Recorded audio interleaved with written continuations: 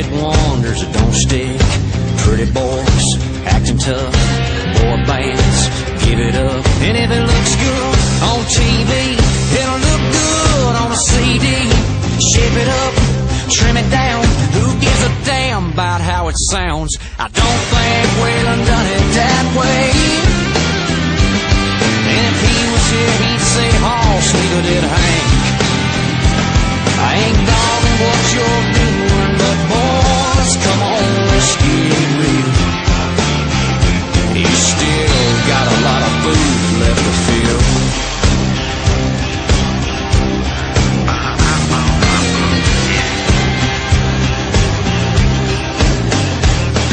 You say you're the real deal, but you play what nobody feels. You sing about Johnny Cash, the man in black would've whipped your ass, and I don't think Waylon done it that way. And if he was here, he'd say, Hoss, neither did Hank. I ain't dogging what you're doing, but boys, come on, let's get real. You still got a lot of food left to fill. Here we go.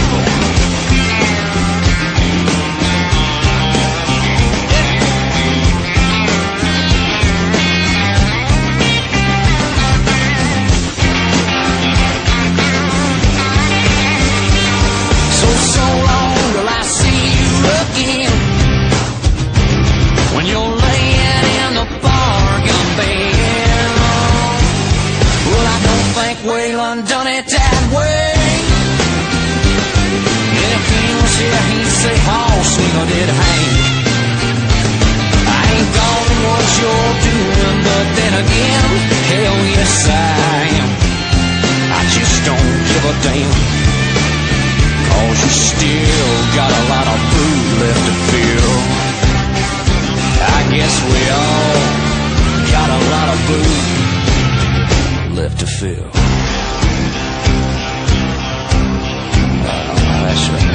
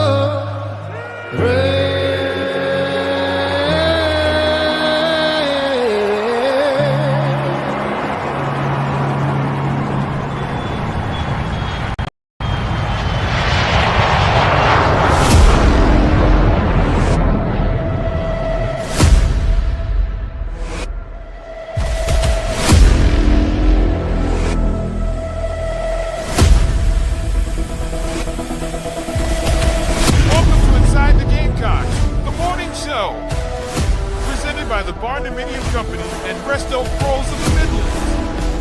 Part of the Chief Sports Network. Go Gamecocks! He'll be fire on the mountain.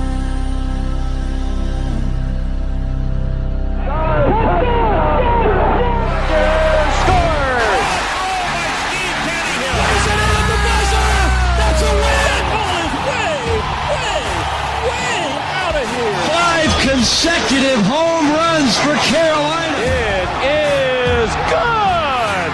It's gone. He's in. Touchdown. Williams with a throw to the plate. He's going to score. It's a walk-off. Touchdown, South Carolina.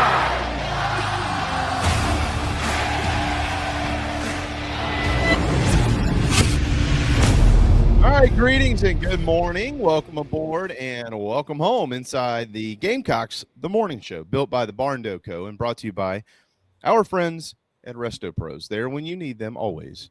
Resto Pros of the Midlands, Resto Pros Midlands, SC.com. The Barndominium Company has built thousands of dream homes across the Carolinas. If you head to the barndoco.com, you'll see that for yourselves. They're one of the nation's best builders. They're Gamecock owned and operated as well. And they are better than everybody else at what they do. The awards prove it. TheBarndoco.com. I'm JB. John Whittle is ahead at 11. Mad Dog will mix in today as well.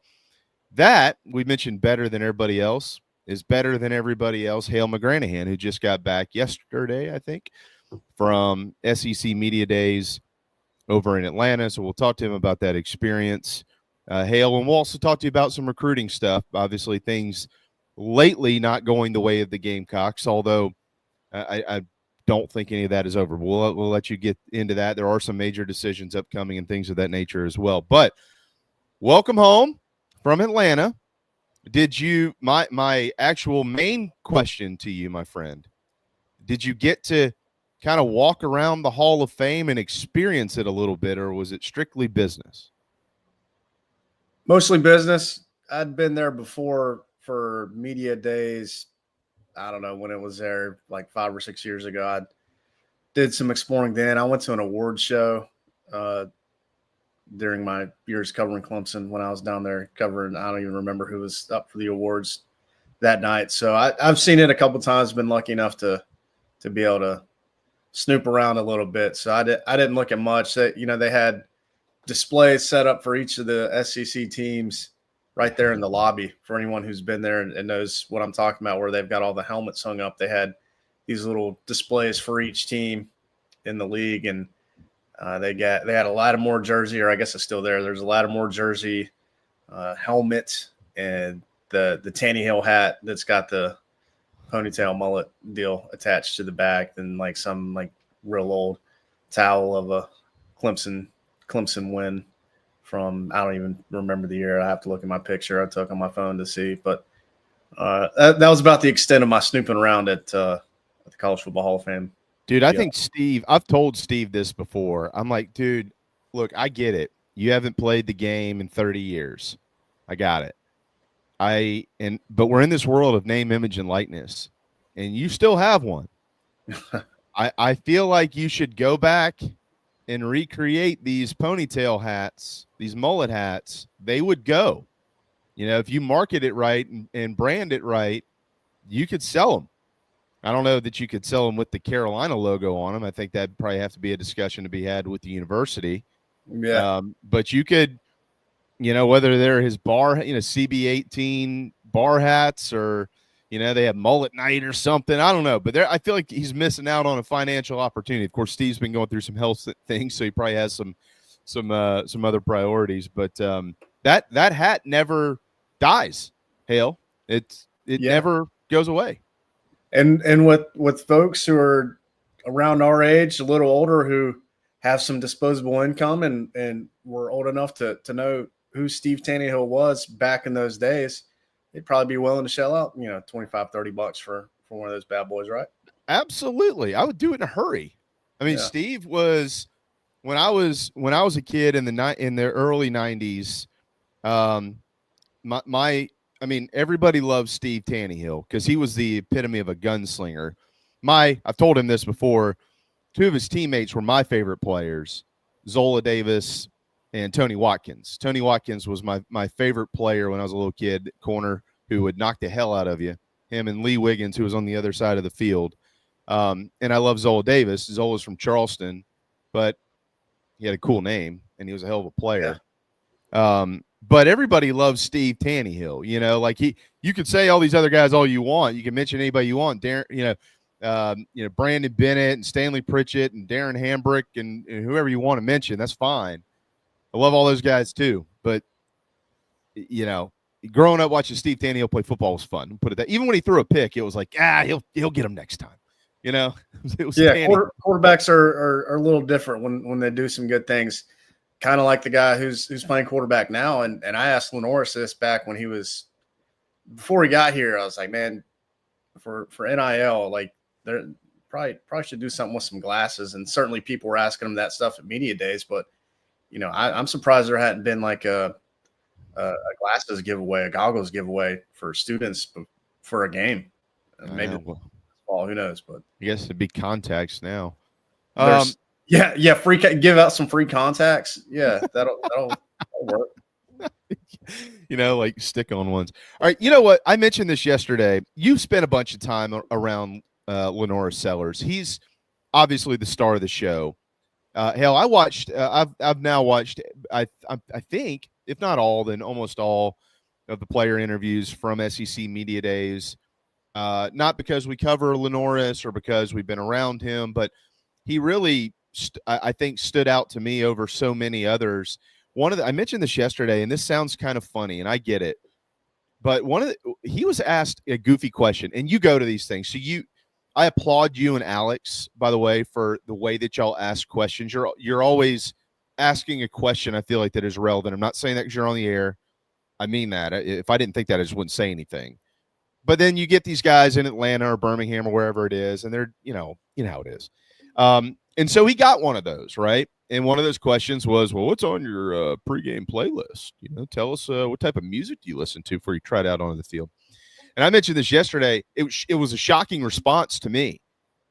And I feel like it's a bigger picture of who he is and what type of leader he is for South Carolina. Because he was like, I don't really listen to anything to get me excited. I need to listen to something to calm me down. And, you know, hell, how many times have we seen around here, the lights are on, the stadium's hopping, it's a big game, you come out and, you know, you just booger it up in the first 5 or 10 minutes and you're playing from behind the 8 ball, trying to figure out how you can come back and win the football game.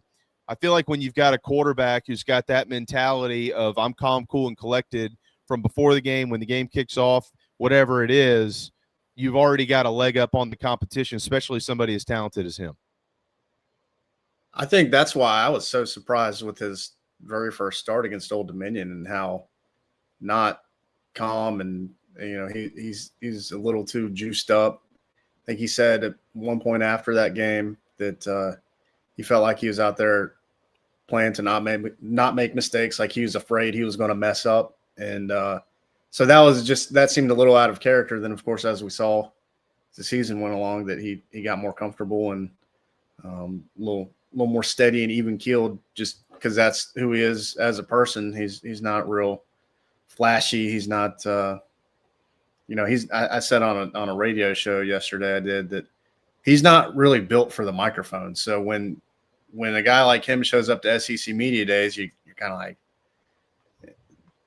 how's it going to go? Like, because he doesn't have a lot to say, or he chooses not to say a lot, maybe a little bit combination of the two. But I thought he did a good job yesterday. And after he was done, like with one of the last media things, when I was standing there and I asked him what he thought, and he was like, that actually wasn't as bad as I thought it was going to be, which I was like, oh, so you think it went pretty well? He's like, yeah, I kind of liked it. And one of the SID guys was standing there, and he's like, whoa, you can't be saying that because now I'm going to have to tell media folks that you like doing this. He's like, I don't like doing it. So, he did seem to get more comfortable as the day went along and was giving some pretty good answers to some of those goofy types of questions. And that's, I won't get too critical of folks who ask that stuff, because I've definitely asked things like that in the past, because it should be fun. I think for those guys, it shouldn't be all ball and rigid and all that stuff. It's a nice opportunity for guys to show some personality, and I thought Lenoris kind of opened up that way in a little bit and did that. So I thought it was cool to see how things went for him on Monday, just knowing him like to the extent that I do, like I have for the last few years. Fair enough. That's actually a pretty good assessment of some of it's kind of died down a little bit with Saban not being there. Hey, Nick, big fan. Still got your Kent State jersey, and thanks for all those championships. Anyways, what'd you eat this morning for breakfast? Yeah. I want to ask you a little bit more about media days, and then everybody is very antsy to hear some thoughts on recruiting, Hale, and then we'll get you out of here in just a little bit. Okay. I'm a big believer before media days and before these guys were announced. These two gentlemen were at least personally on my radar as major impact players this year for South Carolina. One of them has been starting for a while. His name is DQ Smith. But I think that DQ sometimes gets some unnecessary heat because of a couple of bad plays that have happened in the last 3 years, Hale. But what we've seen around here in recent memory is if you're a member of the secondary and you've been starting for a little while and Torian Gray is your coach, you generally flourish by the time by the time it's all over for you in a Gamecock uniform. I want to get some quick thoughts from you on him, and then we'll get to the next guy. Yeah, DQ, he's an interesting example of what you're saying. Like, he's had some tough moments, and if you play 2,200 snaps in the secondary, you're going to get beat on at least a few of them. And with him, some of those, I'm not going to say a lot of them or most of them, because I'd have to go back and really look and break it down. But some of those times where he got beat, and it was like very memorable, somewhat memorable enough for people to kind of cling on to and use as ammunition against the guy. Like, a lot of those were him playing nickel, a position he doesn't play anymore. Like, he hasn't played nickel in a while. Like, he'll get in the slot and cover guys from time to time, but he's playing safety. That's what he's been doing. And like you're kind of alluding to a second ago, he's played a lot for Torian Gray. And if Torian Gray feels comfortable enough to have him on the field for more snaps than literally anyone else who's played defense for South Carolina since 2021, and obviously Clayton White has a say in that too. Right. Those guys feel like he's capable enough to be out on the field for pretty much every play for the last 3 seasons. Good enough for me, I guess. They have a pretty good grasp of what they want to see, right? Yeah. Like, what are we talking about? Exactly. Yeah. And it's very rare too. We mentioned some of this yesterday with John Strickland. It is so rare anymore to have the same coaches your entire collegiate career. And if you think about specifically DQ or anybody in the secondary, if they came to South Carolina at any point in time and finished at South Carolina, they came under Clayton White, with Shane Beamer as the head coach. They came under Clayton White. They left under Clayton White. They came under Torian Gray. They left under Torian Gray. And I think, Monty Lee made kind of a point to me at one point in time on the baseball side of things about how much transition the baseball programs had in the last 7 years. Not just the two head coaches, but you think about all the position pitching coaches that have been through Columbia and all the hitting coaches now that have been through. It's hard for a kid to kind of develop into hit the best version of himself when he's being coached by somebody different every year or every other year or something like that. But the secondary at South Carolina hasn't had that issue. It's been very consistent. I want to move to the other guy that was there. I'm trying to figure out how Nick Barrett won't impact Carolina football in a major way this year. He's big. He's strong. He's waited his time. He didn't go in the transfer portal. He's bought into the program. And I was watching him take questions, and the only thing, it was 2 words that kept clicking with me. This guy's so locked in. Mm-hmm. I just feel like he has just dove into being the best version of Nick Barrett. I personally believe, Hale, and I'm curious your thoughts, I think he's a guy who everybody says step up. I'm going to use it a little bit differently. I think he has to perform very, very well pretty early if this defense doesn't want to take a significant or a fairly significant step back from the historical one that they had last season. Yeah, it's his turn, and unfortunately for him, he was behind really three guys, sometimes more, obviously, since he got to Carolina in 2021. Yeah. TJ Sanders, Tonka Hemingway, Boogie Huntley. That when you're the fourth or fifth guy in the rotation, you're not going to play a ton, and he seems to have done fairly well from what I can recall over the years when he's gotten onto the field. The one of the biggest beefs I have with how the roster has been managed over the last 4+ years was in 2021 when Nick Barrett didn't redshirt because he was on field goal team. And that's mostly what he did all season. Like, wasn't even close, really. Like, he should have redshirted that year. And credit to him and credit to the staff for admitting that they kind of fudged that up. And nice. And I say credit to Nick for being willing to redshirt last year so he could come back and play this year and be a potential impact guy. So if like you're saying, if he's on the field and playing, it's hard to imagine him not doing some good things and being an important piece for this defense right there, smack dab in the middle of it, right up front. 100%. I think I honestly can look at this. Everybody knows Dylan Stewart, Jelon Kilgore, et cetera. I could look at and make a statement. It could be an arguable one, and that's fine. We could fight it out. We could duke it out. But he might be the most valuable piece of this defense when it's all said and done. Honestly, yeah, I'm going to have to fight you on that one. Well, that's I'm just saying, if he doesn't perform in the middle of the defensive line where it all starts, I feel like they're going to have some issues to work through. Is kind of my point. If he overperforms, Hale, I think that they begin to become a much better version of themselves a lot sooner. That's my point. That's a fair way to put it, right? If Dylan Stewart overperforms, what does that look like? Well, it probably looks like him being an All-American first teamer and offered $30 million in NIL next year that he'll never get, something like that. Yeah. You know? Yeah, that's probably what it looks like. All right, speaking of that stuff, let's get to the recruiting. But without me having to go in and name names, everybody knows who they are. You know, Matthews, Watkins, the most recent ones. Give us your synopsis of what has unfolded on the recruiting trail for Carolina football in the last couple of weeks. It's complicated. That's the best way I can sum it up in just 3 words. Well done.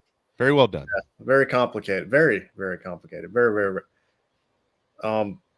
I'll start by saying this. South Carolina, everybody across the country, not just South Carolina, everybody loses recruiting battles. A lot of the movement that we've seen over the last 6 years or so, 7 years, however long it's been since summer official visits became a thing, a lot of the movement we've seen, commitments are made during the June, July, August window.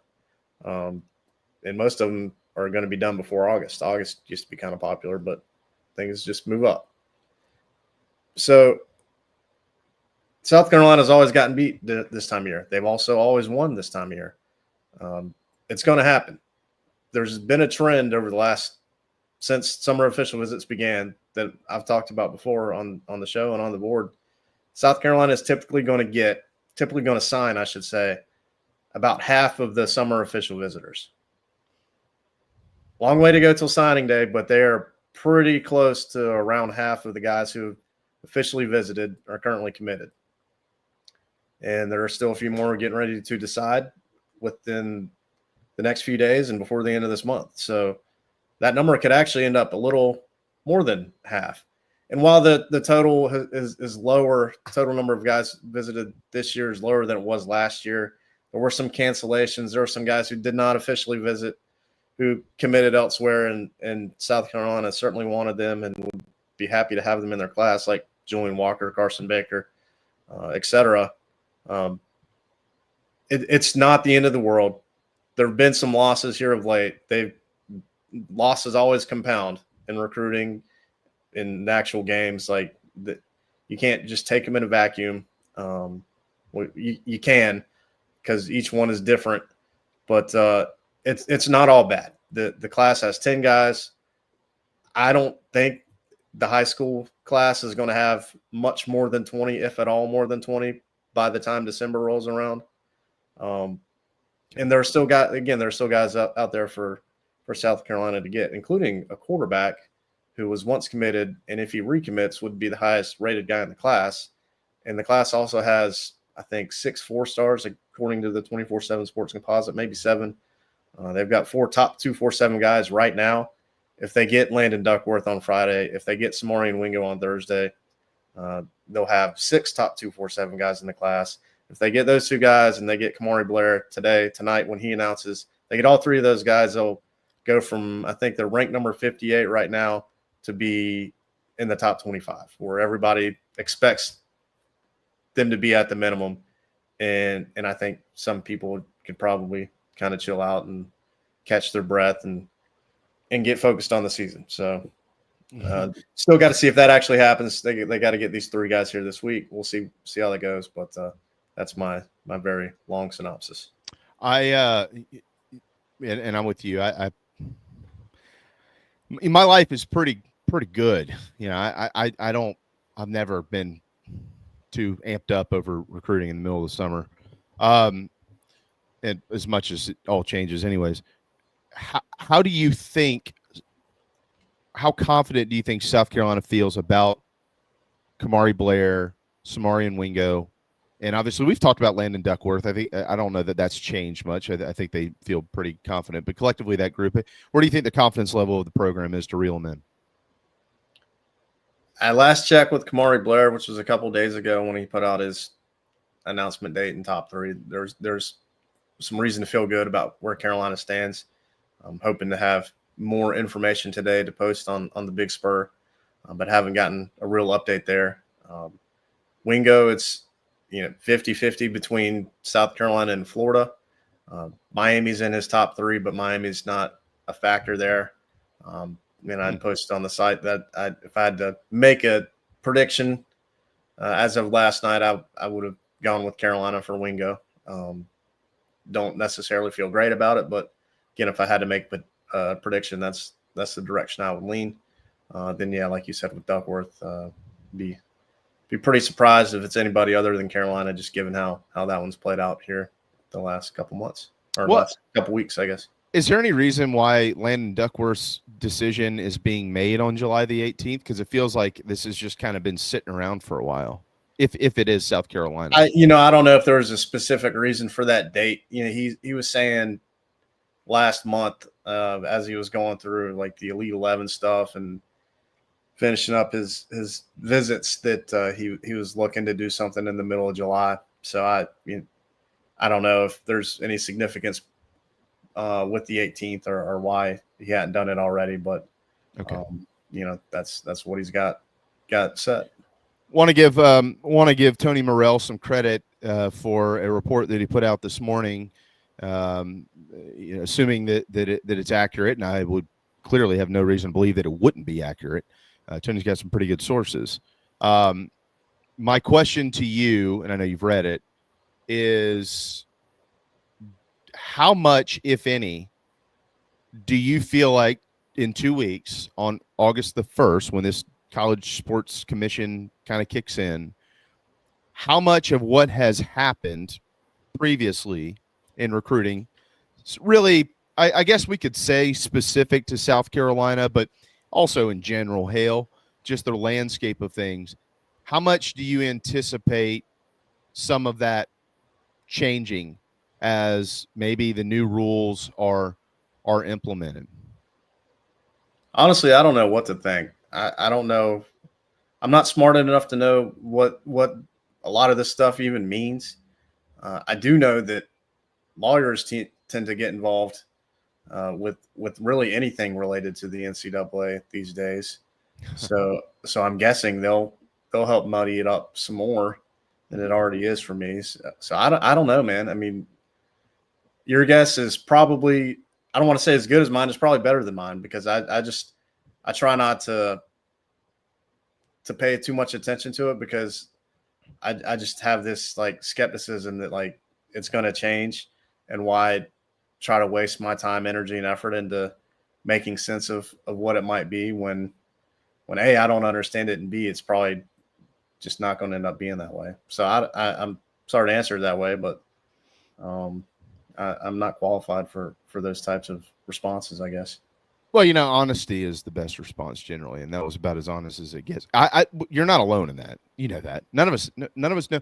I played a clip yesterday, back to back of importantly the question that he asked Shane about NIL and Congress and all that stuff, and then I played his response, and then buttered it up against Lane Kiffin's response, which was like, well, we're following the rules, but I don't think everybody's following the rules.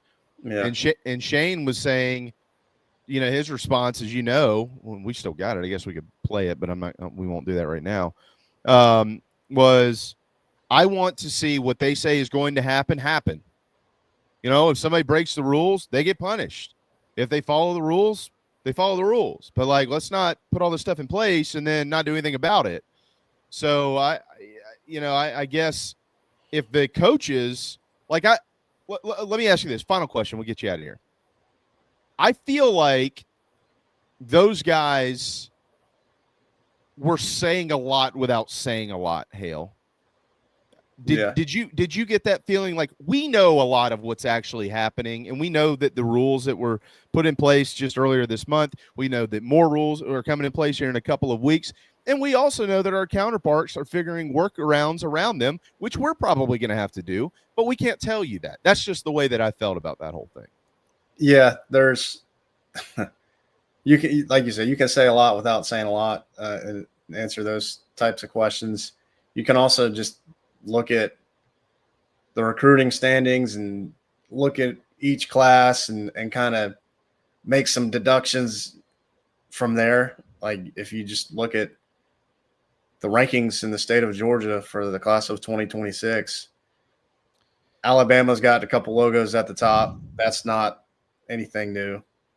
And you can say what you want about all that, but that's not uncommon. Georgia and Alabama are very close to each other, but there are an awful lot of Texas A&M logos in those rankings. There's some Texas ones, the Longhorn logo is in there pretty prominently now. And again, like, it's not like there's never been a guy from the state of Georgia to go to either one of those schools, but the volume of it is eyebrow raising. Texas A&M coming in and getting a guy like Tamarian Watkins, who's essentially a developmental player for them. And that's not meant to be a knock on Tamarian Watkins, but that's what it is. He's a guy who plays safety in high school, and they've got him to come play linebacker for him. So he's going to have to make some changes to his body and learn the new position. And, oh, by the way, compete with 3 other guys who are in his class who play linebacker, who are committed. So it's going to probably take him a minute to get caught up and up to speed and ready to go to play that position. So he's a developmental guy for him.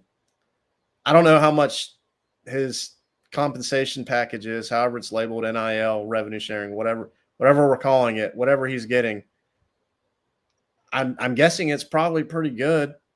I don't know what it is, but I'm guessing he feels like it's too hard to turn down because he's been to College Station once or twice. He's going to have to do all that, like I said, develop it into a new position, really dedicate himself in the weight room, not like he wouldn't at South Carolina, but like he's going to have to change a lot of things about himself as a player. He even said it himself. He's going to have to rebrand himself as a player. Whereas, 6 months ago, I was told that he's probably going to be the type of guy who stays close to home to go play college football. Whatever position it was, he was sort of a homebody. But now all of a sudden he's going to A&M and playing a new position. And good for him if that's what he feels like is his best decision.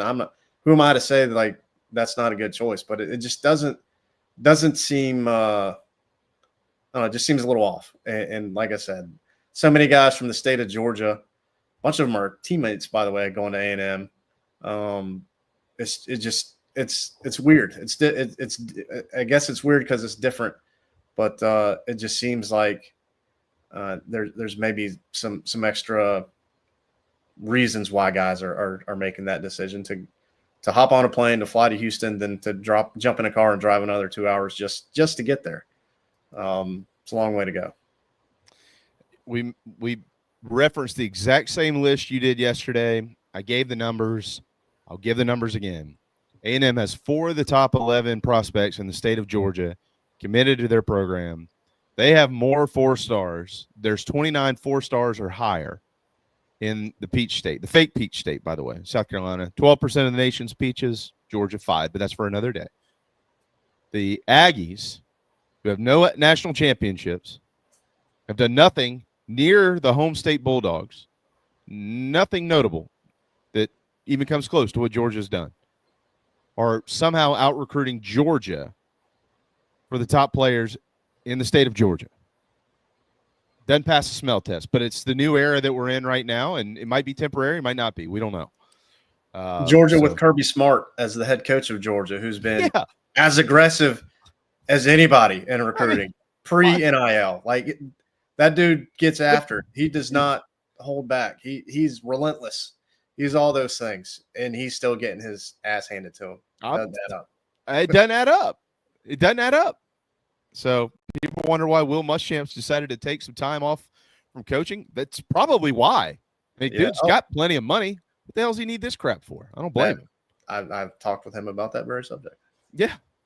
Good for him. Go enjoy your life, Will. All right. Hale, you're excellent at what you do. Or did you make it to town for the big fish show? I know Fish was looking for you. Did you get Charleston? there? Yeah, we were hanging out. We spent a couple nights down there. Did you stay on Daniel Island? No. Well, they were at the North Charleston Coliseum. Oh, that's right. Yeah, they're at the Coliseum. That's right. Yeah, it was indoors. It was nice and cool in there. It was great. Well, that's because there's an ice rink underneath. Well, so my buddy very astutely pointed that out and saying, you know what, we should, anytime we go see these guys in the summer, let's pick out places where they play hockey because it's going to feel nice in here. Great point. Yeah. Oh, man. All right, brother. I know you got things to do. Thank you, as always. It's right around the corner, and we'll get you back in sometime next week and hopefully have a bunch of good stuff to talk about. We'll be following the announcements beginning this evening. Do you know what time is Blair this evening? I believe it's at 7 p.m. Eastern time. Okay. And I think he's posted he's going to be streaming it on his Instagram. Won't be making the trip to Clarksville to cover this one. Don't read into that. I hope folks don't read into that other than it's just look at a map and you can probably figure that one out. That's far away. Wonderful. Look forward to it. We'll talk to you next week, brother. Thank you. All right. Yes, sir. Appreciate it. There you go. The wonderful and very talented Hale McGranahan with thebigspur.com. Get ready for football. If you head to Gamecock Traditions in Lexington, they are like fully loaded. It's already football season there. If you can't make it, you go to GamecockTraditions.com. They send it to your door. It's what we do here. It's awesome. It's the best shop for the University of South Carolina that you could possibly find. Anything with any logo pertaining to the Gamecocks exists there. Under Armour, golf gear. You need a new bat. Do you need a tent? They sell out every year. This has become a tradition around here. I know Phil's listening in the background, and we're about to hit a quick timeout. But bear with me, Phil. You know this is an annual thing. I tell everybody in July, get your tents. And don't bitch about it in August when you go, I can't find a Carolina tent. Well, we told you they sell out. And then they'll get back in there maybe sometime in September. Then they sell out again. So get it now. Spend the money. Get the good ones, the garnet and the black, South Carolina Gamecocks with the logos on it. Look good, feel good. GamecockTraditions.com. We'll step aside. Whittle is ahead at 11. We'll talk to him about the Gamecock football program and Carolina baseball coming off of the Major League Draft. And we'll dip in some All-Star Game stuff as well. So don't go anywhere. We'll be right back. Oh, man. The building is on fire. Emergencies and accidents happen. When you're in the middle of a fire or water event, all you want is for things to return to normal as soon as possible.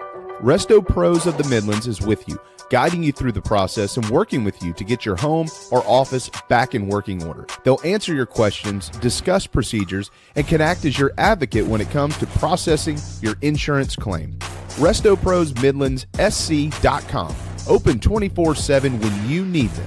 Quality that is guaranteed. Welcome to SEC, Sunday Night, part of the Chief Sports Network. Debuting Sunday, June 1st at 8 p.m. on the Chief Sports app and the Chief Sports YouTube page. Hosted by Rob Williams and Craig McMichael, SEC Sunday Night will feature the conversations, have the information, and host the guests that make this storied conference great. Join us June 1st for SEC Sunday Night on the Chief Sports Network. Welcome to Dry Space Crawl Space Solutions. Basement crawl space encapsulation designed for your specific needs. Your crawl space can be susceptible to all sorts of issues, including moisture buildup, mold growth, and structural damage if not cared for properly. Let our trained experts provide basement crawl space encapsulation solutions to protect your home, improve air quality, and enhance energy efficiency. Schedule your consultation today for a safer, healthier space at dryspacecs.com. Dry Space Crawl Space Solutions, proud supporters of your South Carolina Gamecocks. Happy summer from the Barn Dominium Company, where they are building dream homes all across the Carolinas. Their turnkey process can be custom designed, and you build it your way. Make your dream a reality. Visit thebarndominiumco.com. That's thebarndominiumco.com for floor plans, photo galleries, locations, and to learn more about us. Gamecock owned and operated.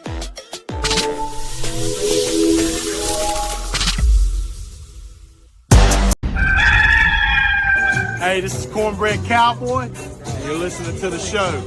We'll be right back. Happy summer from the Barn Dominium Company, where they are building dream homes all across the Carolinas. Their turnkey process can be custom designed, and you build it your way. Make your dream a reality. Visit thebarndominiumco.com. That's thebarndominiumco.com for floor plans, photo galleries, locations, and to learn more about us. Gamecock owned and operated.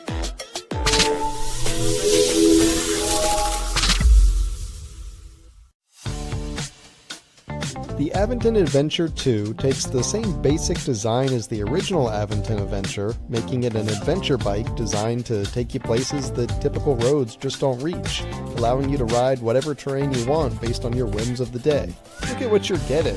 Hydraulic disc brakes, torque sensor for responsive pedal assist, great LED lighting, suspension, a beautifully welded frame with excellent build quality, included rear rack, included fenders. The list just keeps going on. Visit electricbikescharleston.com for more. This is Larry Leitner, owner and founder of Midstate Roofing, and for nearly 30 years, we've continued to be the proven leader in the roofing and waterproofing industry. Midstate Roofing's proven history is your assurance that our professionals at Midstate Roofing will provide the proper advice, service, and results to the needs of your facility in a manner both safe and pleasing to your operation. From high-rise to hospitals, manufacturing to industrial, Midstate Roofing designs and installs bonded systems with a protective guarantee that will keep your operation dry and running long into the future. 24 hours a day, 7 days a week. And this is Blake Leitner, reminding you to protect that roof with a maintenance contract. Call me today at 803-356-1919 or online at midstateroofing.com. That's midstateroofing.com. You'll speak to an on-call technician after hours or a Midstate Roofing staff member during hours at 803-356-1919 or online at midstateroofing.com. And as always, tell them Midstate Twins. If you have a leak, let Midstate Roofing take a peek.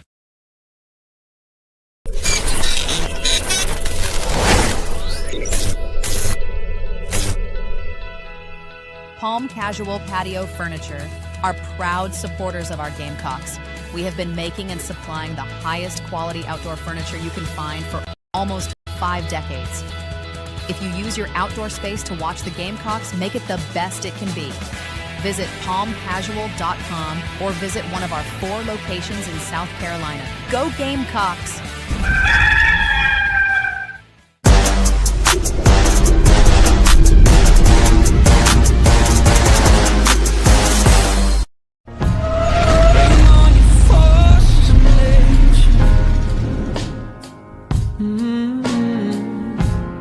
Bring on the storm that's raging.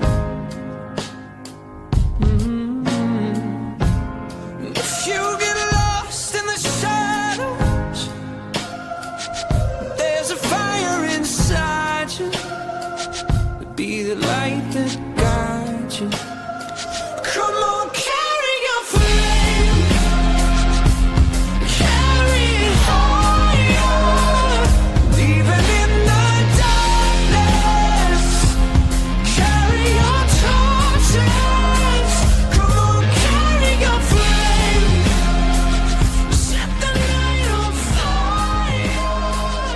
Even in the darkness. All right. It is right around the corner. Still in the middle of SEC Media Days. I got Kalen DeBoer on the set right now. Hey, Phil. Hey, what's up, JB? I feel like you and I haven't actually talked in like 2 weeks. We fire a lot of words at each other, but we hardly speak, right? I know. Well, and the other day too,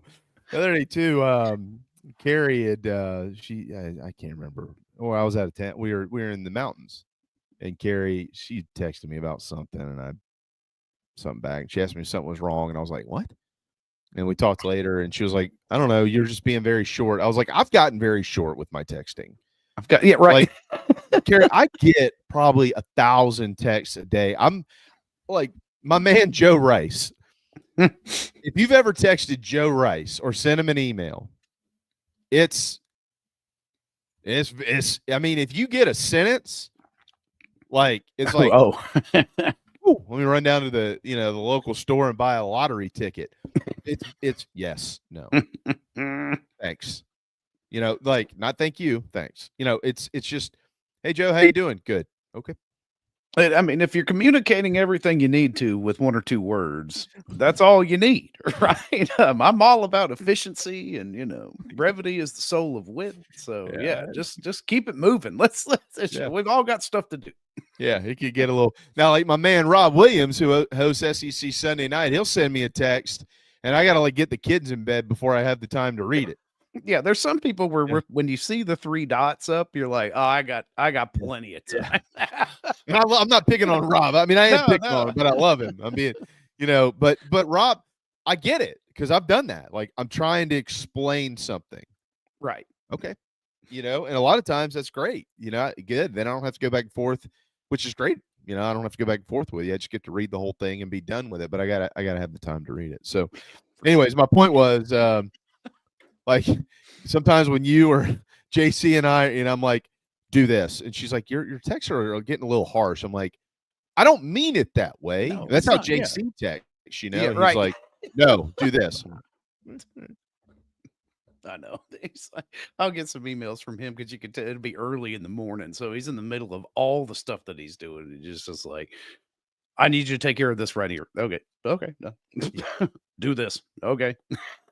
Whatever we can. And we all, I think, took advantage essentially of just kind of shutting things down for 2 weeks and taking that time for ourselves. So everything that we've done since essentially Sunday has been crammed into, very little windows of time here as we have been going live. But that's all right. It's a soft start to season 4. We'll have the full trappings here when football really kicks off. Yeah, and I had done a decent amount of stuff kind of behind this. A lot of it people won't really see for a while, but in that first week, and then I just I was talking to Holbrook this morning actually on the phone for a while. And I said, because he had texted me while I was in the mountains, DeMarco, Perry, I think Flint caught me. Well, he caught me one night about 10 o'clock while I was sitting on the porch. No, I was sitting in the hot tub. And my the music went off, the phone started ringing. I was like, Because if you don't answer with Michael, he'll call you again. Oh, at really? 10 o'clock at night. Oh, yeah. He gives it about 30 minutes. He'll call back. So I was like, yo. He's like, hey, yeah. I said, I'm in the hot tub in the mountains. Oh, you're still up there? I'm like, well, it's Tuesday. We just got here on Saturday. Oh, why are you answering in the hot tub, man? I'm like, because you'll call again. Right, because if I don't, you'll just pester the hell out of me. I'm on my Eric Church playlist, man. I don't need it interrupted twice. But anyways, I made this whole decision before I took the kids up there, because they leave tomorrow with Carrie for 2 weeks. They're going to Delaware. So I'm not going to see my family for 2 weeks.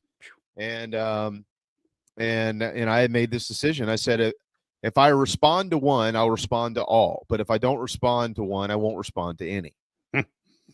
And so I didn't respond to anybody. And I was telling Chad this morning, I was like, dude, I'm sorry, man. I was just, he's like, you don't have to apologize to me. Believe me, I get it. I don't respond to most people. I was like, yeah, I know, but right. I didn't, so I've been like calling people back to Marco's like, I thought you were dead, and like, I'm like, oh, no, maybe I was close, but not quite. Right. I mean, it was so needed.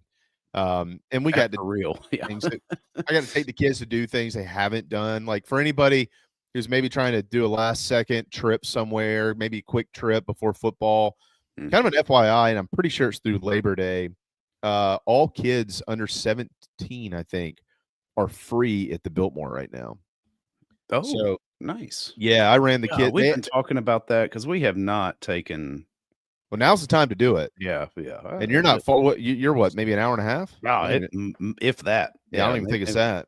Well, with 26 in the state that it always is, yeah, you can count. I make it a 90-minute trip. At least I plan for a 90-minute trip. But you could do it in a day. I mean, you go up there, get an early morning tour, self-guided, of course.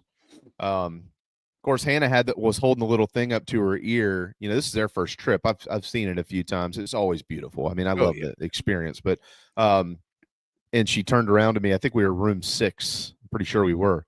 She said, "Dad." She was like a little adult all of a sudden. Do you know there's over 250 rooms in this house? You know what? I've never actually listened to that thing. Yeah, that's right. That's right.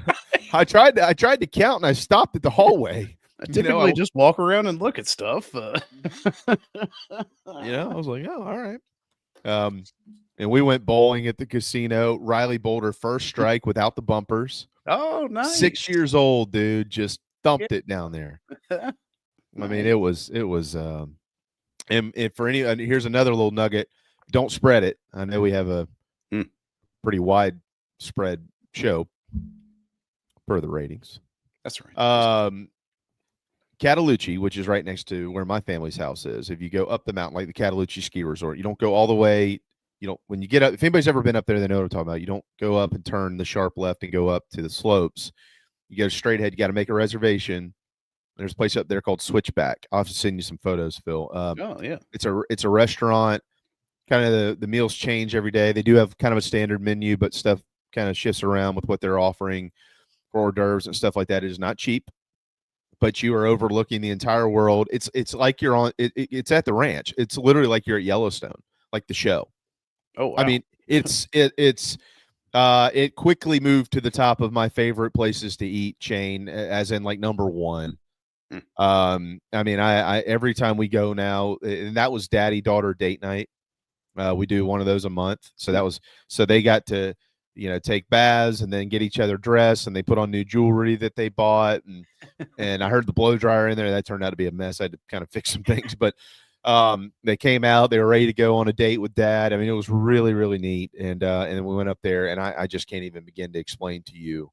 If you're ever in that area, go to the Cataloochee Ranch website and make a reservation to Switchback. I mean, it is wow. Something I've never quite experienced. Speaking of never quite experienced, did you watch the All-Star game? I did not. And to be honest, I completely forgot it was last night. And Craig, by the way, they did add air conditioning. They have huge fans and air conditioning. They that comes in through the windows now. Yeah. Oh, that's nice. Yeah. Okay. Yeah. Good. Yeah. Yep.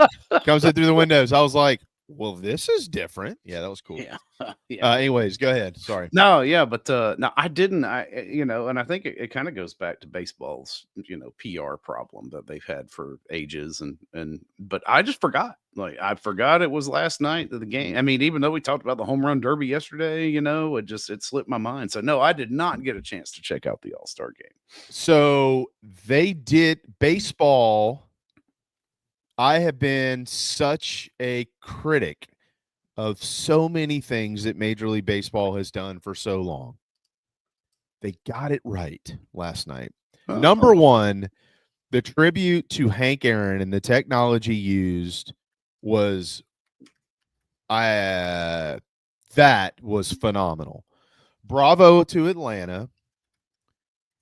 Screw the people that took this thing from Atlanta 5 seasons ago. Yeah, what a mess. Like, manufactured BS and hurting all of those businesses and all the people that it was going to bring to town and what was going on. That was insane, number one. So they get it back and they flourished. I was a little unsure as things were getting going. Now, back in my younger day, I will say this because I'm not like a big rap guy. But if you didn't like Ludacris, I mean, come on, man. Like Ludacris is Ludacris, so he comes out and the mayor and they're rapping and I'm like, yeah, I'm not so sure, but it fits Atlanta because he's an Atlanta guy. Right. I mean, he loves the Braves and the Falcons and the Hawks and everything. And then the game played, and from a baseball standpoint, what stood out is everybody throws 100, which is, yeah. I mean. They got the uniforms right, finally. Went back to the old days, wear your home and away uniforms. And then the end of the game, and I didn't even know this was in play, but Joe Davis said if this game remains tied after the 9th, which was 6-0 National League, the American League comes all the way back, ties the ball game. I've got one other thing I'll talk about in just a second as to how some of that happened. But if this remains tied, they will not play extra innings. I was like, wait, what? And then he was like, but we'll tell you what happens. And it goes to the 3-man home run derby. And that's what they did to decide the game. Nice. Now, I would not be a proponent for this in the regular season because I feel like it takes away everything else. Defense, pitching, execution, the whole 9 yards. Like, unless, and I'll bet you these conversations are being had, we'll go up to 3 extra innings and then coaches or managers can make a conversation. We can opt to the home run model, or we continue playing extra innings, inning by inning, and then make a decision from there based on how much you got left. I mean, one of the things we don't want to see is in the 14th inning, you're throwing your third baseman on the mound. I mean, that just doesn't do anybody any good. You know what I mean? So they got that right because they were able to pick 3 players from each team. They each had 3 swings, and whoever had the most home runs, and it was Kyle Schwarber. When the National League was down 3 home runs to 1, he hits all 3, swings 3 times, 3 balls leave the yard. Gone, right? And and I thought it was an incredible, like the NBA All-Star game sucks. The NFL is totally it's a debacle.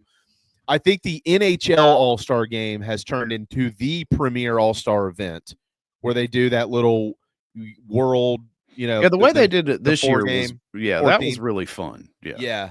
That's cool. Good for the NHL. And I think baseball got themselves back on track last night. The Midsummer Classic has long been my favorite All-Star game for a multitude of reasons. Number one, I love baseball, but outside of the ridiculous year where they tied in Milwaukee, I think in 2001. Yeah, right. They have found meaning in it. The players enjoy. One of my best friends was an All-Star in 2017, Justin Smoke, and he had the experience of a lifetime playing in Miami.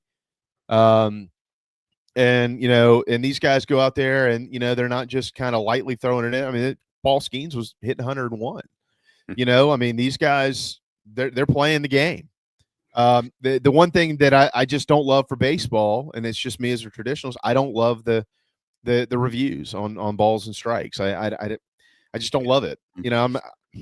They did it last night. It's been in minor league baseball. They're testing it out. Do the big leagues want it? It'll have to be approved and voted on by the Players Association and by the league. I don't love it, but I think baseball did a good job last night. So hat tip to the city of Atlanta. where I'll be in just about 5-6 weeks. Yeah, it won't be long. and well done on the All-Star game. So congratulations to them. Nice. Yeah. Oh, man, you ever remember watching as a kid, because it was like the one time you get to see like all these folks that you follow, and you only got to see if they were playing your team on TV, which is even crazier now, because now I don't know, but I've just been I've been loosely keeping up with it. I start paying more attention to baseball after the All-Star break. Yeah. So yeah, we'll really dive in now and try to push the Cubbies into the series. It's gonna be tough. It's a tough road though. Cubs Tigers World Series. Anybody? Listen, man, I'll take that. I'll take a Chicago Detroit.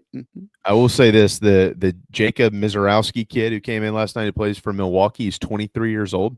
He was in the Futures game in 2023. He's 6'7", 197 pounds. He's a string bean. Dude, that guy. Hey, he's over 100, and he threw a slider last night, a slider at 98 miles per hour. They're going to have to move the mound back. You can't hit that, hurt Phil. Somebody doing that. You nail somebody in the leg with that, they're going to You don't have to locate. Just throw the ball down the middle of the plate. Yeah. You can't hit that. No. It's impossible. Oh, man. Bring back the cork bats. All right. It's 11 o'clock. We got to get out of here. Yeah. John Whittle, he doesn't like to wait long, so we won't make him do that. Hour one brought to you by our friends at Palm Casual. I'm playing golf today with Weasel, as a matter of fact. Aaron Beasley, the great Aaron Beasley, the pride of James Island, for anybody that knows the Beasley family. Get your outdoor patio furniture soon, because football season starts in 2 weeks. You want to be comfortable. You don't want to be sitting on the crappy stuff. You want to be sitting in the good stuff. The cushions, you just spray bleach on it and it all wipes off. You don't ruin the fabric. How about that? PalmCasual.com. And if you know anybody in Wilmington, tell them to go in and see the very tall and handsome Josh. He's a wonderful dude. He's a great GM, and they're killing it up there in Wilmington, North Carolina. We'll kill it when we return with John Whittle. We'll talk to him about some football and the effect of the Major League Baseball draft on the Gamecocks program. We'll be right back.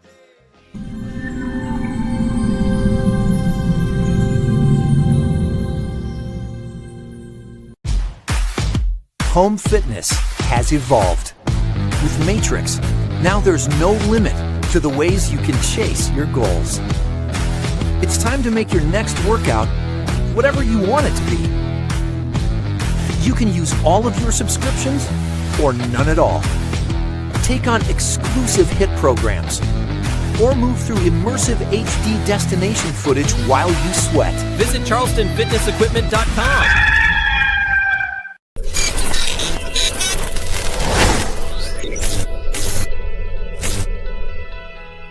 Palm Casual Patio Furniture are proud supporters of our Gamecocks. We have been making and supplying the highest quality outdoor furniture you can find for almost 5 decades. If you use your outdoor space to watch the Gamecocks, make it the best it can be. Visit palmcasual.com or visit one of our 4 locations in South Carolina. Go Gamecocks!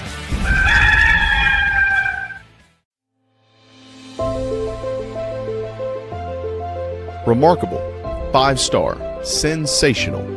These are just some of the terms used to describe nationally renowned chef William Turner out of Scottsdale, Arizona. Originally from Georgetown, South Carolina, and a diehard Gamecocks fan, Chef Will made his way out west and has served parties from every state and many countries from across the globe. Visit ChefWilliamTurner.com to inquire about private events and more. Food from every culture, all of it first class. ChefWilliamTurner.com and Chef Will Turner on socials. You won't believe what you see. You really won't believe how it tastes.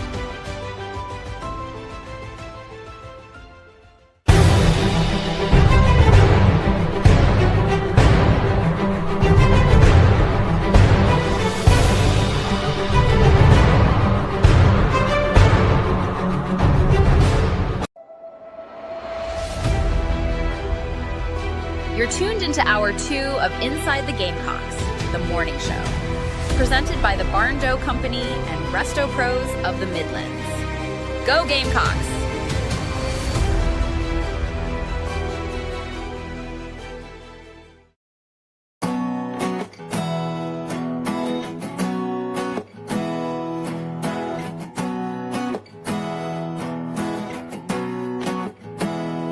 With a little love and some tenderness, we'll walk upon the water, we'll rise above the mist.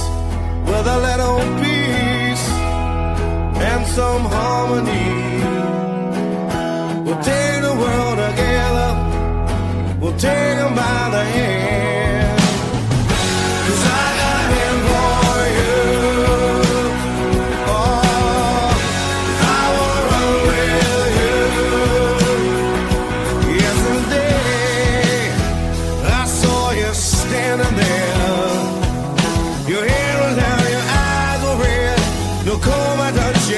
I said get up and let me see you smile.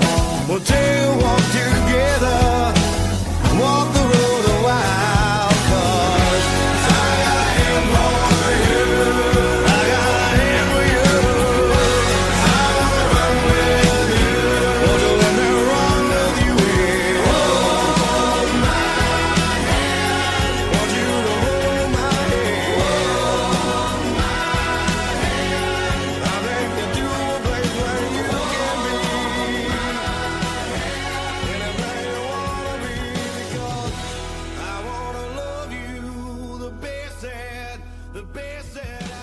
All right, it is hour 2, final hour of the morning show. Thanks to Hale McGranahan for joining us earlier. Welcome back. Built by the Barn Dough Co. and brought to you by our friends at Resto Pros. And there is is it the second half or the better half of the Big Spur twins today, John Whittle? What are we going with? Where do we add Alex into this? Well, he's not on today, or else he would be. So it's just between you and Hale. When Alex gets in, we'll recreate the conversation. Okay, that works. That works. But no, glad to be back. I hope you had a nice vacation. Labor Day is coming up soon, so you get another day off pretty quickly. You'd be proud of me because I was scheduled to play the Country Club of Charleston on Friday morning, which would mean I'd have to take the day off. And I said, well, I can't do that.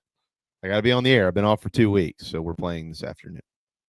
Well, that'll be nice. Hot, yeah, but nice. Yeah, doesn't matter if it's hot, raining, whatever you play. We played in lightning out there one time. It was very nice to be off. I'll be honest with you, Johnny. You know how this is, man. This business, you know better than anybody. It can bog you down in a hurry. Everybody thinks it's all fun and roses every day. Oh, you get to talk about sports. I'm like, yeah, okay. Yeah. I'll give you a month. It's a lot. Everybody's got great things about their job, and everybody's got challenges about their job. And this job, like every job, has some challenges. But I don't complain about it because at the end of the day, we do get to watch and talk about. Good point. Sports every day and everything else that goes around it. So certainly not going to complain. I don't usually do like the week-long vacations or 2 week long. I do like 2 and 3 days at a time and just get the little jolt of energy back, just decompress for a little bit. I'm going down to the beach with my family for a few days next week. So that'll be nice. But, which beach? I say down, I guess we're going up. Ocean Isle up in North Carolina. Wonderful. Good pick. Yep. Good pick. All right, John, we'll get to some football in just a little bit. Paul Maneri will meet with the media, and you'll be there coming up at 1 o'clock today. So we'll obviously get some response from him on the kids who have departed the program. We haven't heard from him since the end of the season, so we'll hear from him today. And then obviously on the effect of the Major League Baseball draft, which quite frankly, to me, seemed very minimal. John, give me your thoughts. Yeah, I mean, it went about as well as you could ask for. You the guys you knew you were losing, and Ethan Petrie and Nathan Hall, they both got picked pretty well. Both of them went a round or at least half a round higher than I thought they would, which is great. I mean, awesome for those guys. Matthew Becker got picked up in the 19th. Obviously, he wasn't coming back, but great for him to get that opportunity with the Twins. He'll head down to Fort Myers maybe this weekend to go ahead and get going around there. Which is, hey, John, by the way, I'm sorry to interrupt you, but I want to give Matthew Becker a major hat tip. His numbers in the MLB Draft League were really spectacular. I think he had 30 strikeouts in 20 innings or something like that, if I remember correctly. And he dealt. So congratulations to him and wish him the best of luck. Yeah, he had 6 starts up there and 23-ish innings. I wish I had the numbers right in front of me, but I don't. But he did. He had really good numbers up there. Probably a couple more walks than what he would have wanted, but he was really, really good up there. And I'm sure that his performance, up in the draft league, he played with the Fredericksburg Keys. I'm sure that his performance up there is what led him to get drafted. So great for him, great for performing well. Roman Kimball actually performed pretty well up there too. Last I looked, I may have missed one start, but I may have missed his last start, so I'm not sure how he did, but he performed really well up there early on. So good for those guys. But then you look at the rest of the draft class. None of your JUCOs got drafted, none of your portal guys got drafted. You had 2 high school guys get drafted, both in the 17th round, Noah Franklin and Luke Roop. And Franklin is definitely going to sign. I'm not 100% sure on Roop. I think that's kind of the way that's been going, talking to a couple of people, in the baseball world, the agent community, scout community, they thought that he would be a guy who they could get to sign. So the fact that he got picked, makes me think that, they'll be able to get a deal done with Milwaukee, but I have not heard with certainty one way or the other whether that's going to happen. Noah Franklin has said that he's done. He's gone. He's going to be part of the Rangers organization. So, at the end of the day, people are going to sit there and question why a guy would sign in the 17th round, and I understand it. In terms of why they're questioning that, and I get it. But it's more about dollars than rounds. It's if a team is going to pay you what you want, and you get it, then you go ahead and sign. And it's incumbent upon the kid and their family to set the dollar figure at what they want it to be, and that's what I've always been a proponent of, is figure out what you want, what's going to buy you out of school, and if you get that, then go for it. But don't shortchange yourself in the moment. And hopefully those guys aren't going to do that. So we'll see what the dollar figures look like when they come out. But, I'm pretty sure both of those guys had the opportunity to come to campus this summer. Will Craddock is here. Brandon Cromer is here. They're both on campus and doing their thing. Believe both of those guys had that opportunity to come in as well, and neither one of those guys chose to do so. So that kind of gives you a little bit of an indication in my mind, kind of where their mind was thinking. So, and we'll see what happens with Roop. I mean, the only thing about it is we talk about how good the Gamecocks came out with the draft, and it's true for this year's team, but you only got 3 high school signees now, and that's going to be a challenge to manage. Yeah, I think that's put it pretty politely, to be honest with you. I mean, we're in the day and age of where a lot of teams are having John to every single year reconstruct, and that's just not. I don't think you can sustain that, especially a program that is trying to get back to the pinnacle of the sport, right, and reach Omaha. You got to have a base somewhere, and they don't seem to have it. Now, could that change next year potentially? Well, I guess it could. The way that I view it, John, you obviously, correct me if you believe that I'm wrong, and fans aren't going to want to hear it. That's fine. I get it. Nobody wants to hear it. I think the only way that you can go back to, all right, we have to reestablish some sort of baseline for our program here. is to do that. We're going to sign a bunch of high school kids, forget the portal and all this stuff. You probably are going to have to do that with the expectation you might flounder for a year or two. I mean, you just might have to bite the bullet and just work through the kinks and the ups and the downs to kind of reinvigorate who you are and what you've long been about. But we're in a day and age where it's all about winning now and winning this year. And if you don't, we all know what the repercussions are. Yeah, I agree with you somewhat. And I'm not saying you're saying the opposite, but the portal has to be some sort of a factor. And I know you know that.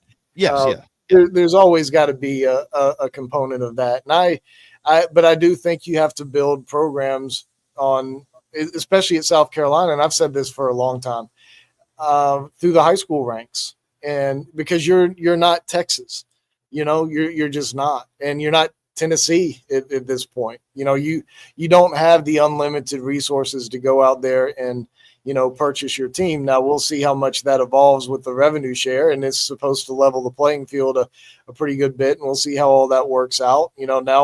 Now the president sounds like he's getting involved, and I don't know all the ins and outs of how all this is going to work. I heard you talking to Hale a little bit about some of that stuff earlier, and I don't have much more detail and insight than he does, maybe a little bit, but we'll see how that all balances out. But I've always been of the belief that you bring in players through the high school ranks, and there are very few people who come into these programs, regardless of whether it's football or basketball or baseball or tennis or golf or soccer. You get here and you love it here and you don't really want to leave. You don't find too many people chasing the almighty dollar from South Carolina. Now, I'm not saying that's never happening, but it doesn't happen a whole lot. You recruit a guy like Ethan Petrie and get him here and falls in love with it. I was watching that video that Gamecock Baseball put out, and he was speaking at some event. I hadn't seen it before, and he said, South Carolina is my home. Who would have thought that a Florida kid is going to come to South Carolina, and when I'm done with my baseball career, I'm coming back to Columbia? I've always just been of the belief that you bring in high school guys and you keep them and you grow them up here. And, I hate that it sounds this way, but when you go into the portal so much, portal guys are more expensive than your homegrown guys, than the guys that have been on your roster and that you have to recruit. You've got to pay a premium because you got to outbid people. And I just don't think that that's sustainable for South Carolina to bring in, 20 guys every year through the portal. I think it's got to be like 5 or 6. And, to your point, you've got to build that through the high school ranks. You can't have 3-man signing classes. And, that's going to be a challenge. That may not be a challenge for Paul Mainieri.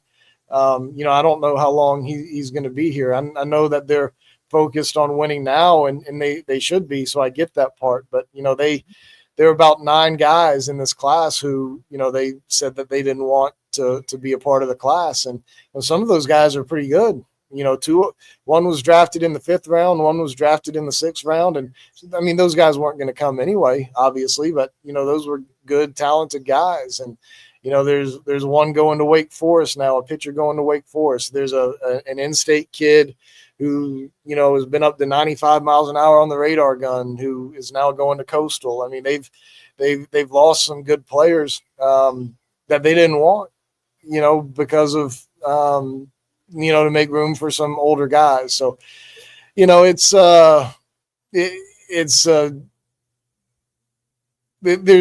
going to be challenges. There's going to be challenges, I guess, is the best way to say it in terms of trying to build the program. But I will say that the 26th recruiting class, high school class, is very solid, very good. I know they lost a guy yesterday. I don't think that that's going to be a huge issue. But I do like the recruiting class that they've got next year, which I think is at 10 right now. And, that's a little bit more typical, 10 to 12. There have been some high school recruiting classes that are 15, 16 guys. You don't usually see them smaller than about 7 or 8. They're at about 10 right now. I imagine they'll probably add a couple of more, and then, we'll see who all actually enrolls. But, this class is going to be a little bit of a challenge. Yeah, and look, to your point, it could just be a bump in the road, and we want to make sure. I mean, you and I are sitting here talking about this. It's not like they don't know this. Right. Monty knows this. Terry knows this. Coach Maneri knows this. And also too, while they did bring a bunch of portal guys in, some of those portal guys do have multiple years, and a lot of these JUCO guys do have multiple years, and then you still have, the Scobies and the Hollands, they're entering their sophomore year. So, it could be a slowly rebuilding thing where they are bringing in the high school kids, but this year, obviously, that's certainly not the case. So let's talk about that a little bit with the guys that they escaped the draft with, John, just to kind of give everybody a refresher. Don't worry, we're going to get to football. We know everybody's excited about football. It's media days, but we haven't talked about baseball in about a month. I continue, and until he at least proves me wrong, I continue to think that Patrick Evans is the crown jewel on the offensive side of this thing for South Carolina. I really like him, and I know that they really, really, really like him. So, in addition to him, some of the guys that maybe flirted with the draft or the draft flirted with them. We'll hear Paul Maneri's comments later on today, but as it stands right now, what do you think? Yeah, I mean, I think it's a good class. You look at each guy individually, and it's like, yeah, like he can help South Carolina. I think the challenge is going to be kind of fitting it all together, because there's so many guys who are, and I don't want to make this sound as bad as it's probably going to come across, but there are many of these guys who are just kind of borderline positionally. It's like, where do you put them? Do they play at second base or third base? Do they play in the outfield? Do they play first base? Are they a DH only? Like, there's an element of trying to, I think, fit some square pegs into round holes maybe. But, I've said this several times, and I think I said it, to you last time we talked about baseball, is I do feel like I do feel like Paul Maneri is one of the best infield coaches in the game of baseball. So if there's a guy who's borderline at third base, he can get him to where he can play third base efficiently and play it well. Same at second base, same at shortstop.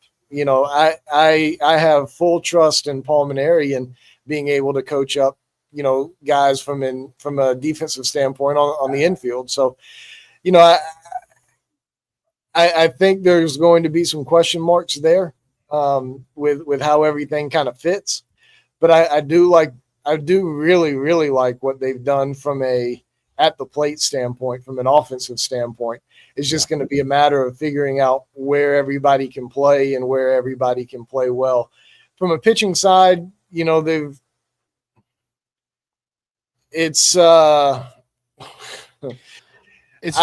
I think developmental is the word that I would use. Yeah, it's definitely developmental. It's definitely developmental. I mean, you look at some of the numbers that these guys have put up from an ERA standpoint, from a walk standpoint, strikeout standpoint.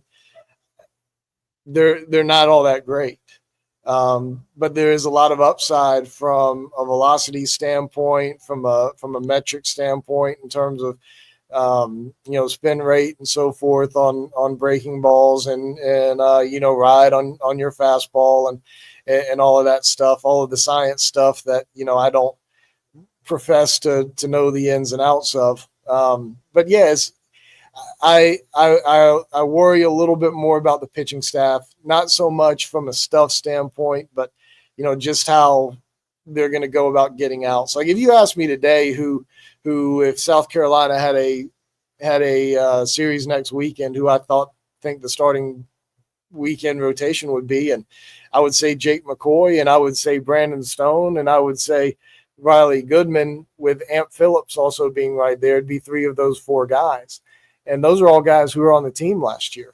So, I'm just going to be curious to see how it all comes together. I think they've done a good job of individually with each guy. Like when I look at each guy individually, I look at him and say, yeah, I get it. He can fit on this team. He can fit in the SEC. He can fit playing this level of ball and be on a good competitive team. But, when you look at the whole group of it, the whole sum of the parts, you do look at it and try to see how it's going to kind of all come together. And usually I have a little bit better feel for it than what I do now. So we'll see. That's what the fall's for, and preseason practice. The thing about baseball is, you practice for a long time before you have to play a game. You got your whole roster in there before you have to play a game for a long time. Football, you have most of your guys in January, but you still get some in the summer, and you're still getting some maybe in August, and then you got to turn around and play a game on September 1st or whatever it is. With baseball, you've got everybody for 6 months before you ever put it on the field against a different opponent. To your point, a couple of weeks ago on the message boards, I didn't respond to any of them because I love like there's a lot of people that bitch and moan and fight back and forth about everything. But also, Carolina baseball is a very deep passion to so many folks in this state, and they want answers right yesterday, right? And I was watching everybody. Oh, here's our lineup. This is my prediction for the lineup. I hope this comes across, not as like some arrogant prick with a microphone. Anything that you think you're predicting right now, it ain't gonna be right. Just so everybody knows, and John, you know what I'm saying. Like they're you've already hit on a lot of it. I agree with you. Paul Maneri, I was not blown away at all, actually, or surprised. I was watching what he did with defensively in the infield last year with that group that had its challenges. Was pretty much what you expect from a guy who's a Hall of Famer like him. I mean, he is magnificent at coaching those guys. So I did understand why they were taking some kids who were maybe some tweeners because of the offense, because that's what they want to improve. They need to change the philosophy, number one, and then they need to get guys who are just naturally really, really good, right? And then let's fix them and figure out where they're going to go out there.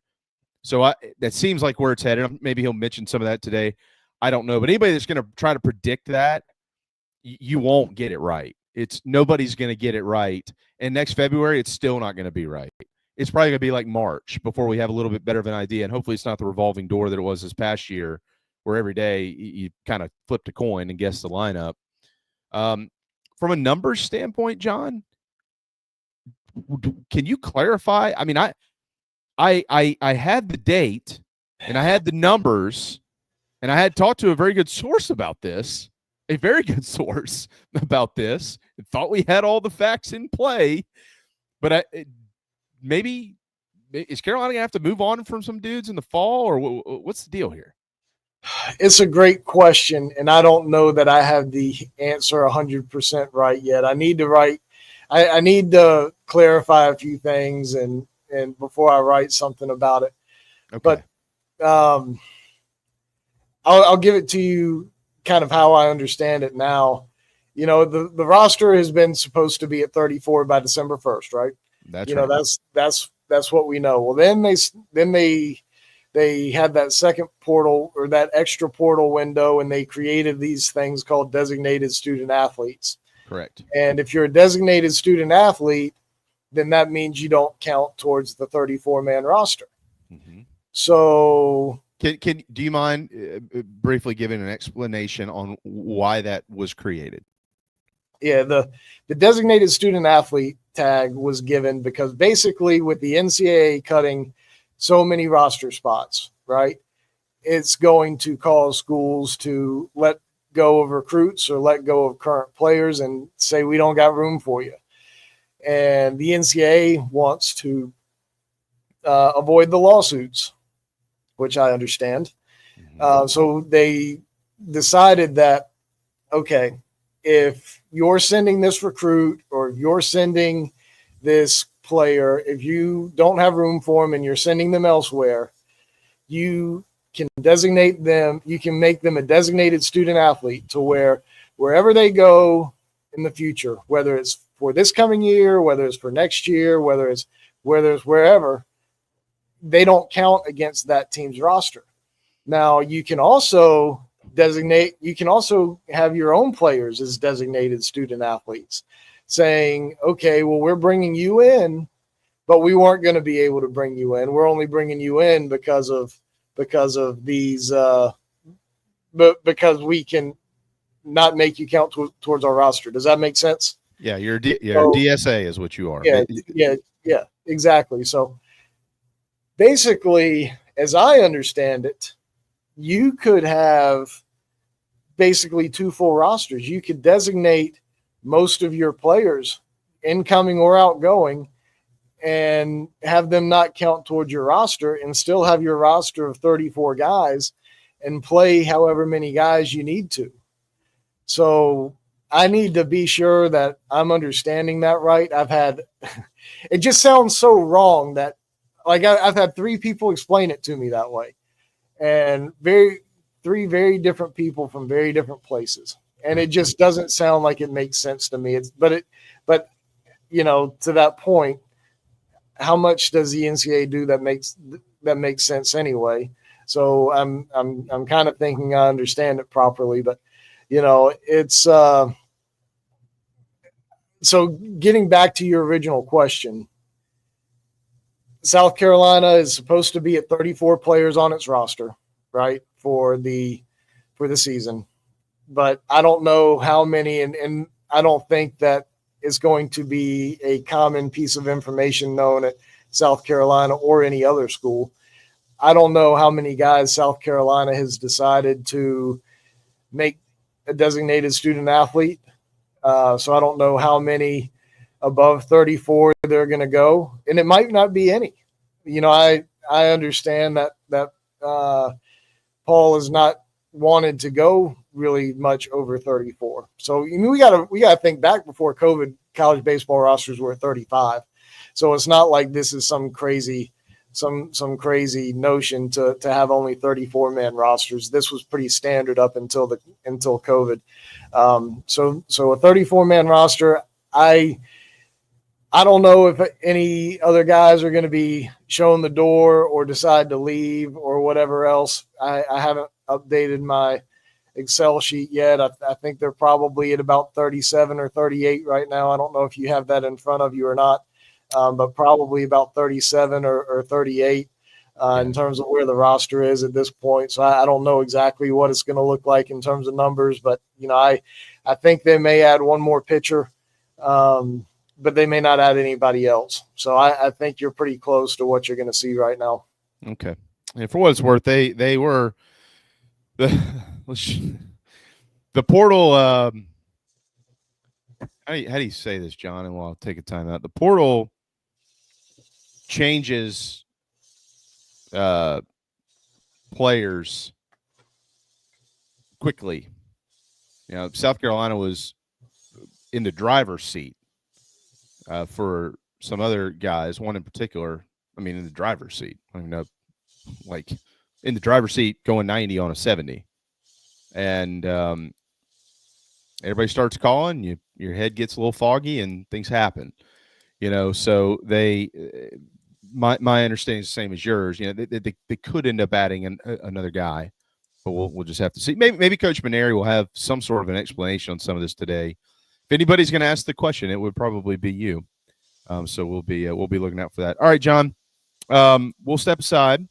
When we come back, we'll turn the attention to some Carolina football stuff. Obviously, they all met with the media a couple of days ago, and we've got coming up pretty soon. We got more media with Shane Beamer and golf tournaments, and we're trying to get him scheduled here and all that type of stuff. But so we got some things to get into with John Whittle.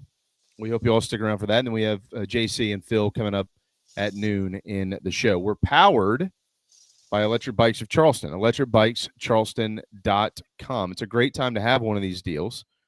They're everywhere.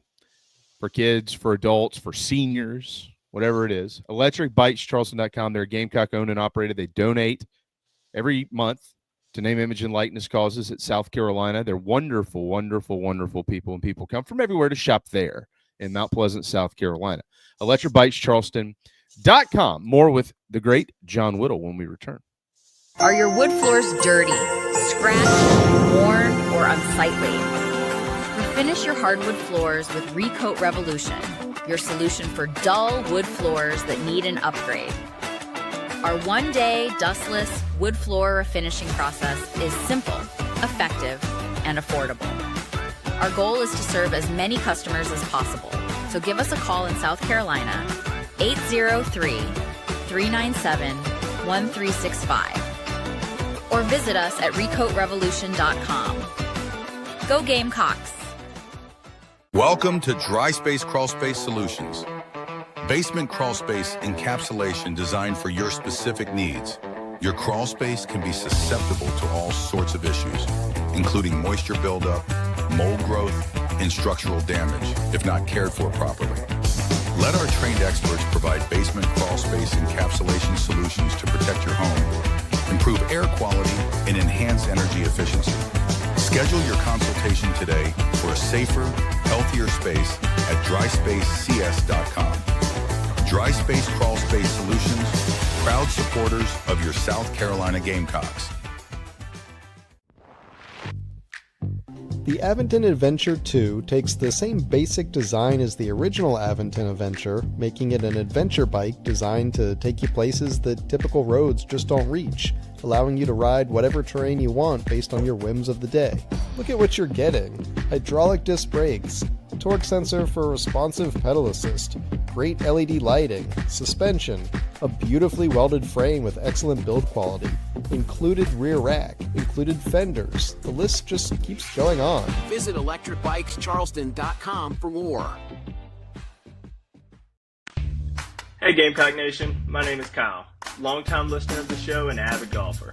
I wanted to take my game to the next level, but let's face it, golf is a hard game to learn on your own. I heard the ad from McKellar Enterprises and reached out to the owner and former Gamecock golfer Meredith Taylor. In just 2 months of working with Meredith, I shot my lowest round ever, and I've never felt more confident in my golf game. So if you're looking to take your game to the next level, go to McKellarEnterprises.org and book your lessons today with former Gamecock golfer Meredith Taylor. Go Gamecocks!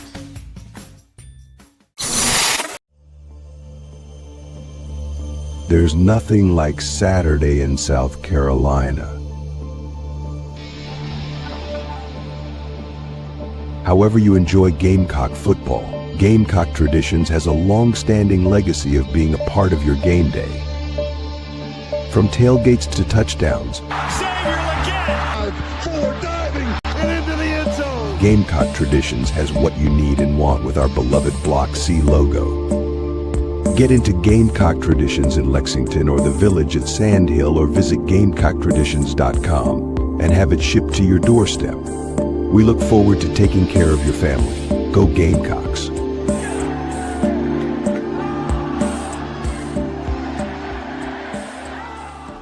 Are your wood floors dirty, scratched, worn, or unsightly? Refinish your hardwood floors with Recoat Revolution, your solution for dull wood floors that need an upgrade. Our one-day, dustless wood floor refinishing process is simple, effective, and affordable.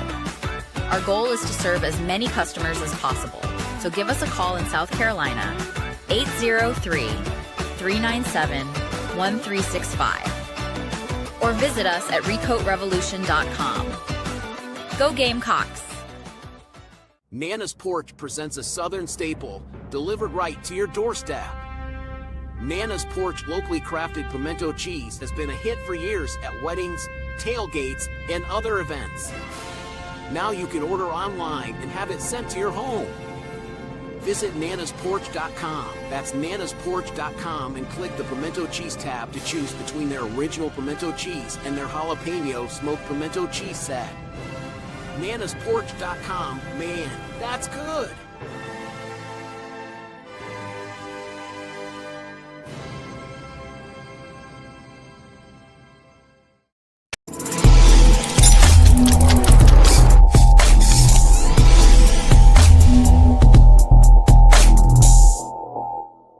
tuned into Inside the Gamecocks, the morning show, presented by Resto Pros of the Midlands, part of the Chief Sports Network.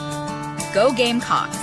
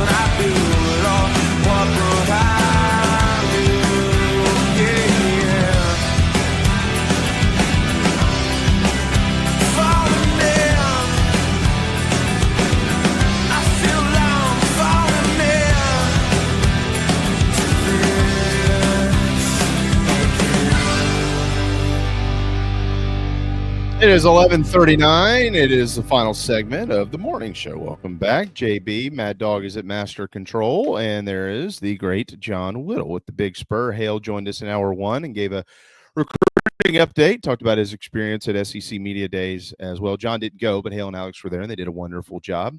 They didn't ask questions like, what's your favorite color, or what do you put on your nachos, or anything like that. They actually asked things about football. Real quick here, just to update everybody on who is ahead today, John. We've got Billy Napier coming up at 1 o'clock, and then Brent Venables. Tomorrow is Eli. Everybody loves Eli. Mark Stoops, Sam Pittman, and Mike Elko. I'll tell you what, dude, just like a little, this isn't related to South Carolina.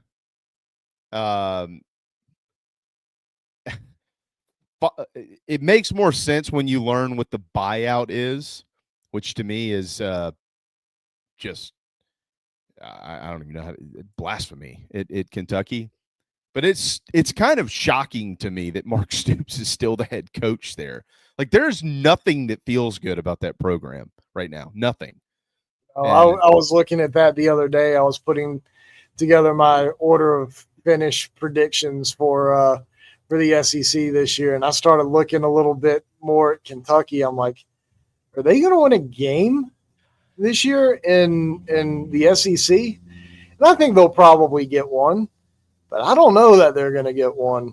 And that thing fell apart fast. Yeah. I mean, John, they'll beat the Rockets of Toledo in week 1, right? Yeah.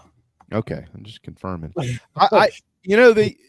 was so strange last year, right? Because Carolina goes up there and embarrasses them, beats the crap out of them at their rap concert. You ever been to a game in Lexington? Oh yeah. Okay, you know how loud it is. I mean, it's like, why? There's no point in even having a band if you're Kentucky. I mean, it's just rap for 4 quarters. It's artificial noise for 4 quarters. I mean, they don't. There's been so many times where they haven't been able to generate any kind of environment through their fans because they're basketball fans, and I get that. It's whatever. They've gotten better with football, but it's crazy. They've got the best sound system in the world. Oh, there's no question. They're the best guy who turns the volume knob or whatever. Yeah, that guy. He's got incredible thumbs. Mm-hmm. I mean, I don't. I love the trip to Lexington. I love the things to do. I love the Bourbon Trail. I hate Lexington. It's my least favorite place in the SEC. Besides, I was about to say, wait a second, hold on. I think Kentucky's a pretty state. I love seeing the world's largest frying pan right outside of London, Kentucky. That was neat. But I don't mind the trip up there. I just think it's a pretty drive. And I didn't mind their football stadium other than the noise. I actually think they've done a great job. I think it's pretty. I love the tailgating all the way around it, kind of like Williams-Brice, John. But anyways, my point was Carolina goes up there and beats the daylights out of them, embarrasses them, I don't even know if their quarterback ever played another snap after that game. Vandegrift was pretty embarrassed. And then they take Georgia to the wire. Remember that? They lost 13-12. And I had mentioned going into the season last year, man, if South Carolina can, if they beat Kentucky and beat them handedly, I feel like it's a fragile football team. Those are my words. I think they're really fragile. They fall apart. Well, they didn't. They lose to Georgia by 1 point. They go to Oxford and win the game. And then they fell apart. And so they've got, I'm looking at their schedule now. Week 2, they've got Ole Miss in town.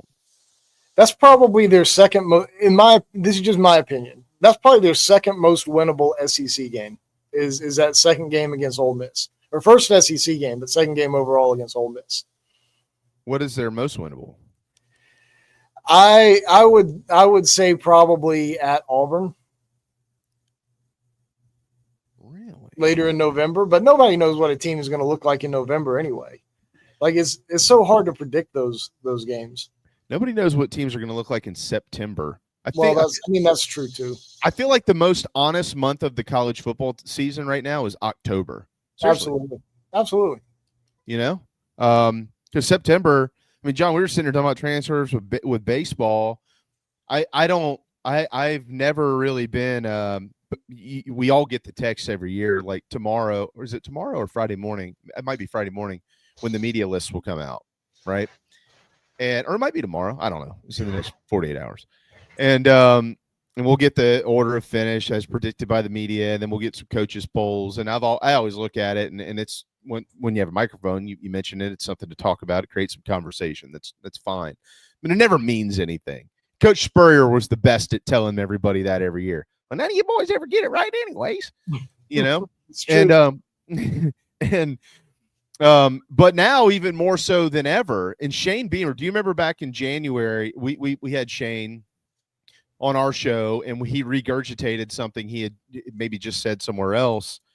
He was like, dude, if you return a star quarterback, and we do, and you win a bunch of games the year before, and we did, we won 9, you're going to, and you maybe have 1 or 2 other superstars, which South Carolina has, you're going to have a lot of buzz. Oh, man, we'll put them right there in the top 15. It's the way it works every single year. And when you get the preseason rankings and stuff in the leagues, oh, yeah, we'll put them up there. They got a quarterback. But the rest of you might know who the quarterbacks are, but everybody else doesn't know who the rest of these guys are. I can tell you right now that Virginia Tech, I was doing my homework for that game, John. I'm not sure how much you've done on it, but one of the things that I took away, I thought it could be a very good game. I don't know. But I'm not so sure that it really will be. And I hope that I'm right and not eating my words. 2 of their offensive linemen, do you realize this, departed for Auburn and LSU. They're both going to start for both sets of Tigers this year. And then on the defensive side of the football, like 5 or 6 dudes transferred, and they replaced them with FCS and G5 guys who are expected to start in the place of the guys that transferred to other P5 programs. How good are those guys? How many people thought last year when Demetrius Knight came to South Carolina, he was going to turn into the Demetrius Knight that's in the NFL right now? So how the hell do we know who anybody's going to be in September? Exactly. And, I'm going to dog my profession a little bit. All right. But I'm at the center of it. I'm fully in this group. Like, how much does the person who covers Arkansas know about South Carolina? Because I don't know shit about Arkansas. But yet I'm still supposed to rank them somehow 1 to 16. So my point is there are certainly media members out there who vote in this, who know a good bit about all 16 teams. I'm not saying they're not. There are guys who cover the SEC in general who know at least a fair amount about each team. But the guys like me who cover South Carolina, especially if they're not on the schedule, we probably don't know a whole heck of a lot about them to be able to differentiate whether they should be 12th or 14th. So you've got a whole bunch of people like me voting on these things. And I don't take the media poll all that seriously, if we're being honest. I do appreciate the coaches and their preseason evaluations much more than I do of the media poll. But, it just kind of is what it is. And that goes with all sports, especially basketball. The basketball one is worse than the football because SEC folks, now it's changing a little bit, but SEC folks, especially 5-6 years ago, when you have to vote on these things in mid-October, right, and everybody is up to their eyeballs in football, ain't nobody knows anything about basketball. It's just the way it is. So, it's always a fun talking point, and coaches can use it as motivation or whatever, or whatever they're going to do. And it's something to talk about from, it'll be July 18th until camps open on, August 1st, give or take a day. Gives you another day or two of fodder on the show. So I get it, but at the end of the day, I don't put too much stock into it because I know me. I know me. I feel like I try to stay in tune with enough, but I don't know if Arkansas is going to finish 13th or Kentucky's going to finish 15th or where Vanderbilt's going to go. And then it's all going to change in the first week of September, first couple of weeks when, we get everybody out on the field. Yeah. By the way, with basketball, I'll go ahead and make my prediction on that. South Carolina will be picked no higher than 14th. No higher than 14th. 15th would probably be sufficient. I'm trying to figure out who's going to be 16th. Might be South Carolina. Yeah. Yeah. I mean, very, very well could be. Yeah, I don't know. I don't think. And again, nobody knows anything about the Gamecocks because the whole roster is transferred in except for Michi. By the way, did you shoot the birds or something? I haven't heard them chirping. Or I've got some cicadas out there right now. I'd shoot those. Yeah. Well, I don't know if I could see them to shoot them. Just set the fire. It's also 94 degrees. So they're probably in the shade, sleeping taking a bath. I don't know. Yeah. I don't know. They're not here right now. I did have a bat in the garage last night, though. I went out there to grab something out of the garage. I opened the door, saw that thing's flying around in a circle. Nope, it can stay out there until tomorrow. Oh no, that's not good, John. If you it's gone. It flew in, flew out. I've investigated. I got no bat nests or anything like that. Good. Trust me, I'm not gonna let the bats live in my house. I'm not gonna be that guy. Well, if you did, that's about a $2,000 fix. Just so you know. Yeah, well, I'm battling carpenter ants at the moment, so I don't want to battle bats and carpenter ants. This guy can't ever go to sleep. I found something very interesting. Since Shane we hadn't said a damn thing interesting yet. No. Sorry, that's my fault. No, it's okay. It's hump day. They need to bring that commercial back. Since Shane Beamer's been at South Carolina, in 2021, so they only took 2 to Atlanta. They were in Atlanta in 2021, I think, and then this year back, I believe. Either way, media days in general. Of the 2 that they went, Nick Muse was one. J.J. Enagbari was the other. He is in the NFL. Pretty good player. In 2022, a guy named Zach Pickens was one of 3 that went. The other was DeCarrion Joyner, running back, quarterback, wide receiver, ball boy, water boy, defensive back, preacher, the whole 9 yards. He did everything. Motivational speaker. Javon Gwynn also there, but Zach Pickens. Okay, so J.J. Enagbari, defensive lineman. Zach Pickens, defensive lineman. Zach Pickens plays for JC's Ditka's Chicago Bears. In 2023, Kai Kroger, who just finished up his 13th year as a punter for the Gamecocks, and a quarterback named Spencer Rattler were 2 of the 3. The other was a guy named Tonka Hemingway, who represented Carolina. He's in the NFL, John. And then last year, Debo Williams, who, how do you not love Debo Williams? By the way, I had a chance to meet his mom at the bowl game. You see where he gets it from. He's an outstanding kid. He met his mom. I'm like, well, apple doesn't fall far from the tree here. Luke Doty, who's entering his 13th season at South Carolina. Again, wide receiver, quarterback, water boy, the whole 9 yards. And then the other guy who was there last year is a guy named Boogie Huntley. And guess where he's at? He's in the NFL. Dolphins, right? Mm-hmm. This year, we get Nick Barrett. And I was watching Nick Barrett meet with the media, saw him in April. And I mentioned this to Hale earlier. I think I said I can make an argument, and he said, "Well, I would argue against you," and that's fine. That's what an argument's for. But I can make an argument on the defensive side of the football that maybe the most valuable player, not named Dylan Stewart, could be Nick Barrett. And my argument for that is this. Number one, hat tip to this guy for waiting his turn at South Carolina, right, John? They all transfer. He didn't. Shane Beamer pointed out he was the only kid from North Carolina, too, when he got to South Carolina, which was pretty ridiculous. Those were his words. But what I'm getting at here is the strength of South Carolina's defense last year started up front. As good as Nicky Manwari was, as fantastic as that linebacker core was, Jelon Kilgore, my guy, O.D. Fortune, so on and so forth. It all starts up front. If you're getting pressure, good things are going to happen, right? And historically around here, John, you've covered every time this has been the case. When their defense is really, really, really good and they impact the football team in an incredibly positive way, that's where it starts. And we know how much attention Dylan Stewart's going to get this year. And everybody for the last 8 months has been crying over the fact of who's going to play defensive tackle. I think this guy, if he's the answer, and you figure out early he is an answer on the interior, I think that provides so much value for a rebuilding and relearning linebacking core and in a talented secondary, but you're replacing an All-American and Nicky Manwari. I think he's the guy. Like, I don't want to call him off the radar. Have you ever seen him? He's enormous.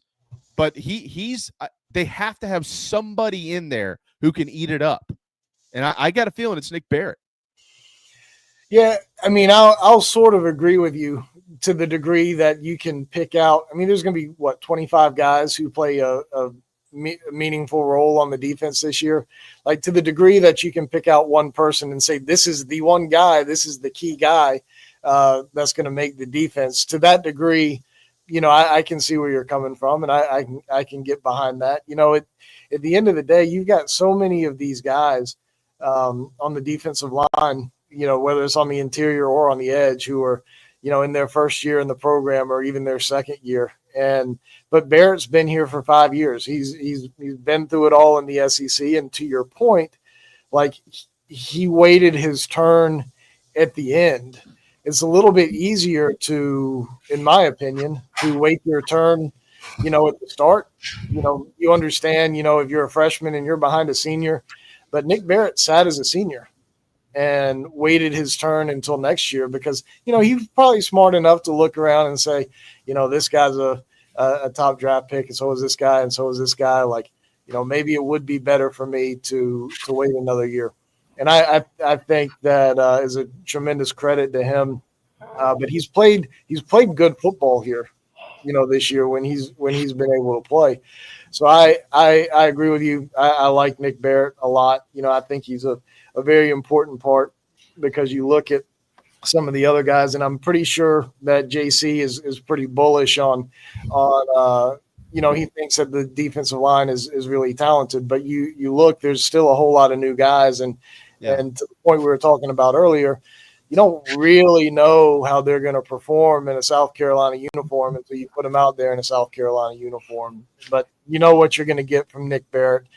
He's a veteran. He's a leader. And, Shane Beamer wouldn't have brought him to SEC Media Day if he wasn't. So I'm really encouraged by him too, and what we see from him going forward. Yeah, I see. I like the tackles. I like the guys they've brought in. Anytime you've got a dude out there who's going to draw a lot of attention in Dylan Stewart, you want to have a guy right on the interior who, if he's left alone, he can do some damage. And, and this is a kid, I think they can't. I mean, the national media is going to pick apart the superstars that everybody talks about, and they've already done that. Jelon Kilgore is on draft list. We know about Dylan Stewart.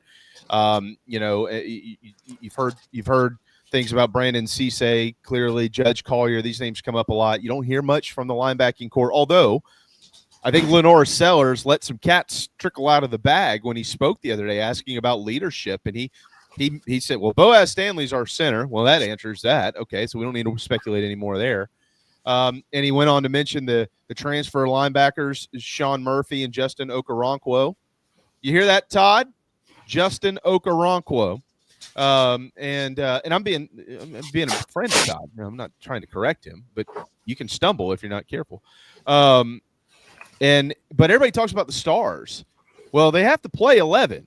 You're not playing 4, John, right? So, like, where are these other guys coming from? How good are they, and what is their impact going to be? And that's what I'm saying. You have to have somebody on the interior that can anchor it. I just think it's him. And I loved his response, by the way. It wasn't really a gotcha question or a bait question. It was just a question. It's the climate we're in about Lenore Sellers and what did it mean to y'all that he turned down all that money to return? And he sat there for a second. You saw that, right? And he's like, yeah, I don't really get involved in other people's business. I'm just like focused on me, and that's that. You know, it was like, dude, this guy's so locked in. Maybe he did know that Sellers was offered a bunch of money. I don't know, but he's like so focused on himself. I just think it's a really good sign. JC will tell you, I've been pretty good at predicting these for a while. My guys this year both went, DQ Smith and Nick Barrett. So I'm going to stay on the train. I'm riding with those two blue collar football players at Carolina. Absolutely, I'm with you. And I know you're getting ready to pass this thing off to JC and Phil. I'll let y'all discuss this as I bow out. But I'm putting in a crystal ball for Rasul Faison to be granted eligibility. Okay. In the next, let's say 48 hours. I'm with you on that. Breaking news, John? No, it's not breaking news. That's a crystal ball prediction. Hopefully, that's red hot, dog. Everybody's talking about that. I know. Hey. So I wanted to help further the football conversation, but before I go, because I think we spent most of my half an hour of talking football talking about my bats and birds and ants. Well, 50% of the time you're 90% right. From torching whatever idiot reporter decided to ask DQ Smith about the $8 million.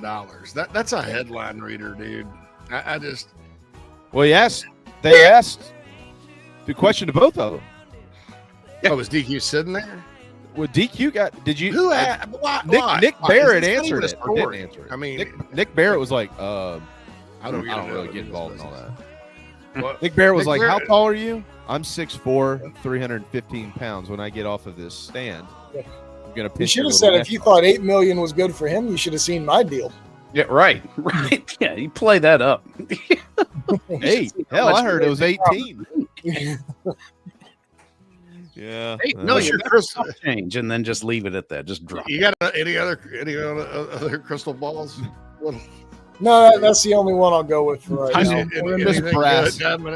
Just brass balls. Just brass. All right, buddy. Hey, John, safe travels over to Founders Park today, and we'll be looking forward to hearing what Coach Maneri has to say in about an hour. Yep, appreciate you guys. Always thank you, buddy. Always good to see you, man. Take care, bud. My man, J-Dub. Love that guy. Greg said he thinks it's Brownlow Dendy. Craig, you are so wrong. That guy's. I'm just kidding. I love the whole group. I really do. I think everybody poured JC's bucket of cold water on it for months. I think it's a talented group. I really do. I believe that. I believe it in my heart. Include a source or two on some intel, but I'm going with my heart on this, Phil. Much like I like your mustache. Very similar. Like you don't look creepy or like you own a van or anything. Look, damn, that's what I was going for.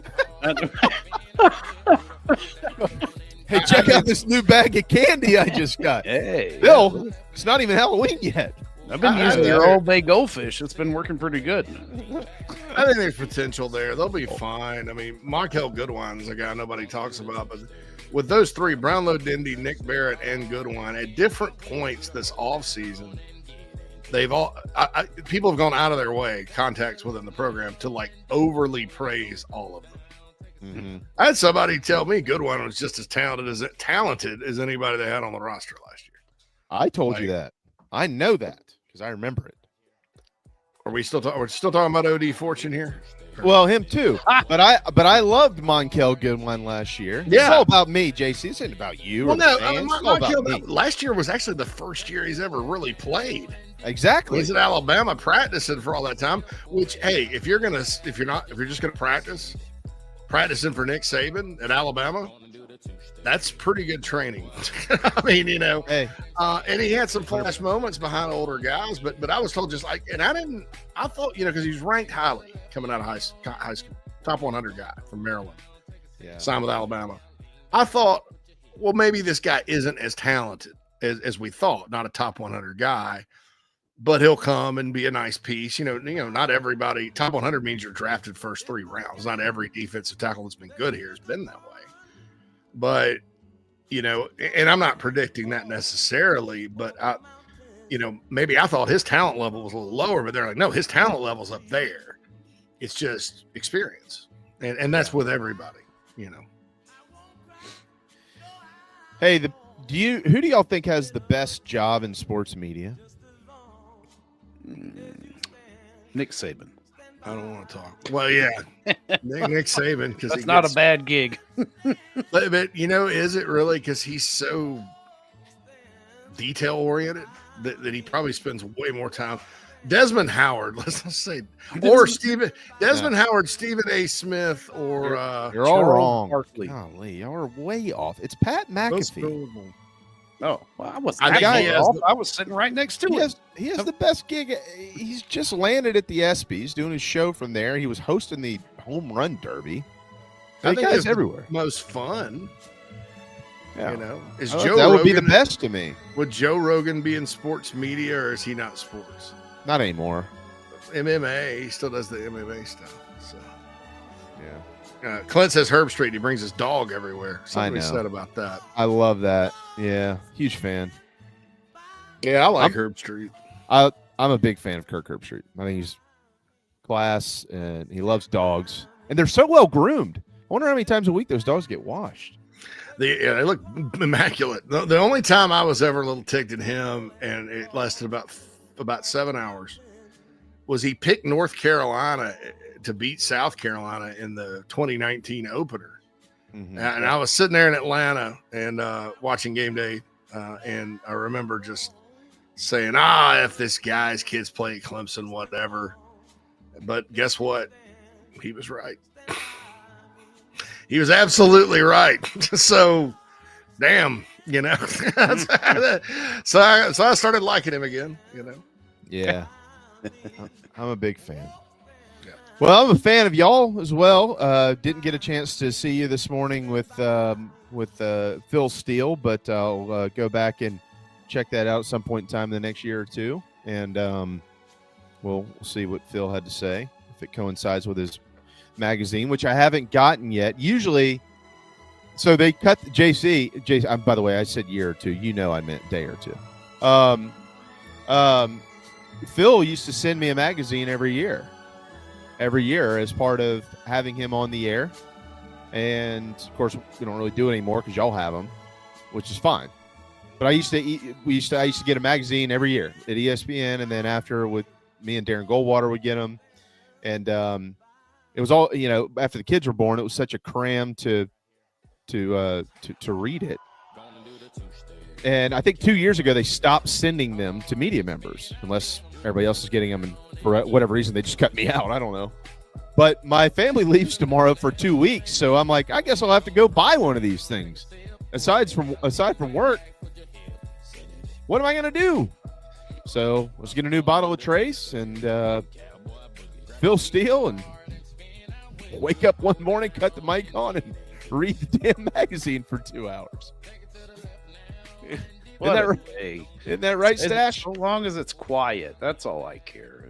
The biggest thing that attracts me to this whole your family's leaving for 2 weeks is the sweet sound of silence that's going to be echoing throughout. Hey, that's great for about 48 hours, and then I miss those little rugrats running around and spilling stuff, and hey, Dad, yeah, spaghetti's on the couch.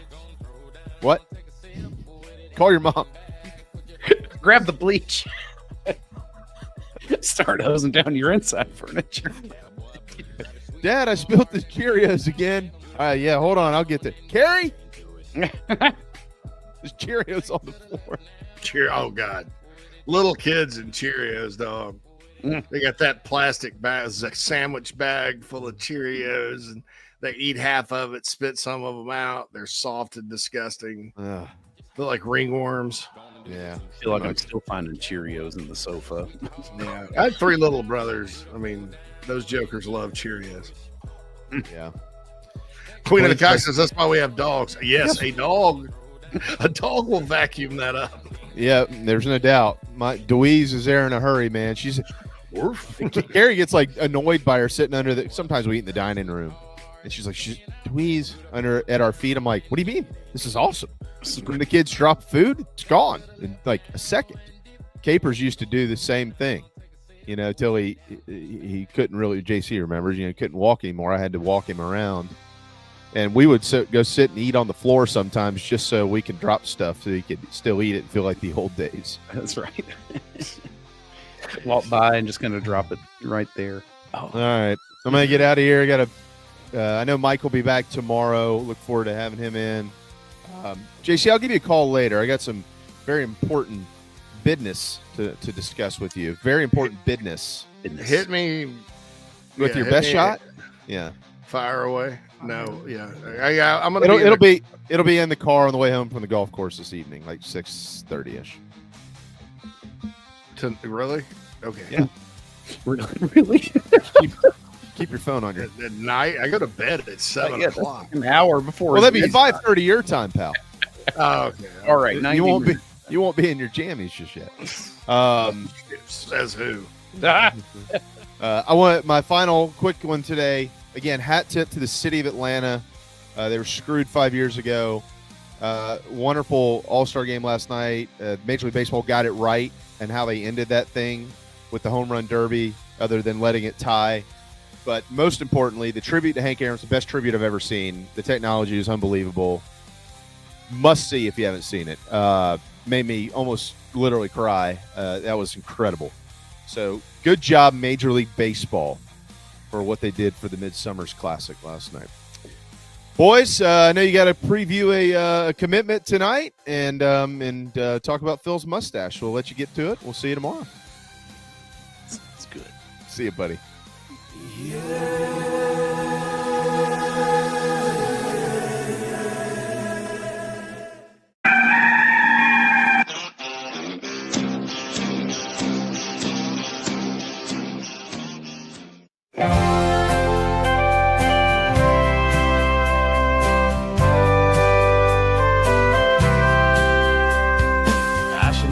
Have screamed in terror that fine day. Saw that purple wig and did not know what to say. It left me sort of startled and confused. Red lips and white makeup and those big old red shoes. But my daddy tore a knot in me for being so damn rude. He said, son, don't you know that clowns are people too? Clowns are people too. Big red shoes. Clowns are people too. Don't be rude. If you weren't a bit lucky, then this could easily be you. I met your mom when she was up on that old trapeze. What can I say but hey, I had a thing for circus freaks.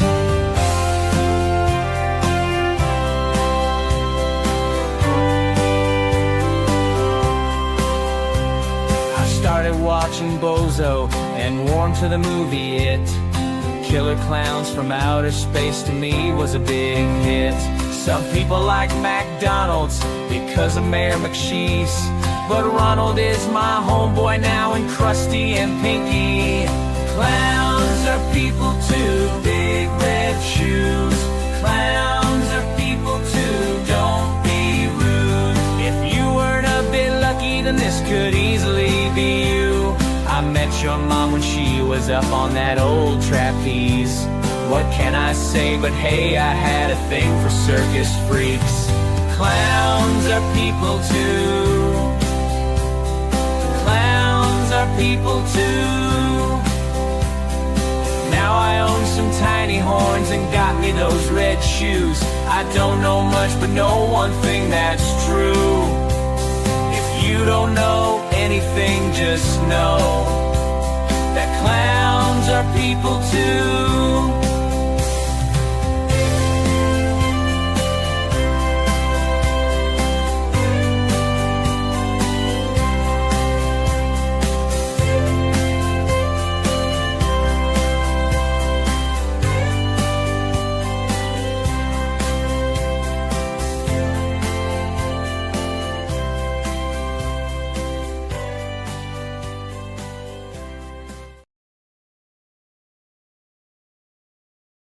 Welcome to Inside the Gamecocks, the show, part of the Chief Sports Network.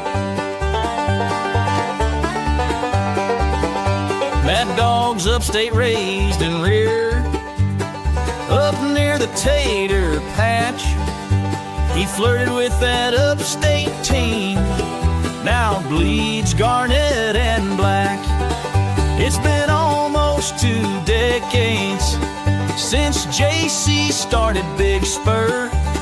He may live outside of Chicago, but he's all Spartanburg.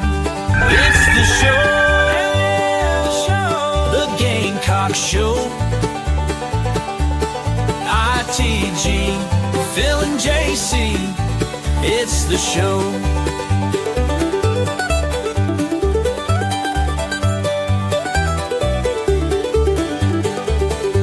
It's fun and entertainment, but also information, things you cannot get on radio. It's the show. Gather around, all you Gamecocks, it's the show. The show, the show. Let's go. JC and Mad Dog Mully on the Gamecock Show.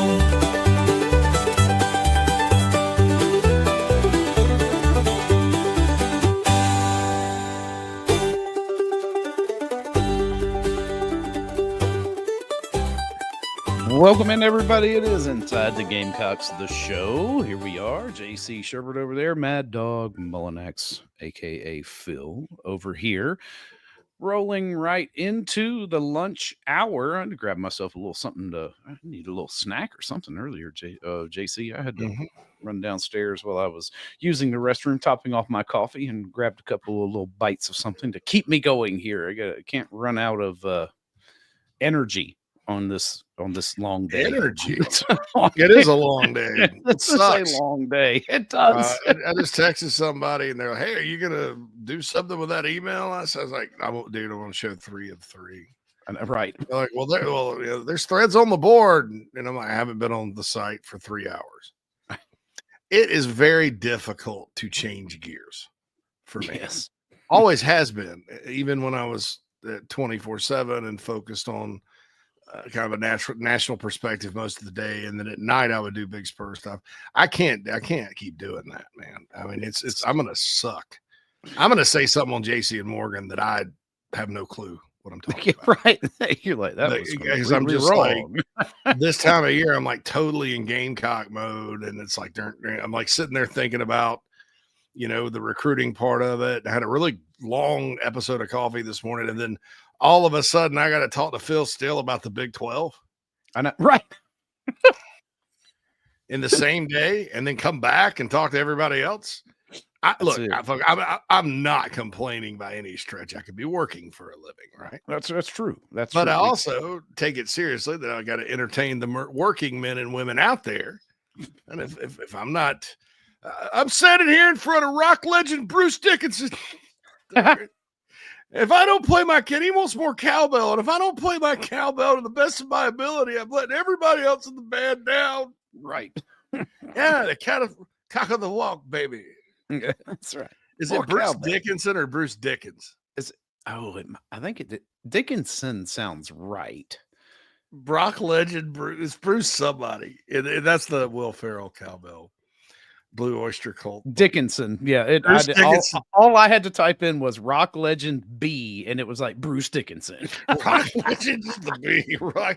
The cock of the walk, baby. I want more. I need more cowbell. I got a fever for a flavor of cowbell. I sounded just like that's how I sounded, like that whiny. Like, if I don't do this to the best of my ability, I'm letting everybody in the room down. I feel like that all the time. No, I'm sorry. I'm certainly not complaining. It is just hard to change gears too, and when you got a million different things going on, and it's crazy. Like I took my medicine early because I knew I had an early morning. I was like, all right, you can't be groggy. You got to get up. Got to get awake because I love Phil Steele. Don't get me wrong, and I'm not complaining, but it's the timing. It's the timing of it because we just got back. The timing was a bit of it, but it's like, Phil, can we turn the camera on? Yeah, it's 2025 because I got to go in there and create these things to not just have a gray square on screen.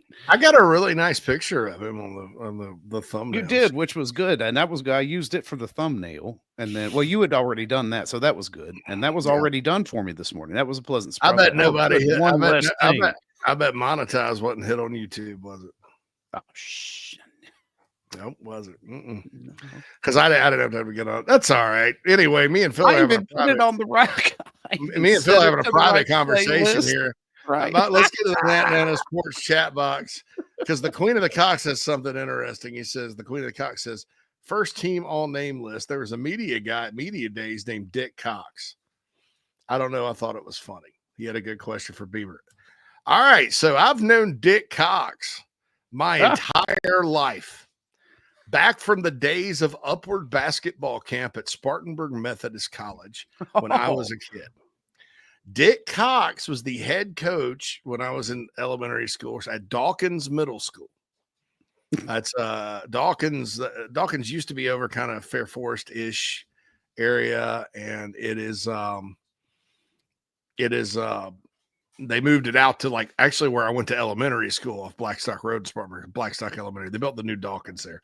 Long story short, Dorman, it was, I think, the Rekas Knicks group of players. Rekas Knicks played at Carolina. That's what I'm saying, telling everybody that. Dorman had a really good team, and a lot of them came off of that Dawkins team. Titus Shelton was a good player too that came off of the Fair Forest team. Fair Forest Middle School used to play on carpet in the gym. Titus Shelton dunked over me when I was in 7th grade. Lots of stories there. Yeah. But Dick Cox was a good guy and good Christian guy. It was a Christian style basketball camp, upward basketball camp. And now you see the upward sports leagues all over the place. It grew out of that. A guy named Kaz McCaslin sort of started all that. But Dick Cox was a good part of that. So I remember Coach Cox from every summer out there. And then later he took the head men's job at Boiling Springs High School. I don't know. I guess he won there a little bit. I don't know. I don't know who all he coached. I don't know when he retired, but when he retired, he started Cox Sports Media. Dick Cox Sports. He's a Gamecock. And he does have a Southern accent because he's a Spartanburg guy. Coach, Dick Cox, Cox Sports Media. And he does sports talk and stuff around Spartanburg and stuff. But he's an old Spartanburg guy. And every time I know it's hilarious when you just hear that when you're talking about the Gamecocks or just the name in general. But he is a very, very good human being and does a good job. And I've known who he is my whole life, so every time I hear Dick Cox instead of, thinking instead of your mind going into the gutter instead. So here's a quote. If you just took it completely out of context and spliced it up. Every time I hear Dick Cox, I think of youth basketball camp. And Mark. Dude, please, nobody spliced that. Every time I think but Coach Cox, we'll call it, every time I think of Dick Cox, I think of youth basketball camp. What in the heck is wrong with you? Hold on. I didn't realize you were Catholic, JC. No, was that? Yeah, but he's a good guy. Yeah. Oh my gosh, dude, I can't believe you said that, Phil. Anyway. Been a long day already. Yeah. Bruin said Pat McAfee would have a field day. That's right. But yeah, I just the Queen of the Cox says, oh wow, I didn't know he's a local guy. Yeah, he's Spartanburg County guy. Richard Cox. So anyway, I saw a meme one time with somebody named Dick Tips. out in. Now that's even more unfortunate. And Like he was a congressman out in San Antonio, Texas. It was always on the news. So you saw the lower third, it said Dick Tips, congressman. And the meme was, now here's a guy that just refuses to go by Richard. Like my whole life, if I would change it to Richard or Rick in a heartbeat, dude. Rick? Well, what's wrong with Rick Tips? Yeah, Rick Tips. And what's wrong with Richard Tips? Those are common names. What's your middle name? Middle name must be horrific. The middle name must be just like awful. like either like a random inanimate object, like or just a word like chauffeur or something. Like the parents, well, we named it something. Middle name is very symbolic. Yeah, that's right. Or it's just like something, antonymus or something. You can't go by Antonymus or Fabian or anything like that in Central Texas. It's Orlando. If you're going to run for Congress, but why not Richard? Why not Rick? Why not Ricky? Ricky Tips. That sounds like a NASCAR driver. Yeah, it does. Ricky Tips sounds like he's winning. He's taking the checkered flag. Yeah, Ricky Tips. Ricky Tips. There. Oh my God. There's Ricky Tips on the right turn. Ricky Tips making a move. I can't believe it, baby. Tiffany says in the Nana Sports chat box, I interviewed a guy once named Richard Ball. I shook his hand. He told me to call him Dick Ball. Maybe you just lean into it if you got it. If you're going top to bottom, that's usually the case. Well, maybe not. I gotta shut up. Breaking news: JC's in the Epstein files. Quit in the concept. There are no Epstein files. Remember, Queen? They're not there. Clint says, I wonder if Dick Tip's middle name starts with Q. Like, what if it's like Queamish or something? Dick Q Tips. That would be better than just leaving the middle initial. Like, yeah. So why not use your middle initial? Even if it is something weird, like Dick A Tips. You could be DQ Tips. Or you could go DA Tips. Yeah. Seymour, Matt says it's Seymour. Yeah, that would be it. Seymour Tips. Seymour Tips. It's not bad if you're not getting taxed on them. Now Seymour would be bad if your last name was Cox. Would be unfortunate. Maybe that's his middle name. Xavier points out some of these guys are doing it on purpose. Yeah, that's why until you confirmed for us that Cox Sports, Yeah, he's not doing it. I was like, dude, is this fake? Fake news. Fake news. Coach Dick Cox the whole time, and people hear it because they listen or they don't ever see him. It's like, and he just identifies himself, Dick Cox. And you're like, what? Excuse me, Do that just to see if he'll smirk. I can definitely confirm. I've known who he is my whole life. I think he's a fantastic person, and nobody really makes fun of him. They just snicker at his name. I mean, yeah, right. There's a lot of innuendo. There's people in Chicago, I'll pass, that have the Cox University of South Carolina hat on. Yes. And I think I'm meeting a fellow traveler, or whatever. And I'm like, hey man, go Gamecocks, we're from South Carolina. And I just wear the hat because it's funny. Because it says Cox on it. Ain't funny to me. That's right. Yankee. Yeah.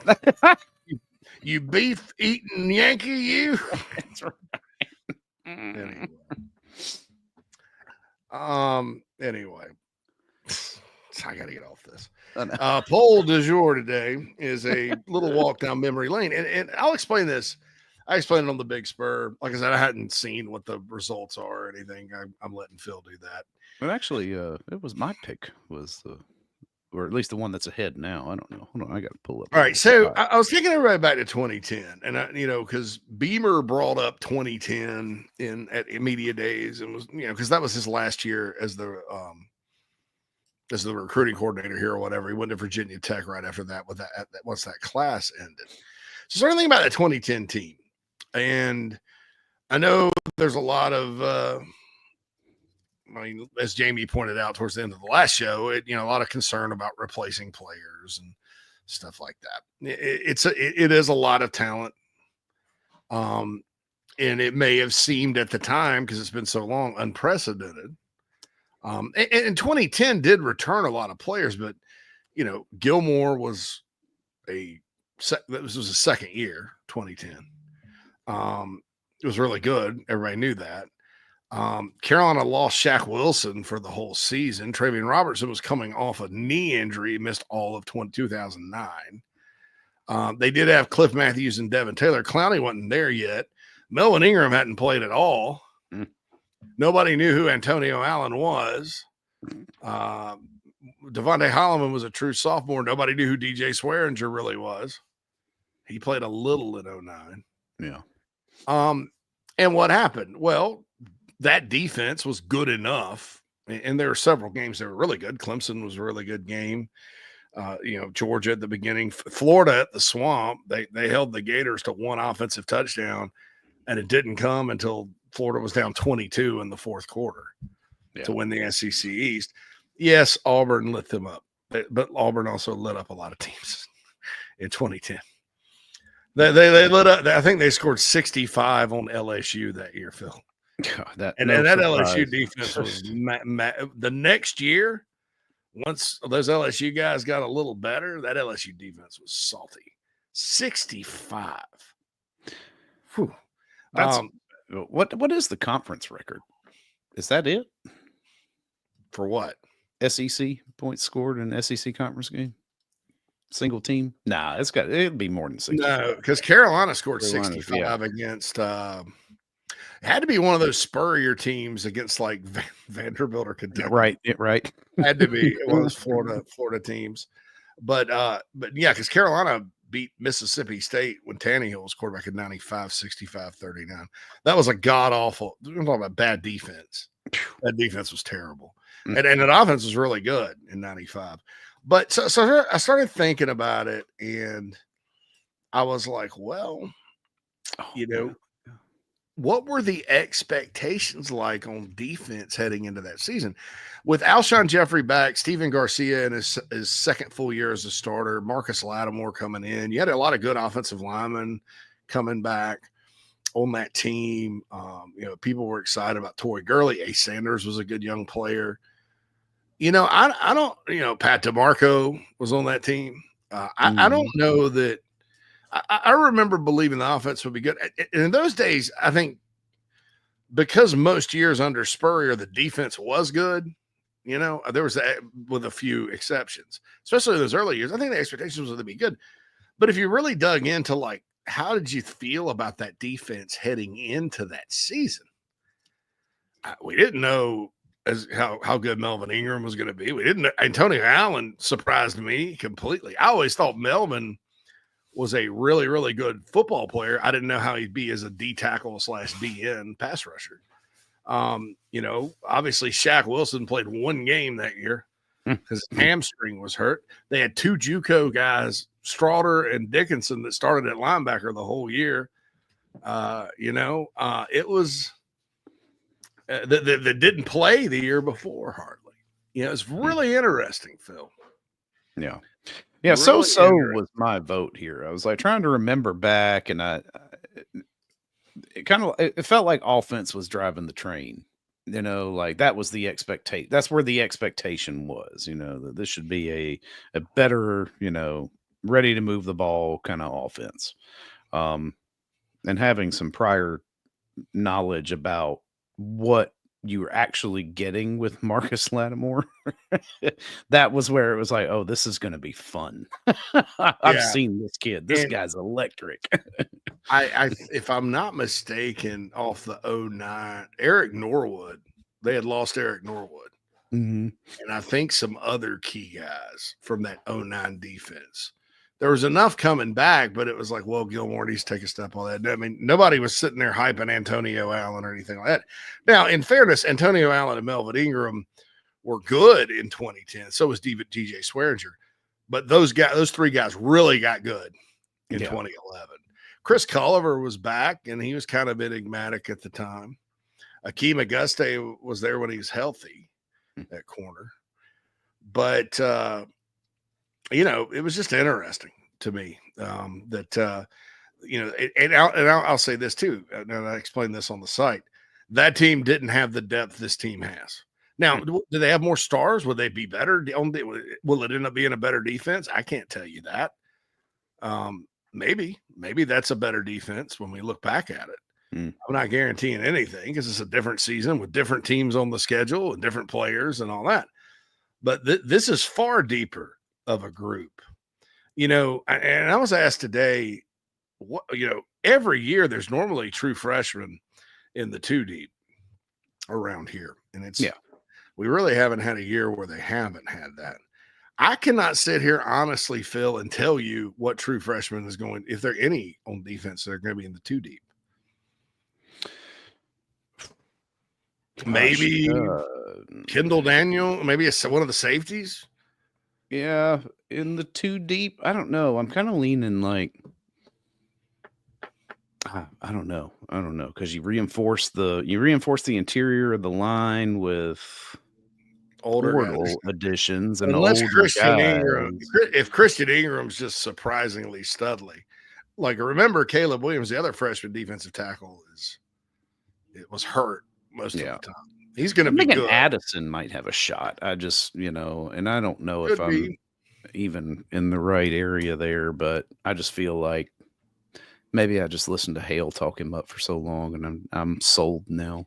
Oh, he had a good spring too, but on defense, like I can't name any true freshmen, and I came across a preview of the 2010 Gamecocks, and they were filling out a depth chart, before the freshmen arrived, because back then you didn't have a bunch of early enrollees, and so I looked at it, and it was like there was nobody on the second team. In lieu of putting walk-ons. So that kind of shows you, and I think Carolina, at least this year and last year under Beamer, admitting that certain positions under Beamer have been quite thin, and that can get you in trouble. I just think the depth is better. Is the team better? I can't tell you that. Are they going to win as much? I can't tell you that. There's no division, so I can guarantee they won't win the SEC East because there is no SEC East. Oh, yeah. But Shed Surratt. Oh, that's offense. Sorry. Yeah, that's sorry. Oh, yeah, Shed. Yeah. Now, somebody, one of the posters on the message board, if Shed Surratt starts, we're doomed. And I'm like, if Shed Surratt starts, that means that means he's absolutely better than good players. Yeah, than anybody expected. Yeah. You don't have to count on him. I mean, it's not like they're saying, well, God, he's all we got. We don't want to cut him, but he's best we have. But, that's the thing there. In the Nana Sports chat box, Brandon points out Culliver was on that 2010 defense. Yes, that was a big recruiting win in the 07 class, getting him out of North Carolina. He was a 5-star per Rivals. Yeah, I think. So I just, so I'm looking at it. And Queen of the Cock says, Josh Dobson, the 5-star corner from Catawba Ridge for 2027, just got his 5th star from Rivals. Clint says he hates to use the term must get Queen, but Dobson falls in the category. He's a stud for sure. So that's the deal there. So Krager says, I think Christian Ingram will play some games because it's inevitable we'll have some injuries at defensive tackle. Guys get banged up at that position. Man, I remember when TJ Sanders, what game was it he went down? And it looked serious. It was Ole Miss. Ole Miss. Yeah, there was one. Because I was so worried about that. Oh, geez. No. But he was fine. He was perfectly fine. I like Christian Ingram as a guy that really emerged his senior year of high school. I love guys like that, Craig. I don't know if he'll play or not. He's 6'6", 310 coming in. That's a good size, really long-armed. I think it, depending on Caleb Williams' health of the two, because we don't, and Beamer said the other day, everybody except Jaylen Brown's back. So Caleb's back. And he does have the advantage of actually being in the program since January. So maybe it's him, but one of the two definitely could do it. So Brandon asked, I'm sorry, before we get to this, because it's down memory lane as well. What's the put the poll back up, Phil? I'm sorry. No, you're good. You're good. Let's see. You haven't started the music yet, have you? No, I was just about to. So good timing. Good timing. Yeah. I mean, no, because I'm like sitting there going, maybe I can hear it. Maybe I can. And no, yeah. So this is the poll and Nana Sports chat box, because it is wide open Wednesday, right? Yes. So anybody can respond and answer. What were your expectations for the South Carolina defense heading into 2020? High, so, low, or other? Yeah. I'm gonna throw an other in there and say good, not great. I didn't know because I was worried about losing Norwood. Although I love Cliff Matthews and Devin Taylor, I was like, that was kind of the stir that straws the drink. But good, not great would be mine. And yes, I did not put my answer as a selection in the poll, because the poll is for the people and not for me. Are you holding down that one other vote? Is that you though? Probably. That's probably out right now. So is out in the lead right now, 61.7%. 31%, 32 almost said they were high going into 2010 on the defense. So how many percent? 32%? 32, yeah, 32, and then 62. And then the remaining, 6 or so were either low expectations, not very many for that, and then the one vote for other. Yeah. So is probably how it was. Yeah. And that's it with the Nana Sports chat box, or with the poll du jour. Yep, I can hear it today. Nice. All right. About to go beat up. I figured it was a good sign when JC and Morgan was going, and you could hear the JC5 number 1. I was like, all right. Yeah. All right, good. We should be okay today. Brandon mentioned Tony Straughter, JUCO kid, turned out to be pretty good in 2010. Yeah, I mentioned him about 5 minutes ago, Brandon. He and Josh Dickens. So that's the deal there. Got more from the Nana Sports chat box. Got to talk about recruiting, obviously. Good stuff. That's been I don't know, an interesting topic. I just paid my stupid car taxes. They were expensive. We don't have car taxes here, but you got to pay $175 to get everybody register every year. Everybody. Yeah. So anyway, want to remind everybody, if they're not gone already, and nobody's told me they are, they haven't told me to quit giving out this number.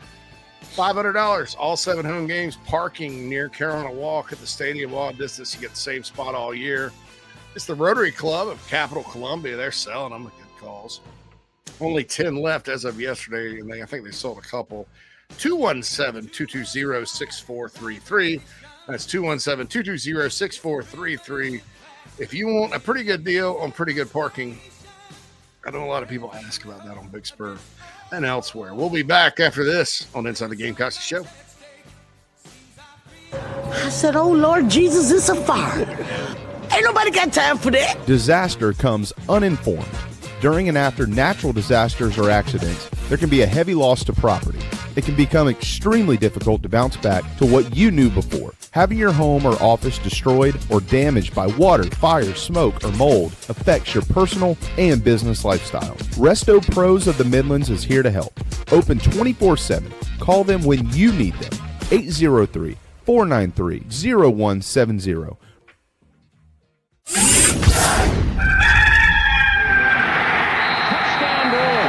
Set up a screen, and it goes to Brewer. 20, 15, 10, 5. Touchdown, Brewer. His second of the day. Pitches it to Brewer. Turns the corner. Touchdown, number 3 of the afternoon. Hey folks, it's Mike Morgan for Ryan Brewer Fence. That's right, you know the former Gamecock legend as a terrific college football player. Well, I know him as that too. I also know him as the guy that runs a great business, one of the best businesses in South Carolina. How do I know that? Well, for one, I'm actually a client of Ryan's. I had my home in Columbia done years ago, and his crew did an outstanding job, just as he does for everybody else. Whether you're in the market for a fence, railings, columns, or anything in between, their craftsmanship, their experience, and service, second to none. Ryan Brewer Fence has over 15 years of experience with consultation and installation of residential and commercial fencing and railings. Rest assured your job will be done with an unparalleled level of expertise, and it's done on time, and they do it right the first time. Again, you're not going to do any better than Ryan Brewer Fence. The website is ryanbrewer.net. Set up an appointment today. Tell them Mike sent you. This is Larry Leitner, owner and founder of Midstate Roofing, and for nearly 30 years, we've continued to be the proven leader in the roofing and waterproofing industry. Midstate Roofing's proven history is your assurance that our professionals at Midstate Roofing will provide the proper advice, service, and results to the needs of your facility in a manner both safe and pleasing to your operation. From high-rise to hospitals, manufacturing to industrial, Midstate Roofing designs and installs bonded systems with a protective guarantee that will keep your operation dry and running long into the future. 24 hours a day, 7 days a week. And this is Blake Leitner, reminding you to protect that roof with a maintenance contract. Call me today at 803-356-1919 or online at midstateroofing.com. And as always, tell them Midstate Twins. If you have a leak, let Midstate Roofing take a peek.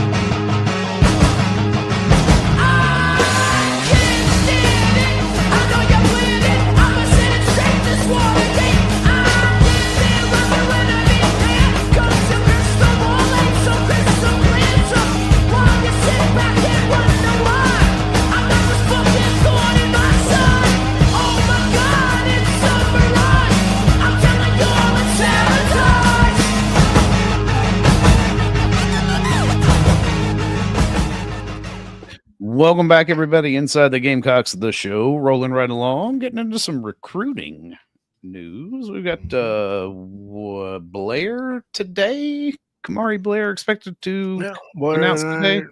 Blair tonight, Samorian Wingo tomorrow, and Wingo, Landon Duckworth on Friday. Yeah. Any significance to the 718 number with Duckworth? Do you know? Hale didn't know. Yeah, I don't pay attention to that anymore. Yeah. Like, like I used to know that stuff. Like, 718 is that was his grandmother's birthday. Yeah, that was. That's how many yards he threw for in one game or something. I don't know. I don't care. I mean, it's and I don't care as much, outside of repeating it to you guys, and I don't even think, but fans don't care as much about it. Because a lot of these are just business decisions. And yes, the players love the program and like the program and stuff like that. But a lot of these, especially this year, are business decisions. And I explained that yesterday. I found out right after we got off the show, Phil. I was on my way to the eye doctor. I got a call from a contact, not at South Carolina, but at another school, kind of in the middle of all this. And what they did, what some schools did, and I'm not pointing anybody out, is every school front loaded. In other words, they front loaded so when they got to the heading into the year, you're like, well, the house settlement kicks in July 1st for football this year. You weren't going to just sit there and spend the cap and that's it. Yeah. Nobody did that. Right. Well, and so a lot of schools started out front loading to supplement that. And then they ended up just front loading because the market got out of control, front loading a bunch of it, but not all of it. And my understanding is the SEC kind of was pretty clear with some schools and said, you shouldn't do that. Well, some did. And so that freed up some extra rev share flow. I think the strategy there is no tomorrow. And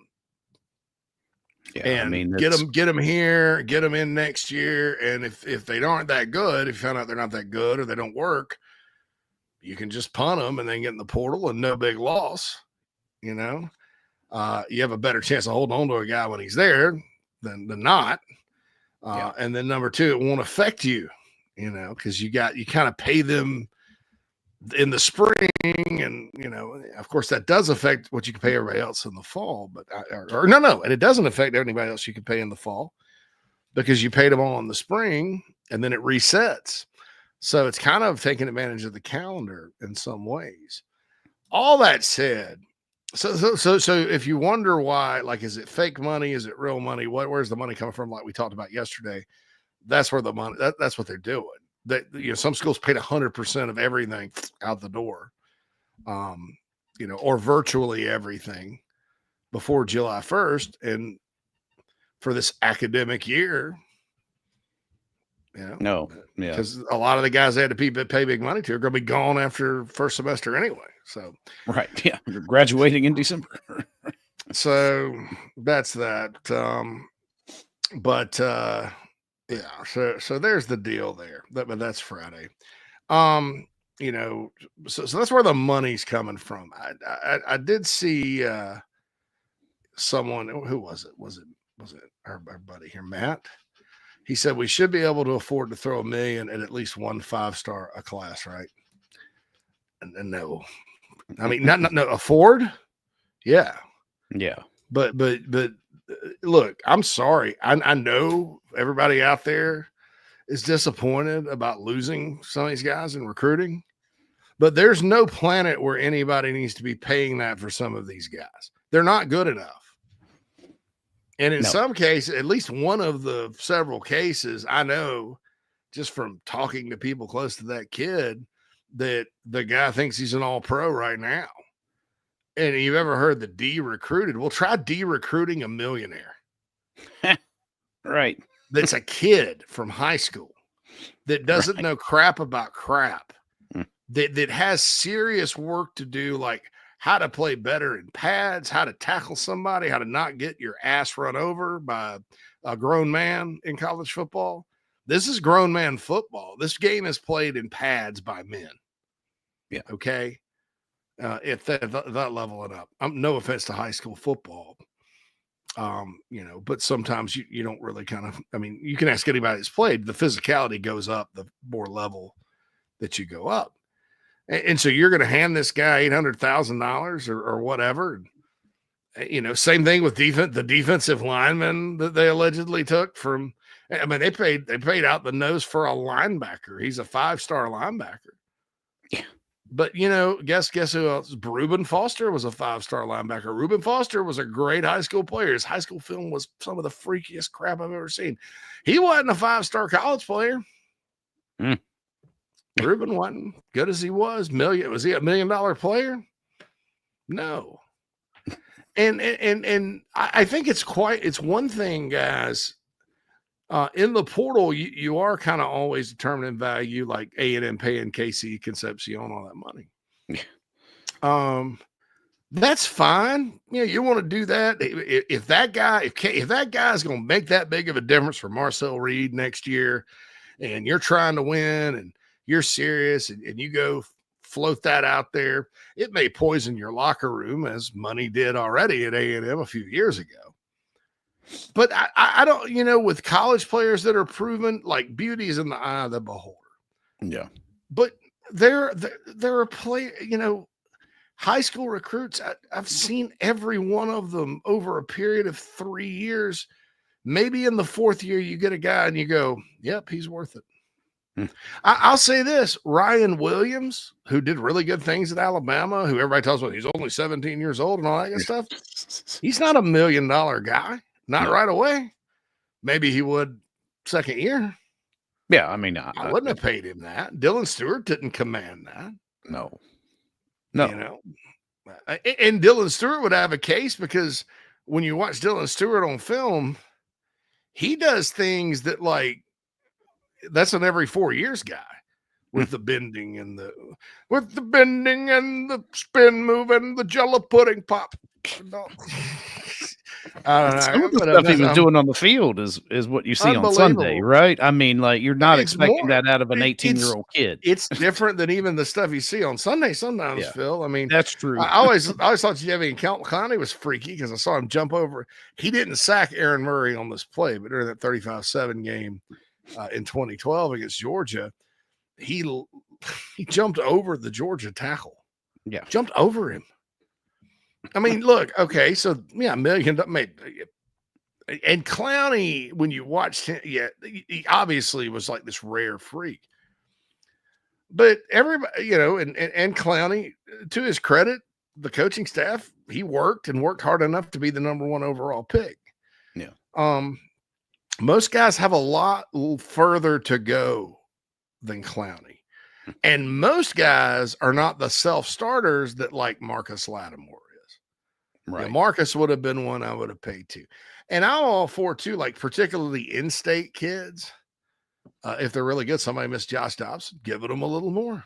Overpay a little bit. Yeah, no. There's no way on God's green earth that kid would get $1 million. And I tell you, somebody mentioned UGA with him, and UGA offered him. He's not getting $1 million from UGA. No, not the way Kirby was talking. You could tell that's not yeah. happening. 2020 and 2027, all this will, in theory, come back to earth. But I think what's shocking to fans and me and everybody else is we thought it was over after, with this class. But there's always a loophole, right? When you're dealing with the front loading and stuff. Well, the front loading's over, so that loophole's closed. And even at that, from a purely South Carolina standpoint, there is no way they need to pay through spend $1 million on anybody, especially Matt, every year. That's just not how football works. We're not in the pros. People don't realize that. Here's a clue for everybody out there that's like, it's professional football. It's not, because you know why? Because there's a process in football to get to the pros. Right. And it's always this. How many guys? So you want to just sue the NFL? People want to sue all the colleges, right? They think it's all this other stuff. So go sue the NFL for not having a minor league, because the NFL is basically like, we got a free minor league with college football, and blah blah blah. That's the way it's always been, and that's pretty good. They don't do anything to help college football. They certainly don't give a crap about putting games up opposite the playoff and everything else. They consider it a competitor. Okay, well, why don't you guys change your bargaining agreement and let guys come straight from high school?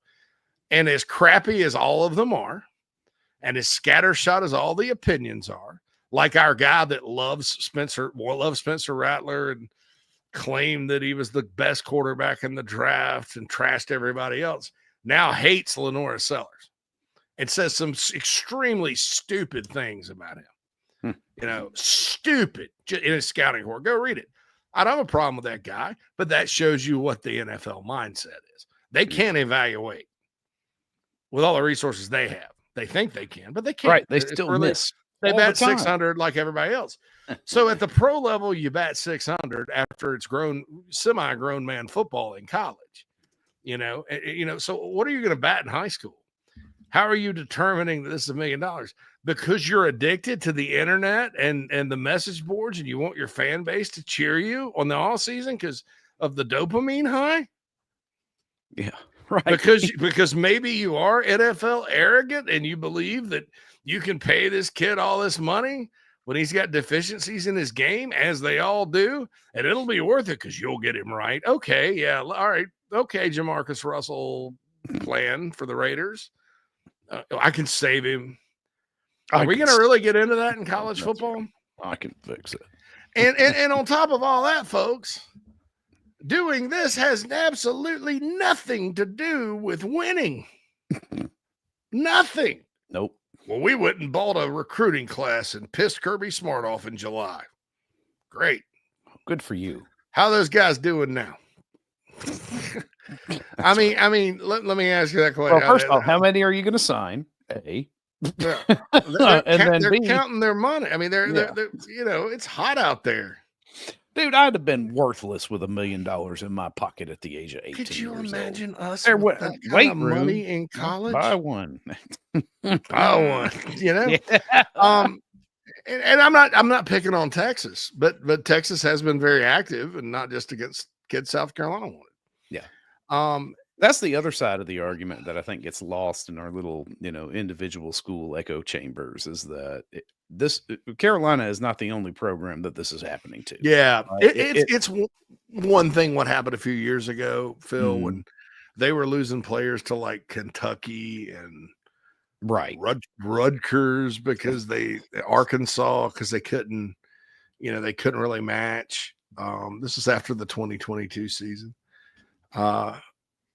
And yeah, it didn't work. And then it got better. And then it got even more better. Better. But this isn't that. I think people think that just because this place is never really, but I'm not happy for my friends that are Georgia fans or Clemson fans that have lost players that they had, and they did have them in similar fashion. I'm not happy because that happened to those folks, but from a Gamecock standpoint, I am happy that you're kind of seeing that, dare I say, stronger together, and no, I don't want to say stronger together. I was joking. We're all in this together. I heard that during the pandemic so much. We're all in this together. Stronger together. Yeah, stronger. But let me just read you something from the poet, Hale McGranahan, the poet, as we go to break. This is pretty awesome. So, and we got some new odds too. Oh, speaking of all in this together. So Hale at 3:12 p.m. yesterday. 4:12, because my Twitter is on Central Time. Clemson, Georgia, and South Carolina fans don't agree on much, but I bet there are a bunch who would be okay sending Texas back to Mexico right now. The whole state. Take the Alamo and your cowboy hats. You can have it all back. Tumbleweeds, your oil. East Texas desert. Yeah, whatever. That's crazy. I'm having trouble watching Landman now. Every time I see a Texas Tech ad. What I'm worried about is it's going to create this national narrative of, well, you're just going to have to throw the next two seasons out because they are tainted and it's not going to be legit. And, it's like, we get a 2-year sample of what it's like with free agency and buying players, and it's going to continue to, try to beat the narrative that, well, if we don't make them professionals, this, and this is going to happen. And if we don't standardize everything to where they're employees, then this, and this is going to happen. People are just going to get turned off, Yeah. By the way, Nana Sports chat box, to tell you, Caden Ramsey is a take. They like him. He's going to be better than Riley, the kid going to Vanderbilt, in my opinion. Maybe. It's like, you never know. I mean, you're right. But Caden Ramsey's like 6'5", 215, 210, something like that. Runs around. Plays all over the field at cross. Sean Elliott, I know, likes him a lot. And we like a lot the Chief Sports app. You can download the Chief Sports app if you haven't already. Most of you probably have. But if you haven't, catch all of our shows on the live stream, plus other fun, the High School Scoreboard Show, and the High School Scoreboard itself. You can check on the Chief Sports app. It's free. Get it on the App Store for Apple or also Google Play. That is the Chief Sports Network app. We'll be back second hour of the show right after this. Charleston Fitness Equipment is keeping South Carolina in shape. Clients have come from all over the Palmetto State to find that one piece of equipment that they enjoy that keeps them looking and feeling good. Whether it's a home rower, treadmill, elliptical, free weights, a home gym, or something else, Charleston Fitness Equipment keeps the mirror smiling back at you. Get in shape like the Gamecocks do. Visit charlestonfitnessequipment.com. Gamecock owned and operated and proud partners of Inside the Gamecocks, The Show. Nana's Porch presents a Southern staple delivered right to your doorstep. Nana's Porch locally crafted pimento cheese has been a hit for years at weddings, tailgates, and other events. Now you can order online and have it sent to your home. Visit nanasporch.com. That's nanasporch.com and click the pimento cheese tab to choose between their original pimento cheese and their jalapeno smoked pimento cheese set. nanasporch.com. Man, that's good.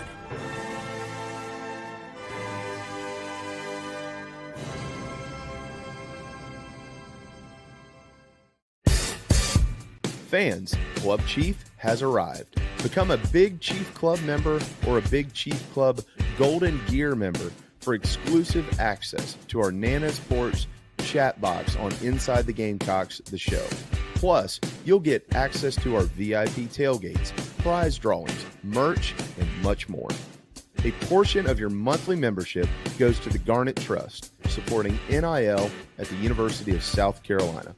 Pull up your Chief Sports app and join on the home page. Thank you so much for being a member of Club Chief, and we look forward to meeting many of you very soon.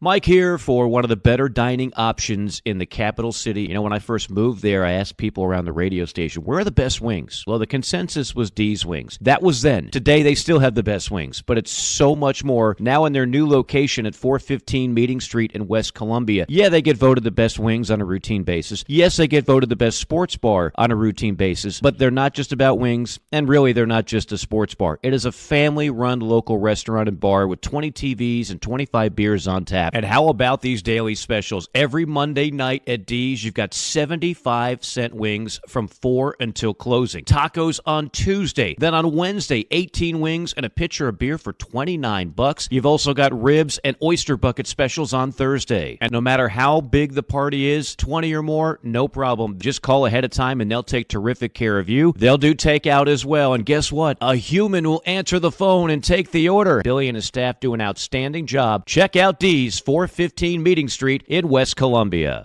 And now, the show goes on.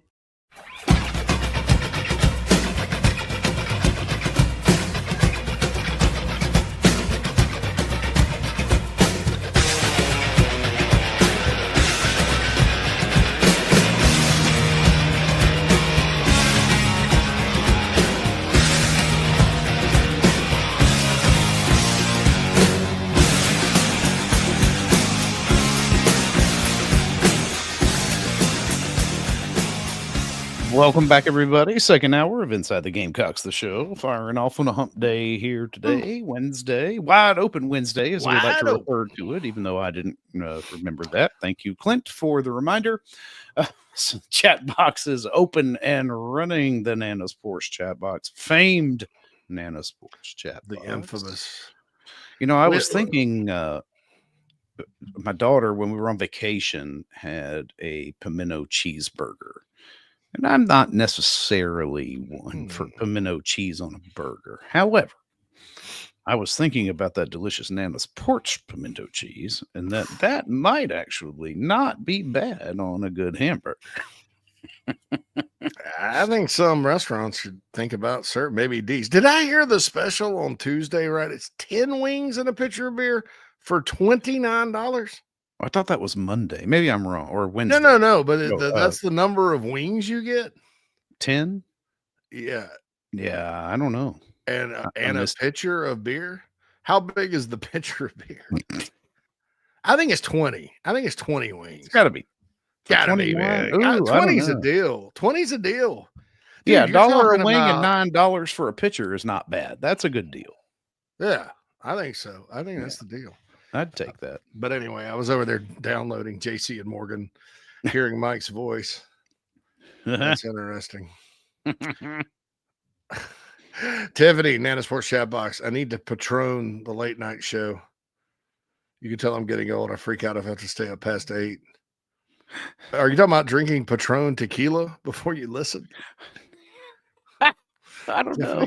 I think that's got to be an autocorrect. If you don't stay up past 8, that Patron may get you a little bit. If I start drinking Patron past 8, I'm going to go to bed. Jeff says Cocky just committed to the Longhorns. Sound a big NIL deal. And UGA. That's right. Yeah. Carolina's only lost one player to Texas. I mean, just one. That was Smari Matthews. But she said, I think she means patronize the show. Yes. I knew that, Clint. Thank you. That's right. Talking about Caden Ramsey, does he stay at tight end his whole career? Matt asked. Seems like he'd be a big DB. Losing Smoke, his D stats were impressive. Keep in mind, it's very small level football with the stats. But I mean, no, they like him as the tight end in this class a lot, or the other tight end. And they think Jamel House from Newberry is going to be special too. The exact quote was, we think there's 3 elite tight ends in the state. And that includes Riley, who's going to Vanderbilt. So maybe Riley is good. I mean, that's a debate. That's one of those fun debates to have after the fact. Nobody wants to have them. They're just worried about the star rating and then how they do for their school. But Vanderbilt was an interesting pick, though. It's like, you don't want to start losing. Well, his family's full of Clemson fans. He's a private school kid. So he's academically focused.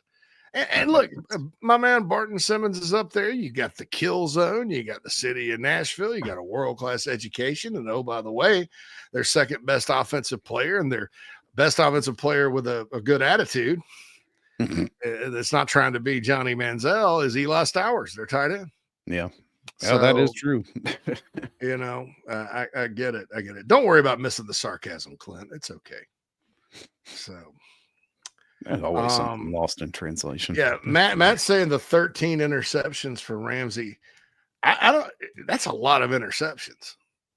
First of all, it surprises me at that level. There's that many teams trying to throw the ball, but I do sit through some high school football around here, and some of these high school coaches are just, I'm like, listen, bro, you don't have the players to run Mike Leach's offense, right? Andy Reid's offense. You maybe need to study up on the wing tee. Like some of these teams have great athletes, and they're out there 5 wide. Quarterback. Oh yeah. Oh, empty backfield. Broadside of a barn.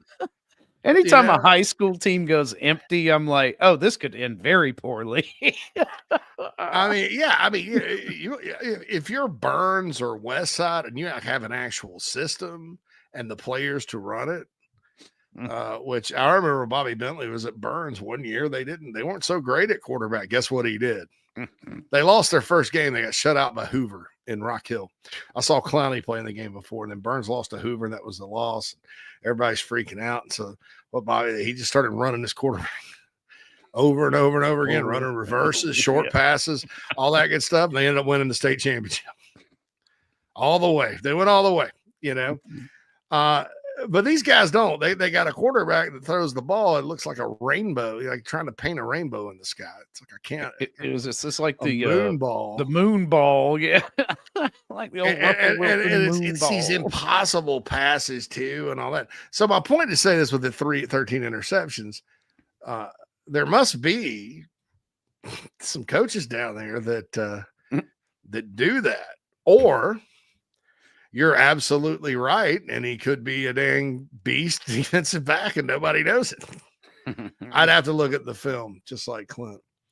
So Brandon says, when does Cozy Barnes announce? Clint answered at the 26th. I think it kind of, with Barnes, I think he'll pick South Carolina if they want him. I think they sort of do. I mean, had they gotten Watkins and Matthews, maybe they don't. But he's a 6'3" DB. He's good. I like him as a prospect. Plus, he's a North Carolina kid. Brandon says Jeremy Pruitt was the DC on that Hoover team back in the day. At that point, I don't think I think he had left, but he was. Jeremy Pruitt was. I remember him walking around at the Hoover has a big 7-on-7 tournament every year. I remember him walking around at the 7-on-7, and I remember his head. That is Hoover's colors are orange and black. So, yeah, Rush Probst was the coach there. He had an interesting story. I don't know if it's public, so I can't talk about it. Nope. But I'm just not going to talk about it. Clint says maybe House could end up being another Josh Simon in a few years. Yeah, I think he's further along in high school, to be honest, than Josh Simon, Clint. His sophomore tape with Jamel House, you turned it on and you watch what he's doing, and you were like, "That pretty good player." And then you look and you see that it's sophomore tape at Newberry, and you're like, "Ooh, really good player, really good player." So that's the thing. Clint said, "Didn't Hoover have a controversial head coach?" Yes, it was Rush Probst. He was on the MTV show 2-A-Days. Yeah, let me, Clint. I mean, not Clint. Phil, Mad Dog. Yeah. Can you have your Googler up? Yeah, let me Google Rush Probst's secret family. See if that's out there. Because I don't want to talk about it. Tiffany says she's turning into her grandma. I'm turning into my mom. My mother and her husband get up at 4 and have coffee and watch the sunrise every morning, which is beautiful. That's great. But she goes to bed at 7:30 local time, which is 6:30 my time.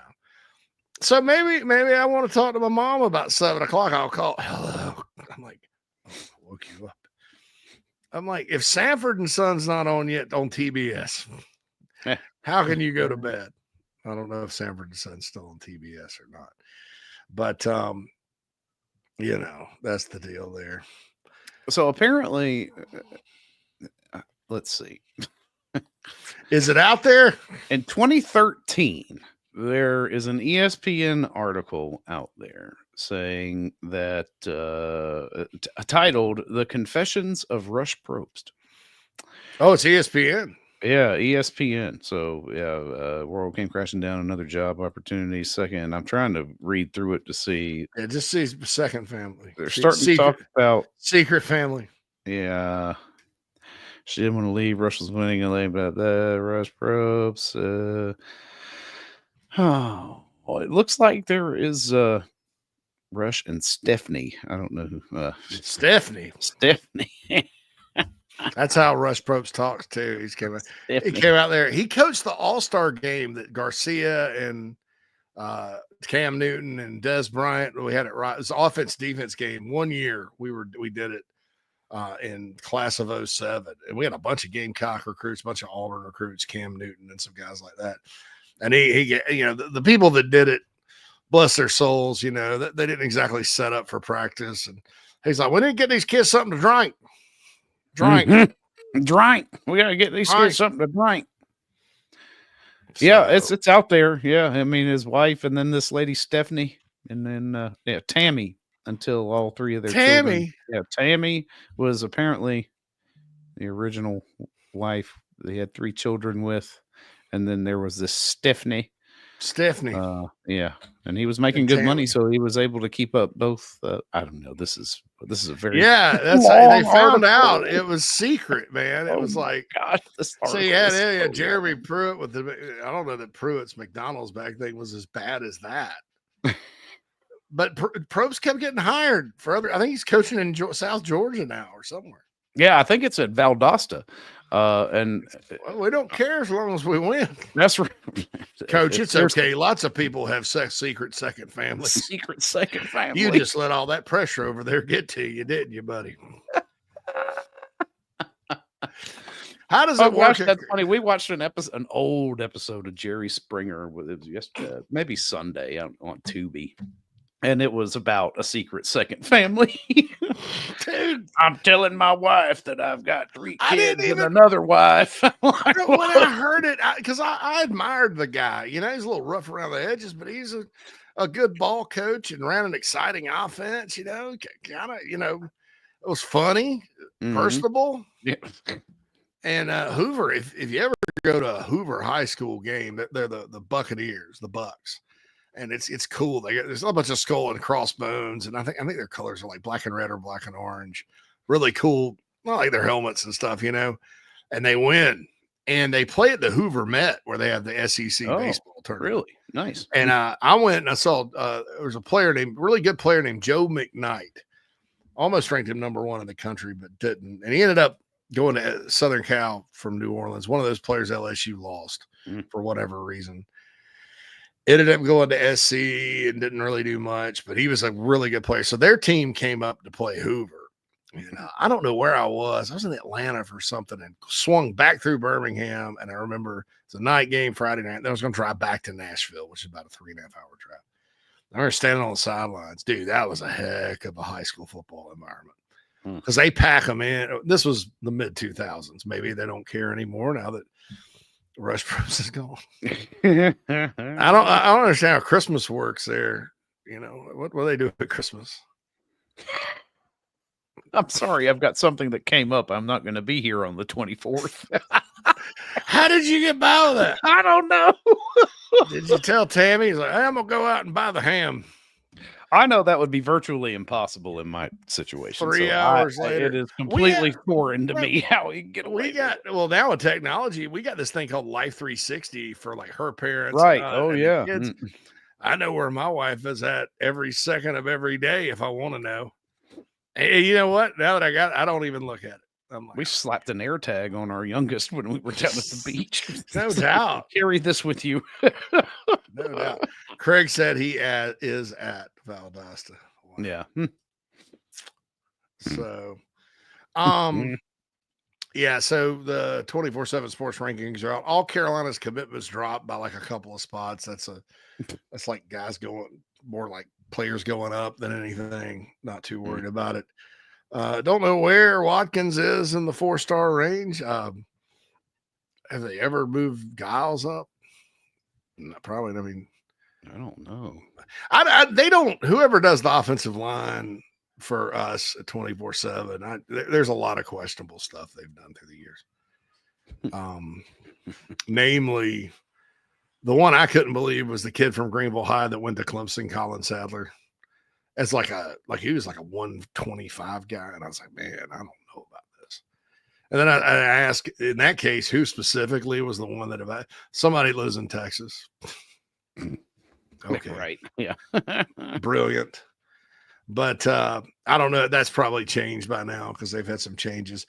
And I'm not criticizing my own company here. I'm just saying if there's one position I don't agree with a lot, it's that. And I think I'll be validated here in a couple of years, but who knows? Brandon says Watkins is an 89 3-star on updated. That's what he's been the whole time, I think. He's 4-star in composite. So, and that's for Brandon and that. Clint says Rush Probst would have been the perfect hire for Bishop Sycamore. Yes. You know what though? He would have won at Bishop Sycamore.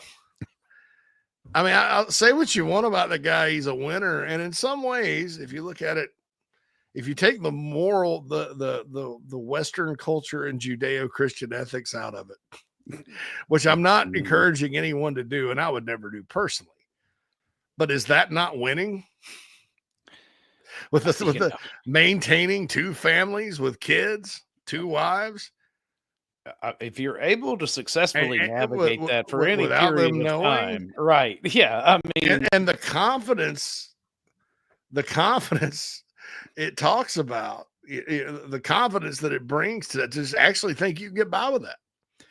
If you have that kind of confidence, you're going to have no problem dialing up a post on 4th and 1 from the 50 because you're like, yeah, let's do it. Oh yeah, we got this. Yeah. You have no problem going deep on 4th and inches on somebody. No, you're like, oh, let's see if they stop this now.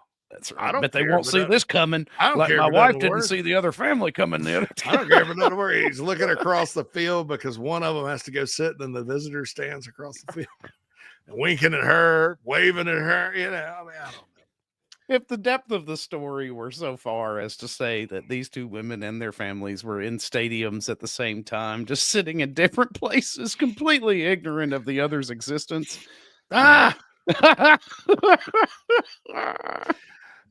So again, taking the morals out of it, like I said, I would not do that. No, if right. You looked at it, if you're not for me, if you're like a nihilist or an anarchist or whatever, that's kind of winning.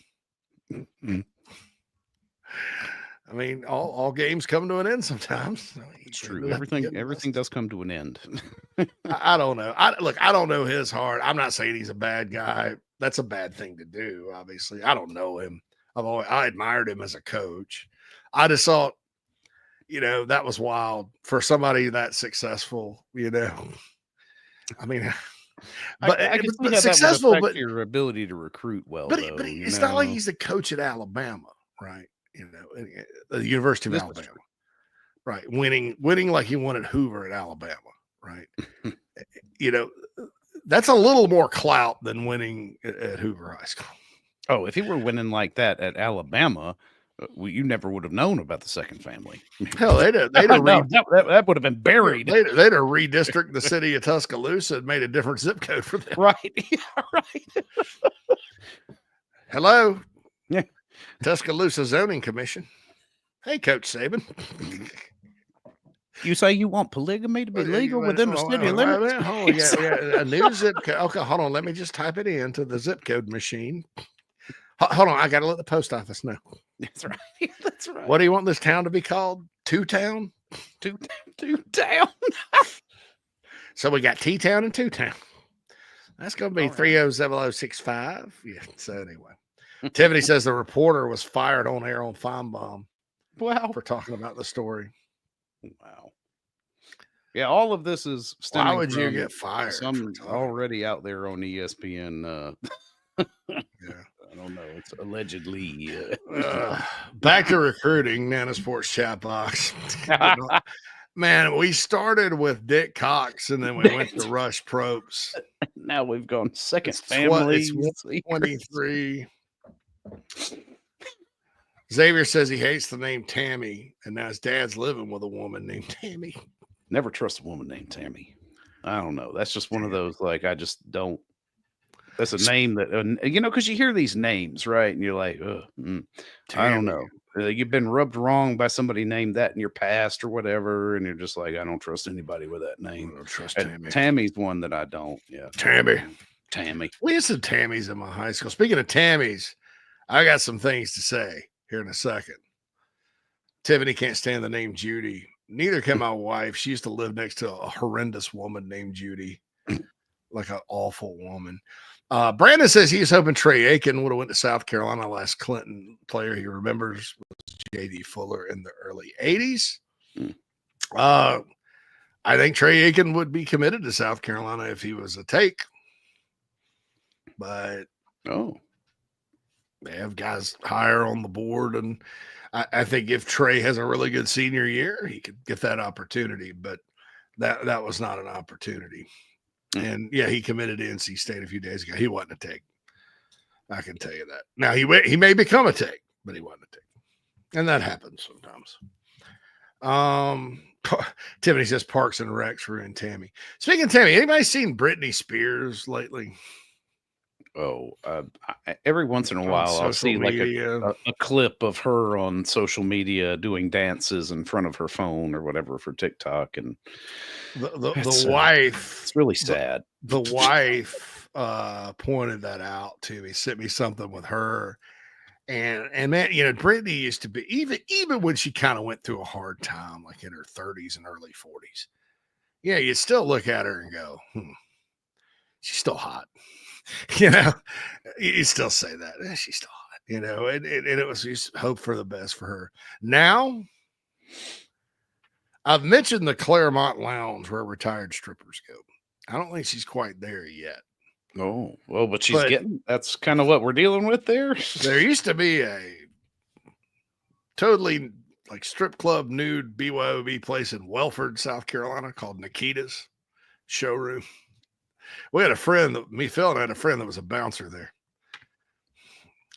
And let's just say, like, it wasn't the most talented establishment. Everybody had a good time, don't get me wrong, but I mean, there were not. Let's just say if you were swiping on Tinder, you would probably swipe left, or what is it? What do you swipe right to skip it, or left? It's left to skip it. Like I haven't any idea. Like I've got any clue as to I don't remember. It's been a while. I know you swipe one way for one. One is good and one is bad, but I don't know. I think it's right to left is no, because it's easier to do that, and they don't want people doing what's natural and matching with people they don't like. Right. If you would probably swipe left a whole lot. Just like, oh my God. And my wife sent that picture of Britney Spears, and I was like, oh my God. And I immediately thought she looks like a Tammy now. She does look like a Tammy now. That's Toothless Tammy from Nikita's Showroom. That's right. All right, check this out. Coming up next, welcome to Nikita's. Be sure to tip your bartender, Toothless Tammy, to the stage. Toothless Tammy to the stage. Right here, Nikita's Showroom. Oh, yeah. We got 2-for-1 Bud Lights all night. Free pizza buffet this weekend. Toothless Tammy to the stage. Here she is. Lovely Toothless Tammy. Let fire up some down. Hank Jr. in the back for her to dance to. It's always that one country song. Yeah. Pour me a cold one and talk my face. Perk me perk and a furnace ray. If they play a female country artist, that's usually it. I don't know, man. I wonder if there's a relationship between the beats permitted on the average song at the club there versus the average age of the dancer. Wow. Are you looking for a more laid back time at the Claremont Lounge? Pray for Britney Spears, everybody. I just saw it. I was like, yeah. She's taking her clothes off at the Claremont to Patsy Cline. We need to help Britney. Save Britney. Dude, I would love that if she was at the Claremont, but honestly, I think she's our age. So I think she's like 48, 49. If she was there, it would make me feel like extremely old. Right. Because I would, at that point, she's not there yet. She's still got some years in her. I mean, I was, because she was kind of off the rails there for a while, but it didn't really affect her looks. Now it's starting to affect her looks. It's bad. Yeah, I mean, I supported her getting away from the conservatorship from her father being an adult and all that. Now I know why she had a conservatorship. But now I'm kind of like understanding it a bit better. Why like, she had if one. I were your father, I'd want to control your money too. Jeez. Whoops, I did it again. All right, final break. I promise we're going to get back on track. Interesting thing Phil Steele said today, in case you missed it, and there's more than this, so please go back and listen to the interview. It's right here on YouTube, Chief Sports South Carolina. Please like, subscribe, and share to that. He was on JC and Morgan. He thinks Oklahoma is a dark horse for the playoff. Oh, I did not hear that. He broke down their defense, which is really good. R. Mason Thomas and those guys, and they were good last year. And then he thinks they fixed their offensive line, and that it wasn't crazy big. I mean, it was big on Mateer, but it wasn't some of these over the top takes on Mateer. Like Mateer's going to be a Heisman, which it could be. It was like, hey, Mateer can run and throw, Of course, Hawkins and Arnold could do that last year too. Yeah, a lot of good that did them against Carolina. But it wasn't all about Mateer. It was fascinating. It was kind of about Oklahoma's whole personnel and whatever. So I don't know. I still think they got a very tough schedule. And like you can say the same thing about South Carolina.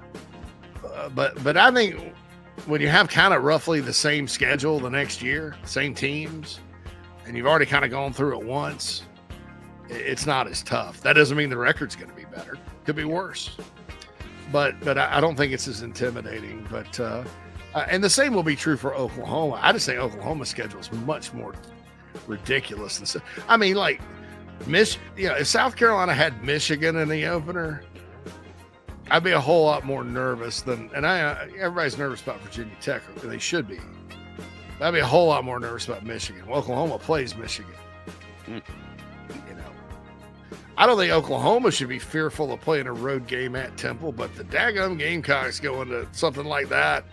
Oh, man. Hey, what are you thinking? You're talking about a program that's been to Hawaii for road games twice and gotten blown out both times. So I don't know. I don't know that I'm buying Oklahoma, but I thought that was kind of Phil's team. Had some interesting things to say about Texas A&M too, Phil. Not Phil Mullet, Phil Steele. Mad Dog. I'll just call you Mad Dog while we're talking about Phil Steele. That we'll get into when we get back. Plus, betonline.ag released new SEC championship odds. So we'll talk about that as well right here inside the Gamecocks The Show, brought to you by the Barndo Co., built by the Barndo Co. Also, Tony Pope State Farm, TonyPope.com, #1 insurance agent in South Carolina. Switch your insurance over there, folks. We'll be back after this. There's nothing like Saturday in South Carolina. However you enjoy Gamecock football, Gamecock Traditions has a long-standing legacy of being a part of your game day. From tailgates to touchdowns, Diving and into the end zone. Gamecock Traditions has what you need and want with our beloved Block C logo. Get into Gamecock Traditions in Lexington or the Village at Sand Hill, or visit GamecockTraditions.com and have it shipped to your doorstep. We look forward to taking care of your family. Go Gamecocks.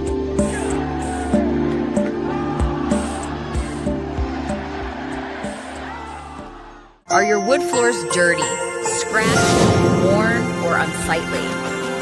Refinish your hardwood floors with Recoat Revolution, your solution for dull wood floors that need an upgrade. Our one-day, dustless wood floor refinishing process is simple, effective, and affordable. Our goal is to serve as many customers as possible, so give us a call in South Carolina, 803-397-1365. Or visit us at recoatrevolution.com. Go Gamecocks! Nana's Porch presents a Southern staple delivered right to your doorstep. Nana's Porch locally crafted pimento cheese has been a hit for years at weddings, tailgates, and other events. Now you can order online and have it sent to your home. Visit nanasporch.com. That's nanasporch.com and click the pimento cheese tab to choose between their original pimento cheese and their jalapeno smoked pimento cheese set. nanasporch.com. Man, that's good.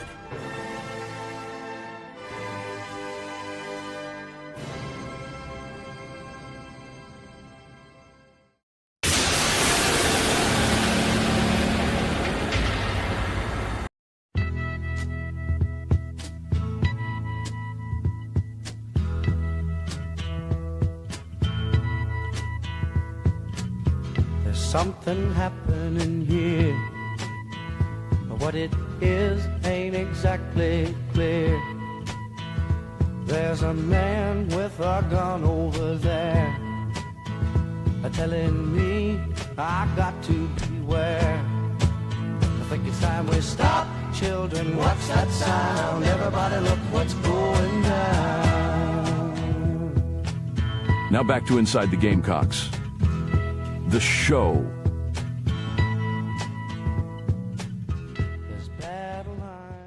Welcome back, everybody. Inside the Gamecocks, the show rolls on. Phil, Mad Dog Monash, JC Sherbert in with you. What you got, JC? Man, somebody dropped a Godiva's reference in here.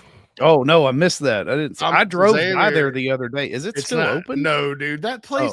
Remember, it was out. It was out on Whitehorse, right? Or well, no, I'm thinking is there a new Godiva's? Well, there were two. There's one out on 29, heading out towards. Yeah, like at St. Mark Road is where that is. And then there's the one now, because I know the Southern Greenville one down there near Donaldson Center did close. That did close. That was Godiva's. I'm thinking of the place out on. It was in an old A&P. Out 123, like you're going to Easley. Oh, Diamonds. Where Diamonds, yeah, because we were right all out there for a bachelor party once. Maybe twice, if I'm remembering correctly. But yeah, that was interesting. But no, it right past the two. They have two versions of the clock right beside each other. Yeah. One of them has really good steak fingers, by the way, like you used to get in school. Yes. Anywho, I would say they tried turning that into a church too, which is definitely something they try to do here. When I was in Greenville back in, it had burnt down, or part of it was torn down or something out there. But though that's the one out near Donaldson, since that did close. Yeah, that one is definitely closed. But I drove by the one on Wade Hampton the other day, and I had completely forgotten it was there. But the sign is still there, girls or whatever. Girls is and then. And I'm like, is that place still open? And it was early enough to where I could not tell. And Diamonds is a church. Now, thank you, Clint. Just like they are turning Platinum Plus also into a church. That on that property, they're turning it into a church? Yeah.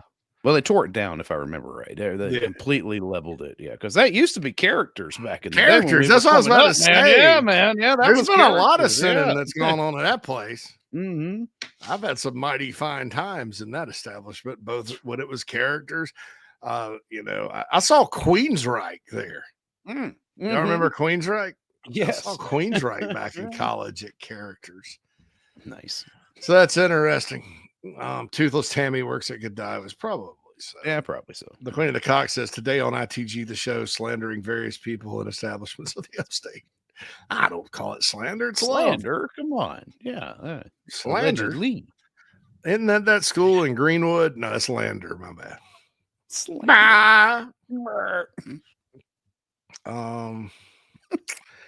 Brandon, full of recruiting memories today when his high school Union was a powerhouse in football. And what's interesting about Union's powerhouse ability in football was, and they were good when Steve Tannehill was coaching there. But when they merged Jonesville and Lockhart in there and made Union County, it wasn't as good anymore. But it was just Union High School. Yeah. They've not been Roscoe Crosby. Yeah, what a disappointment he was as far as how everything worked out for him. Kyle Browning, good. Eric Young, Big E. Boy, that was not a fun recruitment to follow. He and Kelvin Grant both, right? This was back when I think it was the Holtz era. So it was before I was working at a newspaper. I remember following that thing. And, of course, the Clemson media were convinced he was going to Clemson. Eric Young was going to Clemson the whole time. But it's like, nope, he's going to South Carolina. And they reported that the first morning. And usually when a Clemson outlet said he's going to South Carolina, then you could kind of take it to the bank. Kid got up, signed with Tennessee, Philip Fulmer. Didn't do a whole lot at Tennessee. It wasn't as good as maybe we thought.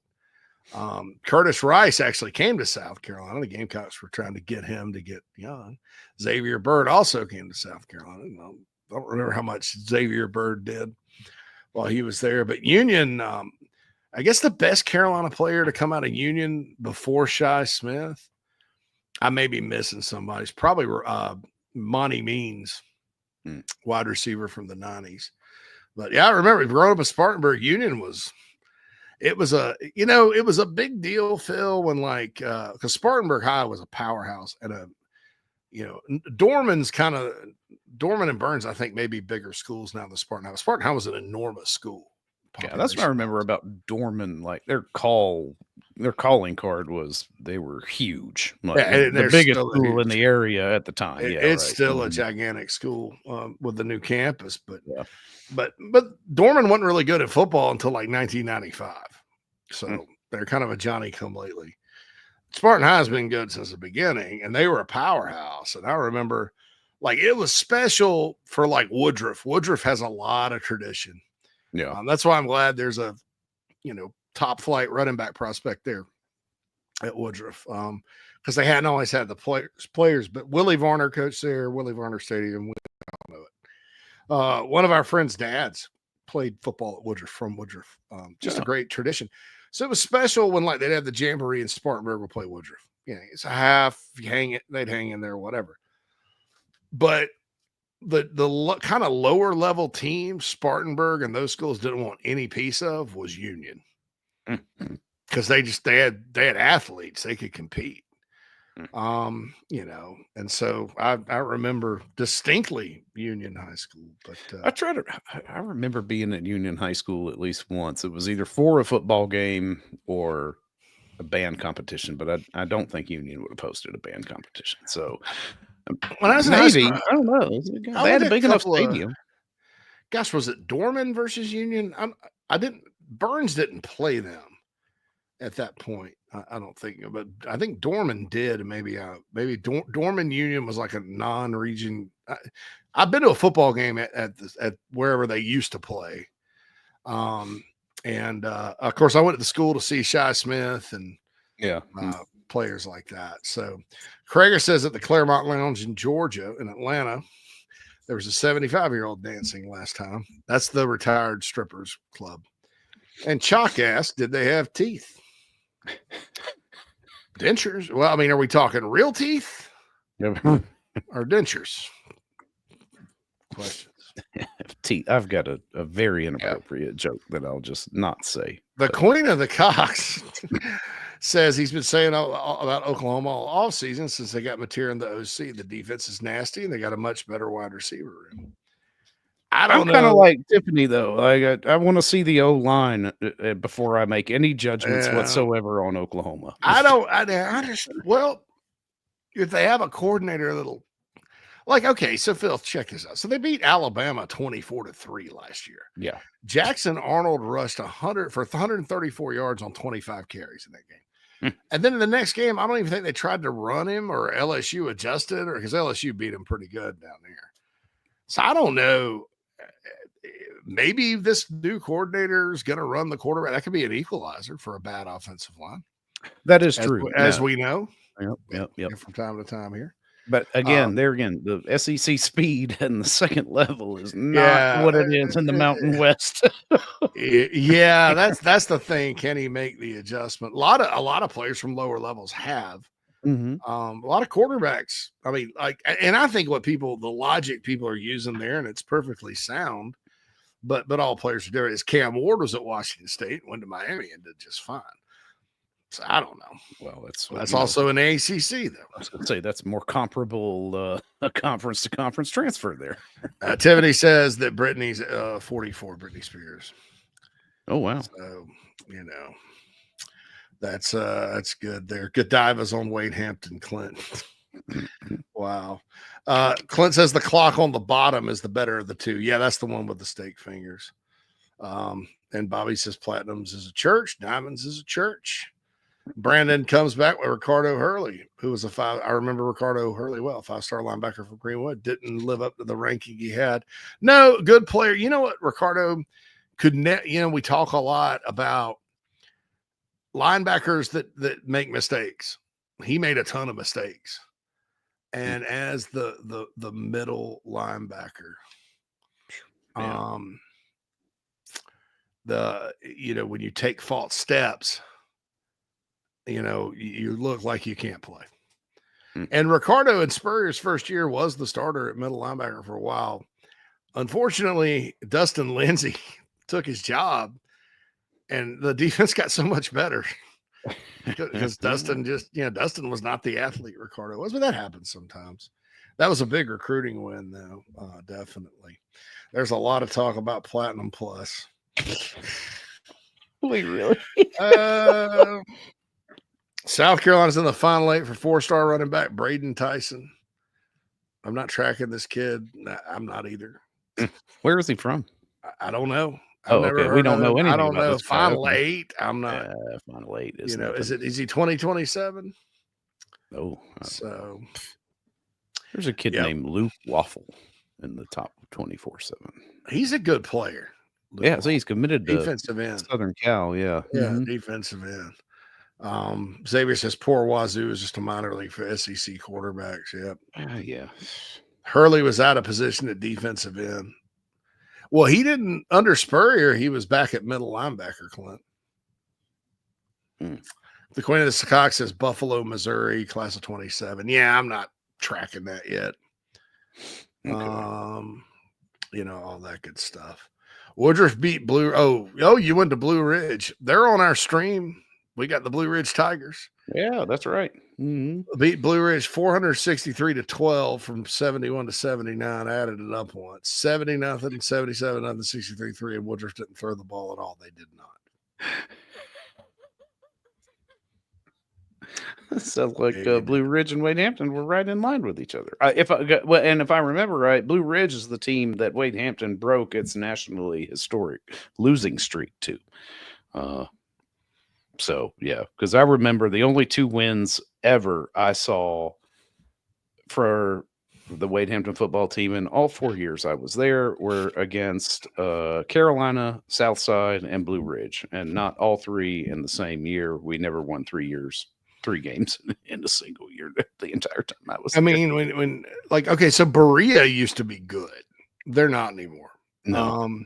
But when you're in a county, when you're Wade Hampton and you're that big a school, and you share a county with Berea, Carolina, Southside. Look, those Malden and Hillcrest used to suck terribly as well. They were all the same side. They were all 3 side, yeah. East Side, Riverside, not really known for football. More basketball school when they're coming up. I mean, TR, for God's sake.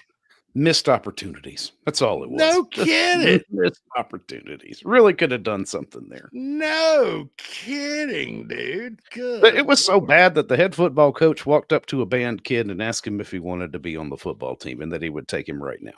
And I can confirm that because I am said band kid. There you go. Come on, Mullinax. Hey, man, you Hey, I'm good, man. you're a big old boy. You ever don't want to play football? It's hard now. It's hard. I think we could use you. We want you as the. He's probably recruiting. It's Yeah. be a special person if you come out here and play for us. You're special. And there's times where I look back and I was like, man, that really could have changed the trajectory of your life. And then I'd be like, and then you just kind of drop it because you're like, well, I'm happy with where I am now. Yeah, I know you got a band scholarship to college. I know. Yeah, playing in that. No, not band scholarship. I had an academic scholarship to university. I just happened to. I learned something new about Phil's genius every day. Seriously, I was not a good enough musician to catch a music scholarship. I loved marching. A band and being outside and being a part of that whole thing was always fun. But when it came to, I was not winning awards as a soloist or anything like that. I was good, but not great. Jeff's at TR High right now working for the district. Oh. They have one of my favorite mascots, the Devil Dogs. Devil Dog. I like man. Mm-hmm. Of course, you look at the mascot itself, it's just a bulldog. There's nothing devilish about it. But there's nothing devilish, demonic about the demon deacon from Wake Forest. Or maybe there is. Yeah, I don't know. By the way, somebody came up with a good idea. I don't know if the new coach, which, by the way, was Washington State's coach last year, you got to really feel bad if Wake Forest takes your coach and you're Washington freaking State. That's a different story. So anyway, they have the deacon with the stretched neck, with the hat. Yeah. That looks like kind of, he has more hair than the poltergeist guy. The God is in his holy temple. I don't know what that character's called, but you're gonna die, Carolyn. Oh, right. Carolyn. Yeah, that guy freaked me out. Kind of looks like that a little bit. They're not going because the Wake Forest helmet is like the block WF or whatever. They used to have the wing WF back in the day in the 80s and 90s, but it's just putting that dude on the cartoon dude on the side of the helmet. I think that'd be fly. Yeah.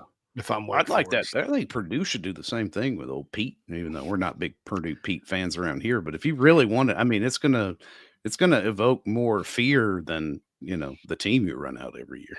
Listen, Purdue Pete belongs to us. That's right. That's right. We've made him into a celebrity on the show. But a big helmet with his face on the side of That's it. what I'm saying. I mean, oh man. Or maybe just all over the back, right? Yeah. Weekend comes in. JC is hitting me in all the fields talking about Berea and bad mouthing the trash rats. Made my day. Nice. Bobby's putting his foot down. He's not putting up with Purdue slander today.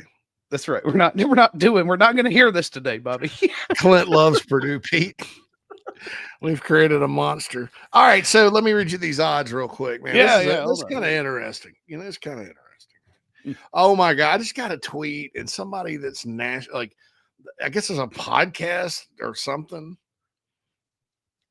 How long take on Godivas? How long? No, it's not as cool as this. How long will Arch stay in Austin? Who cares? What? Let the freaking kid play. You want him to how transfer? long Arch is gonna stay in Austin? I know it's 1 probably year. not popular to stand up for Texas around here right now, but oh my God, dude, let him have a chance to play.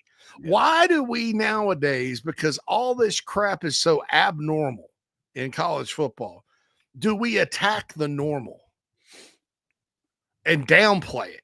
Yeah.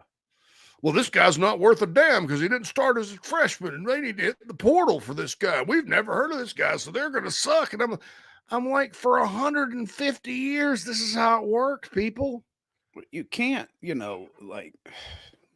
just navel gaze at the name Manning for a season, and then when the kid finally gets his chance, start Now questioning you want him to whether leave. now you're like, well, he's too good for Austin, or maybe he's not good enough to be in Austin, or maybe It shouldn't even. I mean, it is fundamentally unfair to the player, unfair to Texas to even have that as. I mean, you want to kind of mention it in passing. Well, I don't think he's going to stay. Okay, well, there's your hot take, and put it in your little pocket like a potato, and we'll see if your potato.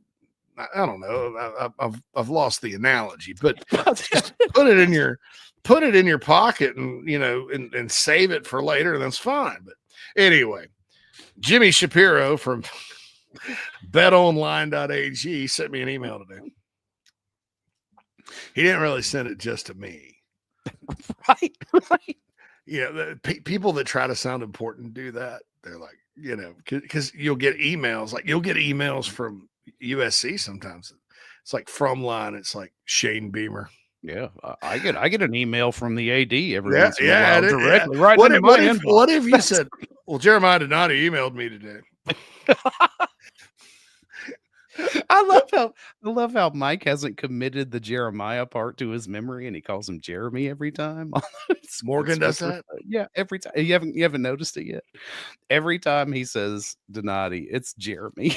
Jeremy Donati. Like, I don't know who Jeremy is, but Jeremiah Donati might have something to say about that. Jeremy Donati. Jeremy Donati is. I mean, in Ray fairness, Tanner's new pseudonym is who that. In fairness, that guy's got to get on TV all the time and remember 1,000 different names. No, I know. That's why I've never called him out on it. I just kind of chuckled to myself. I'm like, oh, I do it real. I do it real time, and sometimes it may bother him. I guess I don't know. I've never asked him, but I'll sit there and be like, "It's John, not Joseph. John, Mike." That's right. Just because I know I could never do what he does, and a large no. part of what he does, and so I'm like, oh, I got my chance to kind of be a jerk. I mean, he's a friend of mine. I can screw with him a little bit. Yeah, because I totally don't think any of that's intentional. It's just like you have to remember. Just like because here's the thing. I was listening, and I really did because I was very introspective with this when I heard it. I was listening to Mike call some basketball game this past season, and I'm like. And I knew he had just come off of calling a game like 3 or 4 days prior. I'm like, dude, how do you make yourself sound like you're just completely up to speed with both teams on the floor just like that when 4 days ago you may not have known, but just tangentially the starting five for each and the head coach. And I'm like, this is impressive. It really is impressive. These guys that go out there and do that. Play-by-play guys. Yeah. Look, it's a Jeremy Donati. BRC's got it in the chat box. Yeah, I know. I love it. You're absolutely right about play-by-play guys. To your point, I just got it interesting. He said President Trump used to text me asking me to vote for him. I'm kind of a big deal. So I got an email from Jeremy Shapiro today, or Jeremiah Shapiro, or whatever the hell his name is. All right, so this is interesting, and these are updated odds and for BetOnline AG. But so Texas is 11-4 to win the SEC. Georgia's right behind them, 3-1. Alabama 4-1. LSU 7-1. These teams are interesting, man. You've got Ole Miss, highest outside of those four at 14-1. A&M 16-1 now, and so Phil Steele was talking about A&M a little bit, and of course they're on the schedule along with Oklahoma, so I naturally looked up, and I just don't know about their defense.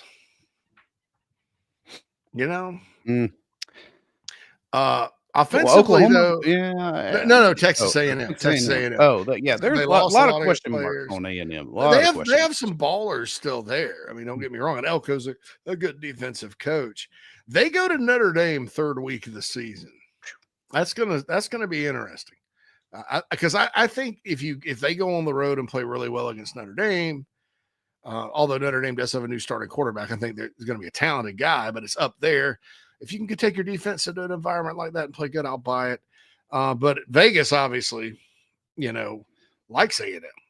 There's some, and I've seen opinions of people that say they're going to have a breakthrough year. I've seen people, Brad Crawford in the spring, so they're going to go 6-6. I don't know. I don't know what to think. Yeah. Wide range of outcomes there, though. Yeah. Yeah. Florida, 18-1 odds. And then there's 4 teams at 20-1. This is interesting. Oklahoma, Auburn, the bounce back teams, South Carolina, and Tennessee. And this is another strange thing, Phil. Like Tennessee, I've looked at their schedule. It's favorable, right? But the odds makers, the over-under win total, all that has skewed higher than I thought it would be, knowing what Tennessee people are saying about Tennessee. Like they're worried about their receivers. They lost their best running back. They got to replace a bunch on the offensive line. They're going to start true freshman, 5-star David Sanders. He's a 5-star. He'll probably hold his own. They lost good players on defense. They had a bad injury with their best corner I hope he's back. It's still a question mark. But for some reason, and sometimes Vegas knows more than we do, they've held on to this Tennessee thing. Now they've dropped since Nico left and all that, but 20-1 right there with Auburn, Oklahoma, and Carolina. This one got me too, because this does not match the intel coming out of Como. And it really doesn't match it when you look at them on paper either. Missouri, 40-1. So what they're saying is you would win double if you bet on South Carolina to win the title, you'd win X if they win. If you bet on Missouri to win the SEC and you bet X, you would win twice as much, i.e. they're twice as much of a long shot as South Carolina and Tennessee and Oklahoma and Auburn and Florida and A&M and all this. Missouri people think they're going to be great. Really? Really. Best team they've had. They also don't have to go on the road. Well, yeah. Until, one of those home games is South Carolina, one's Alabama, and I'm not. Yeah, because look at this atrocity. Yeah, you put that up on the other show. Now, listen, Scottie Pippen's Central Arkansas Bears are going to give them. Remember when they opened up against Murray State a couple of years ago and just beat the snot out of? Or that was last year. Pete Limbo and Jody Wright back to back. Put that back up. Put that up for a second. So I got to read it, Phil. I'm just going to talk here. I am not going to sit here and say, based on what Kansas did last year, I said this yesterday, that's a game they're just going to roll. Kansas wants a piece of that bahunkus. Yeah. And I don't know that some of these Missouri kids that have been recruited to Missouri as members of the SEC really understand. And Lance Leopold. Yeah. It's 2 good coaches. Louisiana comes in, the Raging Cajuns. That's a tough group, Sunbelt team. You can't just sleepwalk. Then the Gamecocks. Then Frank Martin's UMass Minutemen. That's right. After wanting revenge after Missouri spoiled homecoming in Amherst last year. Jeez. And then they got an open date, and then Alabama comes to town into Como. So they don't leave. Their first 6 games at home. Then it's at Auburn, tough environment, but we'll see what kind of shape Auburn's in. Auburn should have beaten them last year. Then at Vanderbilt should have beaten them last year. Then A&M, who did snack the pee out of them, comes to Como. Mississippi State comes to Como. Then the last 2 games were on the road at Oklahoma and at Arkansas, so they kind of go to near places. Just an interesting. It really, there's really not a stretch, man, that you look at. Maybe 3 out of 4 with Carolina, Alabama, and Auburn with that Massachusetts game in there. Yeah. Maybe you could add Vandy and A&M onto. I don't see it. So 40-1 odds with that schedule, because the odds makers consider everything because they don't want to lose money. I thought that was kind of interesting.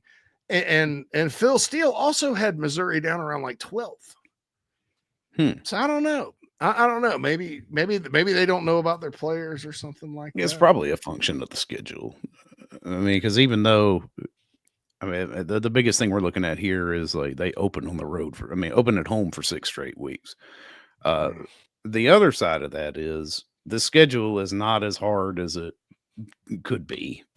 Strength of schedule for Missouri is about equal to what it was last year, which was bottom. Yeah. I mean, look, they went 10-3 and Carolina beat them by 4 points and could have lost, in fairness. I don't think anybody would tell you that Missouri was a better football team than South Carolina and had as many quality wins. I mean, they snuck by Vandy. They were lucky to come back and beat Auburn in a heroic performance by Brady Cook. A&M smacked them down. Alabama smacked them down.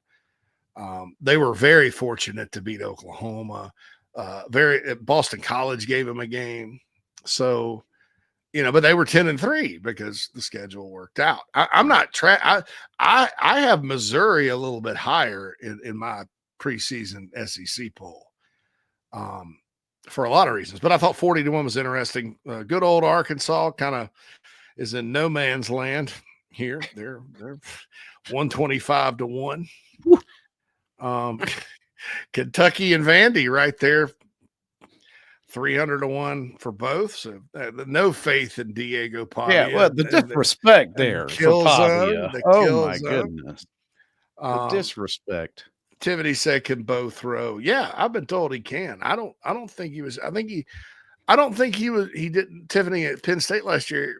I don't think that they put him in to run and stuff because he couldn't pass. I just think he was a good runner. Of course, so was Drew Aller. So I don't know. They didn't have a good passing game at Penn State at all outside of chunking it at the tight end.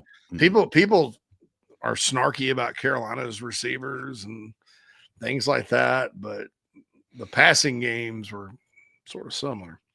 And if Carolina had gotten in the playoff and gotten to play SMU and Boise State back-to-back, they would have been in the semis. But Ward and the Beavers would not allow it. So Mississippi State is 500-1. So much for my theory they're going to be good because they have new players. Well, I mean, I think Mississippi State's going to surprise some people and win a few more games than what's expected. I don't know. I think they win at least 2 SEC games this year. Tommy says, do not rewatch the second half of the 2024 Missouri game like I did last night. Turned out okay, but that was awful. Oh, I was there, Tommy. I've seen it. And that was one of the games the defense they didn't have an answer. No. They didn't have an answer. And they won. They got a pick at the end to seal it. They started off like gangbusters. I mean, Missouri was moving the ball in the first half, but you hold them to 6 points and you got 21. I think if we're going to, I know everybody wants to blame somebody and I do too. If I'm going to blame somebody for that game, I'm blaming Dowell Loggins for letting off the gas, man. Yeah, and I'm not saying he was wrong. It was just the wrong call. I think logically you're looking at it going, well, Missouri's not really scoring. We're stopping them through the air. We're limiting Luther and Theo and all that good stuff through the air. And, yeah, they're getting some running, but we're up, and, they'll run out the clock on themselves. And we don't want to turn it over and let them back in and give them a cheap one. I get that. That's good, sound thinking. Yeah. But there's too much time left to do that, especially when you're pretty hot in the passing game. I mean, you hadn't thrown that tunnel screen all year. Jared Brown houses it before the half. Right. And then the second half, it's just like, you kind of played into their hands and a lot went wrong. I never really got the feeling Carolina could lose that game, though, Phil. Until Luther Burden called that ball. Dude, bro, it was 4th and 10. I know. It was 4th and 10. The game, I was like sitting there, I was like, thank God to survive this one. Just run out the clock. Just get it and go. And then all of a sudden, and then I literally just sat down and just stared off into space and then watched, and then was like, I don't accept this. I do not accept this. I was just like sitting there going, because in my whole mind, it was just such a brutal drive down because West Virginia in the rain overnight, didn't get any sleep. Right. I mean, you saw me. We met up with each other that Friday night, you know. And then we were all together All late together Friday, the next day all at the together the Club next Chief day. thing. And then I had to turn around and drive back the next day. And I was like, my stepson was enjoying it. And it was important to me that he did. But it was also important to me that they won. Because I was going to be in a horrible mood for 13 hours in the car. Oh, that would have been awful. The truck the next day. No, that would have been awful. And so there we go. Down the field, and then Rocket goes in, and I think you can ask Bradford. I ran into him over at Flint's condo after the game, and I was kind of emotionally speechless. But Xavier says a lot of negative feelings in that game, watching them to run outside and then the burden catch. Yeah, that outside zone, I don't know if they just didn't expect it or they had a plan, but some of those offensive linemen they have are gone. You know, they have the first round guy that's really good, you know, so. Yeah, it'll be interesting. It's a new look Missouri. I think, you know, there are a lot of question marks there, but I'm kind of like you. I'm probably a little higher on them, if not, but by virtue of the way their schedule is set up this year. Tiffany says the tailgate that day was awful. The crew in the corner was playing porn. I'm trying to earn my crown. Oh, you didn't come to the Club Chief tailgate, did you, Tiffany? Well, if you'd have come to our tailgate, our little party we had at Loose Cockaboose, there wouldn't have been that. That's right. You wouldn't have seen any of that. We were having a good time, unless I don't think Tiffany was. Bruin said as good as the defense was last year, it had some bad moments too. Yeah, it did. It wasn't. It wasn't. And I think you're going to see this.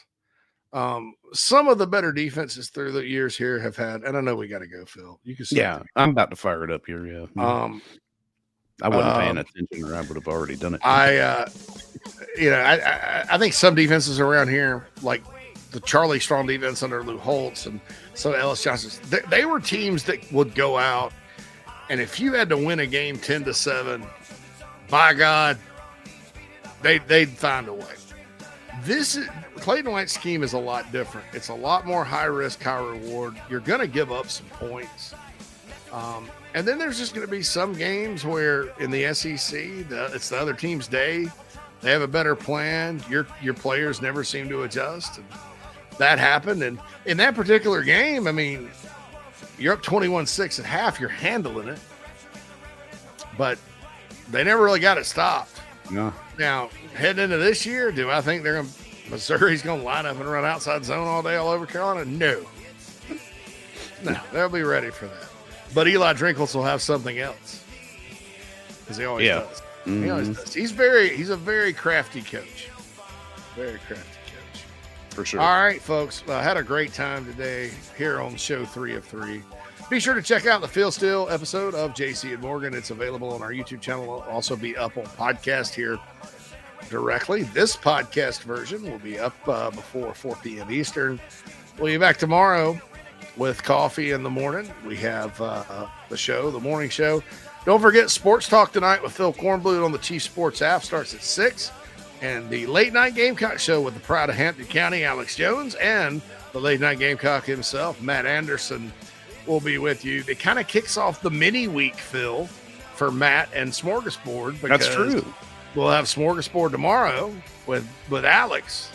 And then Matt will join us every Friday. So you kind of got a mini week with those two that starts every Wednesday. Although I'm going to need to change the graphic because I thought they were all going Thursdays. All right, I'm sorry, Tuesdays. Yeah. So I need to change that. But maybe they will go Tuesday. I don't know. Well, the Sanchez's are here cutting my lawn. Sanchez Landscaping. I can hear the lawnmowers. So I don't want you guys to have to experience that with your earballs. For Mad Dog, Phil Mullinax, JC Sherbert. Have a wonderful hump day, everyone. We'll be back tomorrow with more episodes of the show.